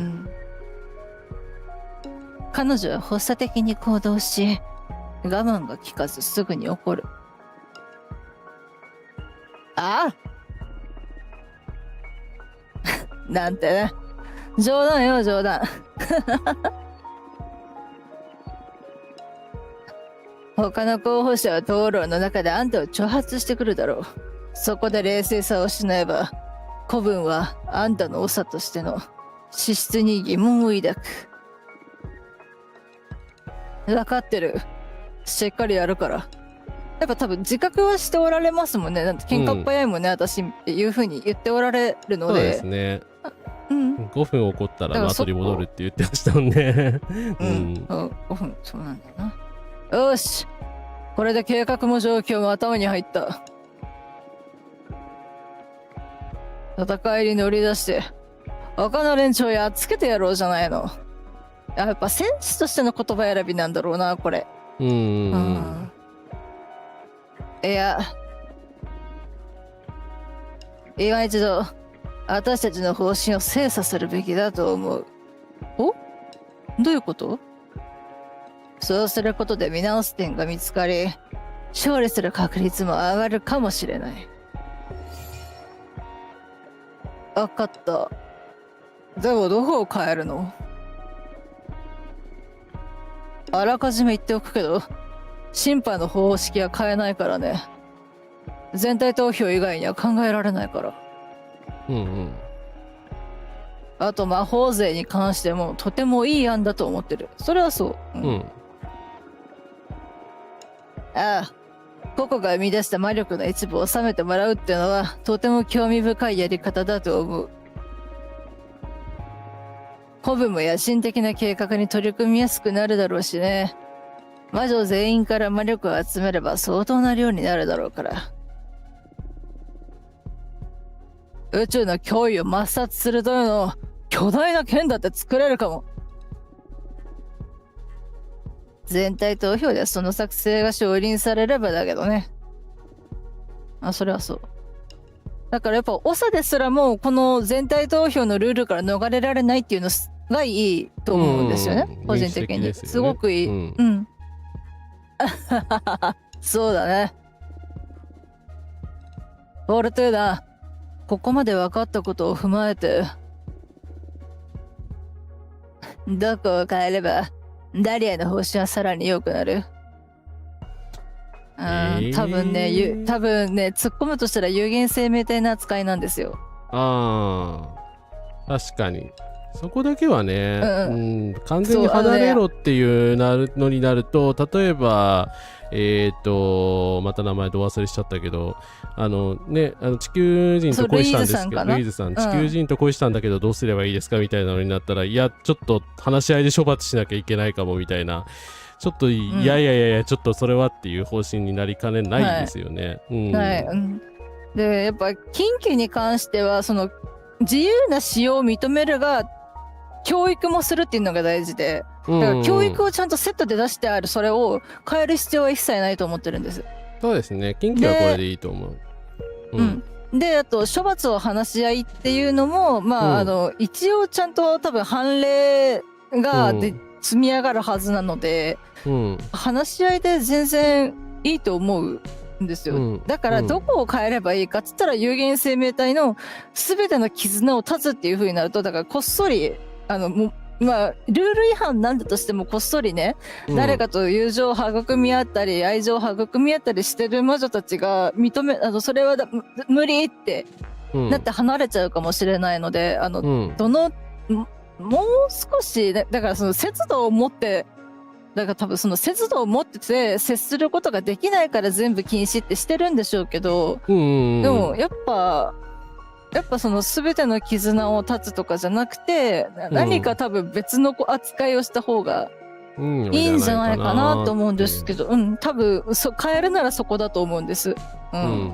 ちょっとここに選んでみましょうか。私もそう思うので、実際ね、ああいうルイーズさんみたいな魔女をどうするのかっていう話になると、ダリアさんのね、性格上ね、多分事情聞いたらね、いや、処罰はしなくていいわってなると思うんですけど、ただ、その実際の話としてね、有限生命体に関してね、一切ね、接触してはならないって掟を作ると、新たに禁忌を作るような感じにもなるので、そう、犯罪化してしまうより必要な法整備っていうことなんですよ。はい。そう。いや、だから、だから、セックスワーカーの方々の扱いにも通ずるところがあるんじゃないかなって思うんですよね。はい。そう、ワークイズワークなので、はい。ということで、これを選んでみますか。有限生命体の扱い。他の候補者の方針はこうだ。サイプレスはこれまで通り、私たちの利益となるように搾取することを望んでいる。クソ！これはダメ。一方、ジャスティンは有限生命体を導き、世話をするべきだと言っている。これはダメです。これはね、入植者と同じことを言ってます。はい。ダリアはあらゆるつながりを断つことを主張している。私たちの立場を悪用せず干渉も控えるべきだと。立場の悪用は絶対ダメですよ。確実にだって人間より魔女の方が強いので。もちろんそれはそうですよね。そう。なので、だからといって全てを断つと、そうですね。あんたは有限生命体とどう関わるべきだと思う？導くはやっぱだから気持ち悪いし、搾取とかまず新しくないし、つながりを断つことについてか。どうすればいいんだこれ。ちょっと待って。2番目か4番目かどれを選べばいいのこれ。だから、新しい選択肢でいいんじゃないです？つながりを断つことについてさらに深くなんか、条件付きでつながりを断とうっていうわけでは我々ないですよね。どちらかというと新しい選択肢か。そうですね。そうですね。ちょっとこちらで行ってみましょう。有限生命体に関して他にどんな関係性が考えられるかな。さあね。ただ他の案を提示するのであれば大きく異なるものである必要があると思う。すでに基本的な路線は提示されてるからね。人間たちに私たち魔女の存在を知らせるってのはどう？それは多分危ない。危ないけど、でも、ただ共存するなら、それが一番なんですけど、ただ厳格にまずルールを決めておかないと、逆に魔女が搾取されてしまう可能性があるでしょ？その心配もありますよね。そう。人間をいいものだと思ってねえので、すいません、人間をいいものだと思ってないので、そうなんですよ、そうなんですよ。ね。本気だ？ずいぶん思い切ったね。その狙いは？人間たちが私たちの存在を知らない限り、私たちが何をしても、倫理的な疑問をつきまとう。私がここで提示したいのは単純。つまり真実。いいじゃない。最初は混乱も巻き起こるだろうけど、人間たちに私たちの能力を知ってもらって、協力体制を築いた方が結果的にいい気がする。何をしてもらいたいか、人間から直接聞けるしね。今ドームに住んでるからな、あいつら、人間。そりゃ素晴らしいことだけど、あんた学校で学ばなかったの？人間はかつて魔女を火あぶりの対象にしたんだよ。でもそれは地球だけの話でしょ？この広い宇宙には他にも有限生命体の社会がたくさんある。地球人はこの機会に魔女に対する過去の過ちを正せばいい。ここれ大事ですね。やっぱ、自分たちがしたわけじゃないけど、謝罪っていうか、その加害を認めて、今後改善していくっていう姿勢は、だからそのね、慰安婦問題とかでもずっととかね、徴用工とかの話でもずっと出てますけど、そういうことでしょ、やっぱ。そうですね。って思う。で、やっぱダリアさん、ほんと視野が広い方ですね。そうですね。他の世話性の人たちに対してもちゃんと知識があるし、見えてますよね。それに、地球で燃やされたのは魔女じゃなくて、無実の女性でしょ。本物の魔女に対して、人間に何ができるっていうの？これは、ウサギにライオンの存在を教えるようなものよ。私たちを拒絶したり、隠れることはするかもしれないけど、こちらに危害を加えることはできないでしょ。あんたは人間の破壊衝動を甘く見てるよ。とはいえ、こいつは私たちの方針にインパクトをもたらすだろうし、アピールとしちゃ有効かもね。討論の際に突っ込まれることは覚悟しといた方がいいだろうけど。私は人間を深く尊敬しているし、決して侮ることはしない。保守的な層が何を言おうが、知ったこっちゃないね。かっこいい。やっぱそう。ただそのパトリスさんの達観も大事なんですよ。本当に人間ろくでもないので。そうですね。事実としてもしかしたら魔女を利用して何かしようとするかもしれない。そこは気をつけないとやっぱりまずいとは思う。ただその時にはね、やっぱだから、だからこそ、ジャスミンさんとかサイプレッサさんとか、パトリスさんみたいな方が、しっかり見定めて、事前に防ぐことは絶対にできると思うので、特にやっぱダリアさんもその戦いをしてるから、やっぱその不穏さっていうのを感じ取る能力は長けてるとは思うので、まあだからそういう風に、なんだろう、大丈夫だと思うっていうか、でも共存できるっていう事実をやっぱ捨てたくないとは思う、私も。そうですね。そうじゃなきゃおかしいでしょ、って思う。我々人間を捕食しますって言われたらちょっと困るんですけど、さすがにね。そういう話はないですからね。そう。だから、そういうふうに思います。共存したい。存在を明かすというのは誠実なやり方だし、後ろめたさもない。これがうまくいくとあなたが思うなら、私は反対しないよ。あんたは有限生命体とどう関わるべきだと思う？でここであれか新しい案として一つ作ったってことなのね。そうですね。でそれぞれ考察できるのかもしれないけど、でももう考察する、いやでもやっぱ、なんだろうな、隠れて過ごしてるわけじゃないのは分かってるんですけど、やっぱ、そんな風にも見えてしまうから、やっぱ人間に他の種族を尊重する心を学ばせなきゃいけないので、やっぱ個人的には存在を明かした上で対等な関係を築くのが一番だと思う。じゃないとルイーズさんが救われないっていうのももちろんそうですし、そもそも人道的にそうだと思うので、個人的には一番下が好き。そうだし、採用しましょう。はい。私たちの存在を明かすさん、採用しよう。よし。これは大きな変更だね。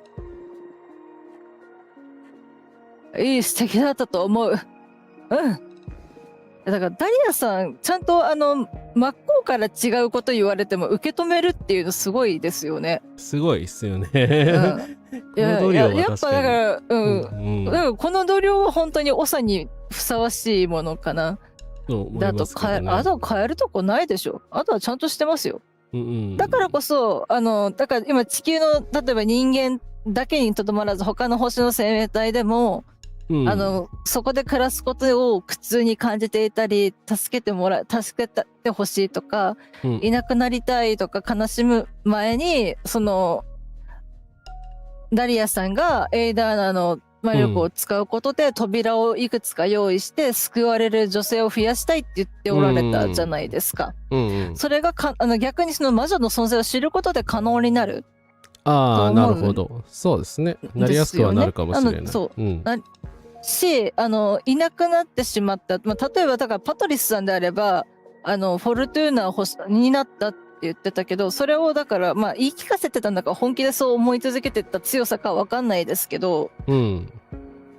そこをね、ちゃんと、どこに行ったか分かれば、あの子はあの子で、あの子がいたい場所で生きているっていうことが分かれば、やっぱ友達だったり家族、まあ、どういう関係築いてたかによりますよ。悪い関係じゃなくて、うんうん、いい関係を築いていたのであるなら、うん、やっぱそのどこかで生きているっていう事実が分かるだけで全然話が違うと思うんです。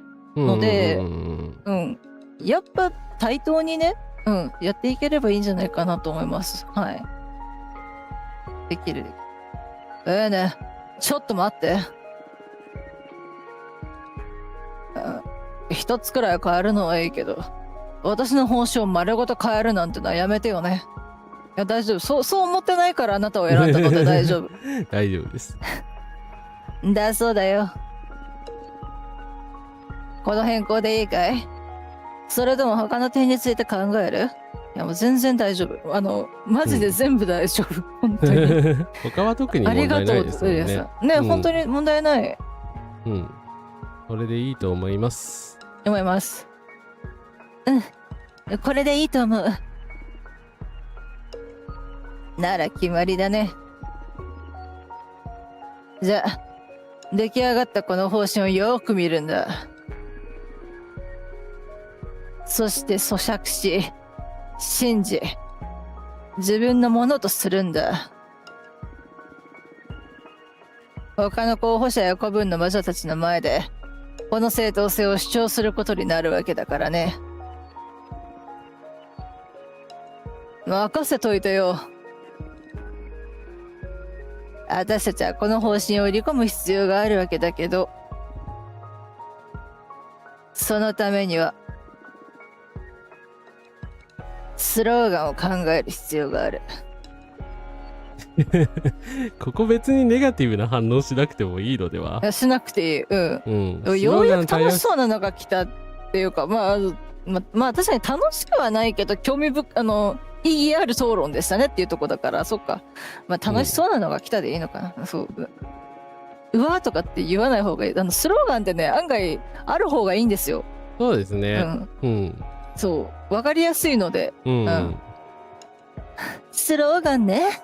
ようやく楽しそうなのが来た。私はさっきからずっと楽しんでるけどね。いかめしい雰囲気出してるけど、内心は面白がってるってわけ？そうだよ。パトリスさんらしいですね。思いついた。数は力。いや、まあそれはそう、本当にそう。いいね。あんたによく合ってる。あんたはどう思う？フォルトゥーナ。何かいいスローガンはある？カメを再び雄大に。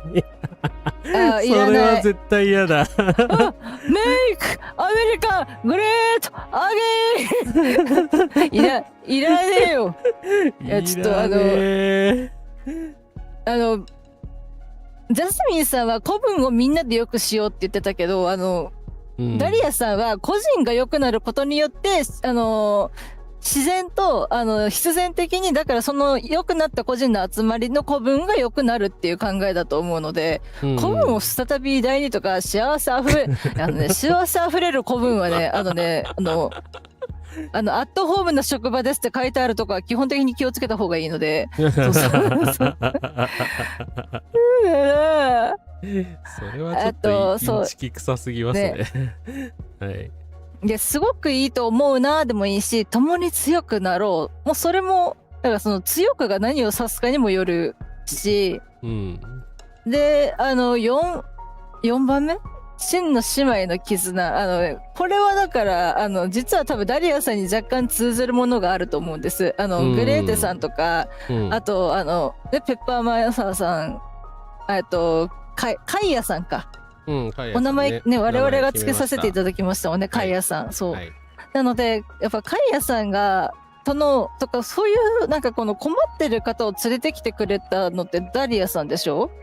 だから、やっぱそういうそのシスターフッドだから真の姉妹の絆ってシスターフッドですよね。って思うんです。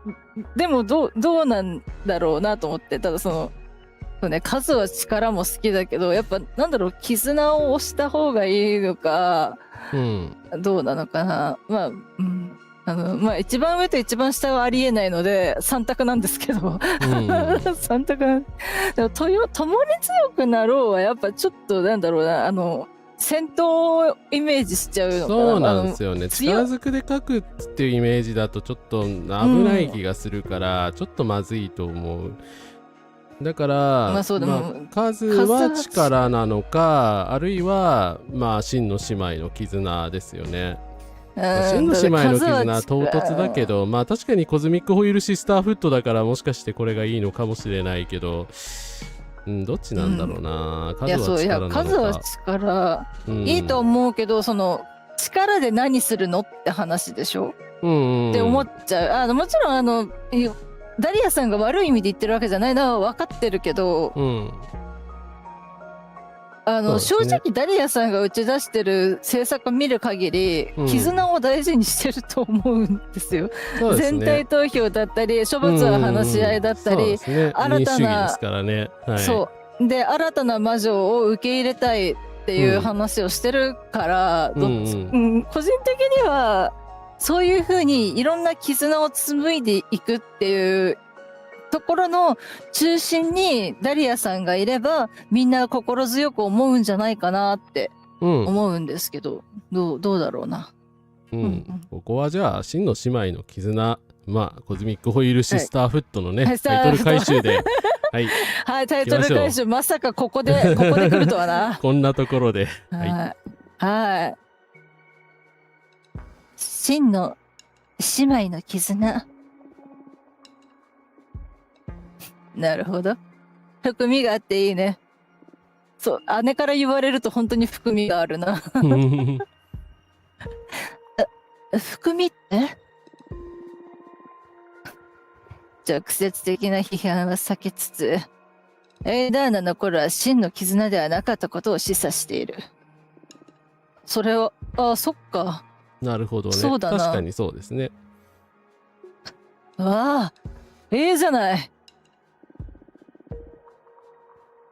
私は直接批判したって構わないけど、この方がエレガントな感じだしね。それに、姉妹の絆って素敵な言葉だと思う。私も思う。素敵。いや、本当に、人の意見を受け入れられるダイリアさん、素敵ですね、本当に。なんか本当このゲーム素敵な人がいっぱい出てくる。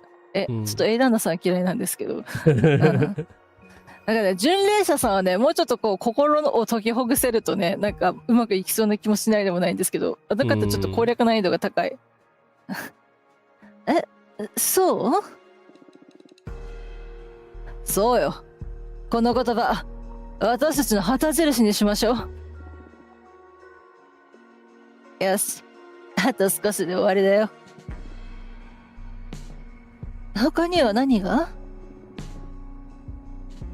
あとは選挙活動を始めるだけじゃないの？そしてそのためには最も古典的でかつ究極のプロパガンダツールが必要になる。つまりポスターがね。なるほど。でビホルダーで貼ったり剥がしたりしてましたね。ビオルダーのポスター全部最悪でしたけどね。いやもう最悪でしたね。本当あれ地獄みたいな。地獄のいやポスター。いいゲームでしたけどね。権力批判にはいいゲームでしたけど、難易度がやばかったので。はい。ね。何のために？宇宙にダリアの顔を貼れる待ち方があるわけでもないのに。コブの内外の知り合いに送りつけるのさ。送りつけるって言い方よ。そして、神殿や宇宙広場などの公共の場に貼ってもらう。いい考えね。やりましょう。やっぱこれあれか、地球生まれで地球育ちだからちょっと出てきたアイデアの可能性はありますね。その選挙活動を知ってるっていう。そうですね。うん。いいアーティスト誰か知ってる？アルテーナ、あんたの新しいカードのデザイン、とってもいいと思う。だから、ポスターもあんたがデザインしてみない？え？私が？でも、私のポルター作ってよ、ポルテーナ。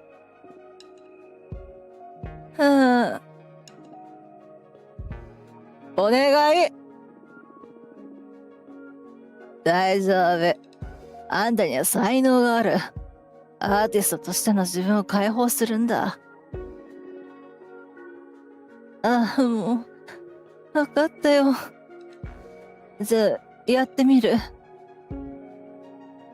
おー嘘！かっこいい！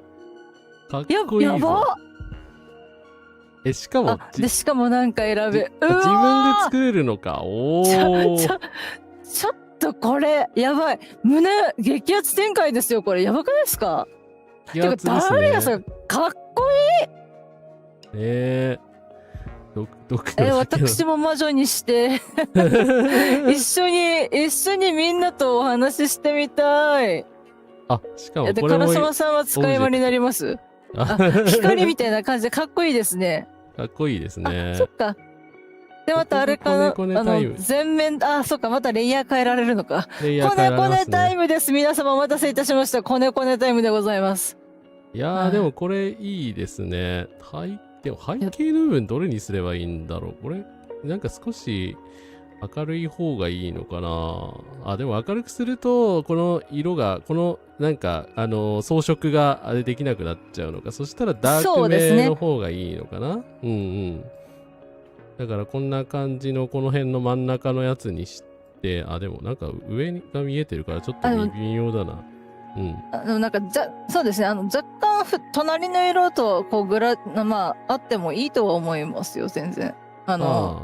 色の代わりの境目に置いてみるとかね。でもこれならパキッとそうですね。なんかなるから、これでこんな感じで、これをこうしてみると、いいですね。これが一番、こっちだ。前面に出す。かっこいいですね、本当に。素晴らしいですね。うん。ドクロか。ドクロよりも。でも魔女がドクロをどう思ってるかがわかんないからな。でもこれ削除できない。本当ですか？ドクロの最初のオブジェクトだけは1個入ってるから削除できないっぽい。必ず入れなきゃいけないっていう縛りがあるのかな。なるほどな。でもまあこうやって電撃を最入れたり、悪ハートとかのオブジェクトで隠すことは可能。隠すことは可能ですね。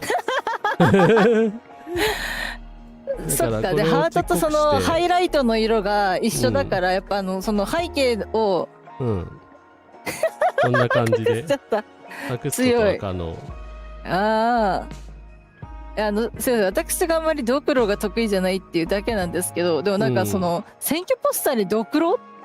いやでもわかんない。魔女だからな。使うかもしれないけど、でもやっぱ愛が大事ですし、輝きですよね。で、あとそのね、稲妻の先行走るみたいな。やっぱちょっと今ね、カラスマが吐くのコネタイムです。皆さんどうぞ存分に楽しんでください。こんなんでいいのかと音花風花はね、音花風花センスがないので、ちょっとどうしよういやもないんですすげえけど。こんなんでいいのかって、このピカチュウの尻尾みたいなの、それ前に出てる方がかっこいいですね、その稲妻。その辺。こんな感じで、そう。もうちょっと上で、なんか、こんな感じ。そう、そんな感じで、その前面に光がバーって走ってるのかっこよくないですか？もうちょっと。ああ、なるほど。うん。なんかもう少し変えます？こうしたりこうしたり。そ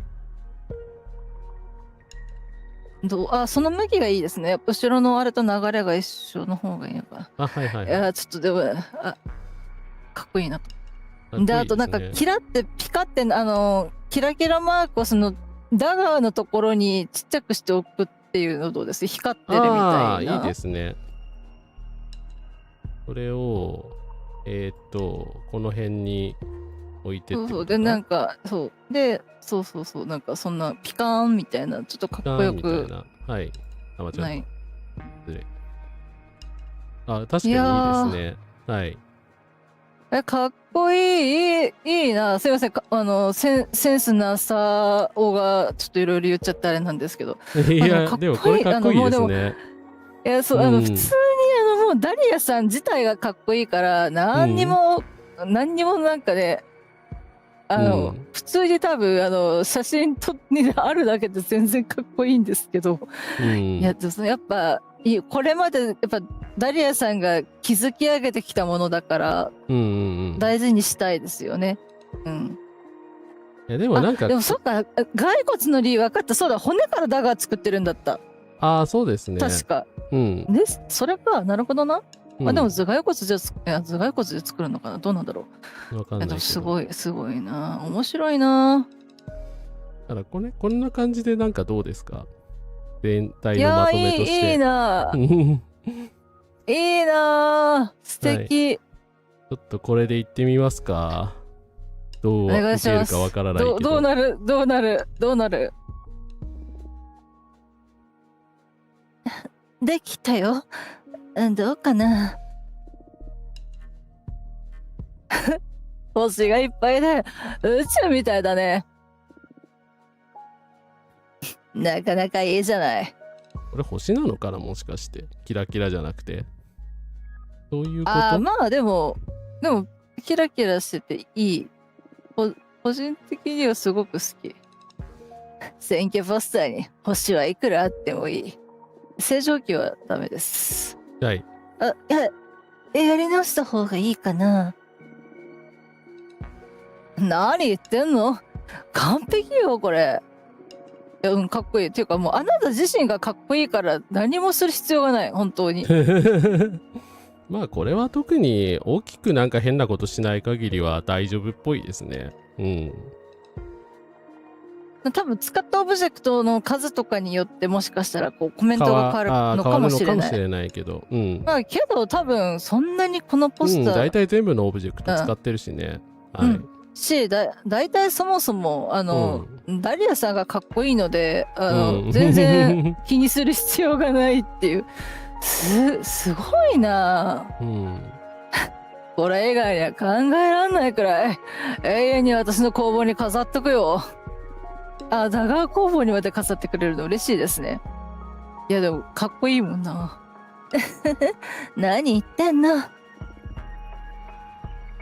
もうこれで勝利確実ね。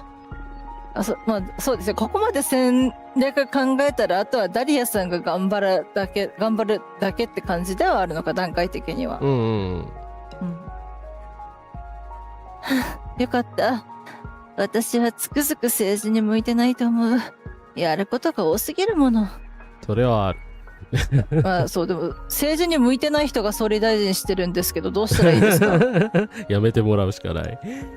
いや、それはそう。今すぐやめろ。だっておむつ不足の話出てるんですよ。ひどいですよね。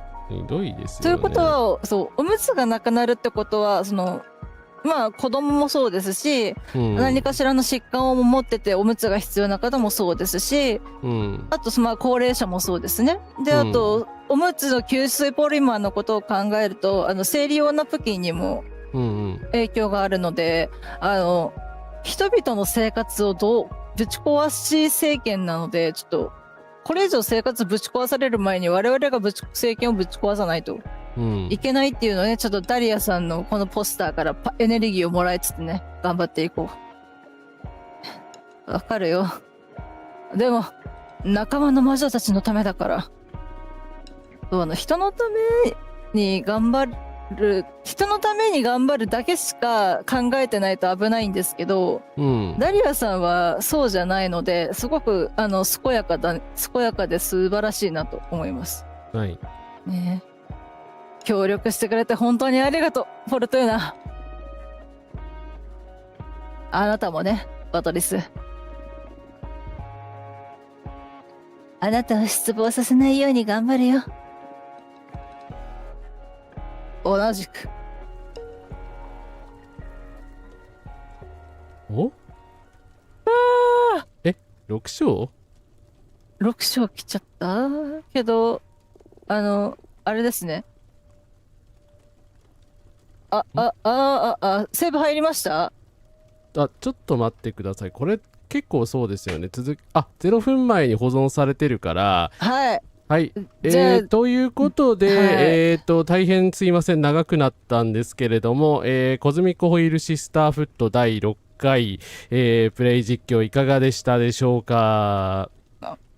まあ今回ですね、ダリアさんの選挙戦がいよいよ本格的に進んだということで、あとは戦うだけだっていうような状況なんですけれども、第6章ね、いきなりなんかムービーシーンが始まったので、なんだろう、最低者が来てる何かが多分起きるんだと思いますけれども、次回以降もですね、クライマックスに向けて、頑張っていきたい、いにしえの魔女たちとね、バトっていきたいと思いますので、よろしくお願いいたします。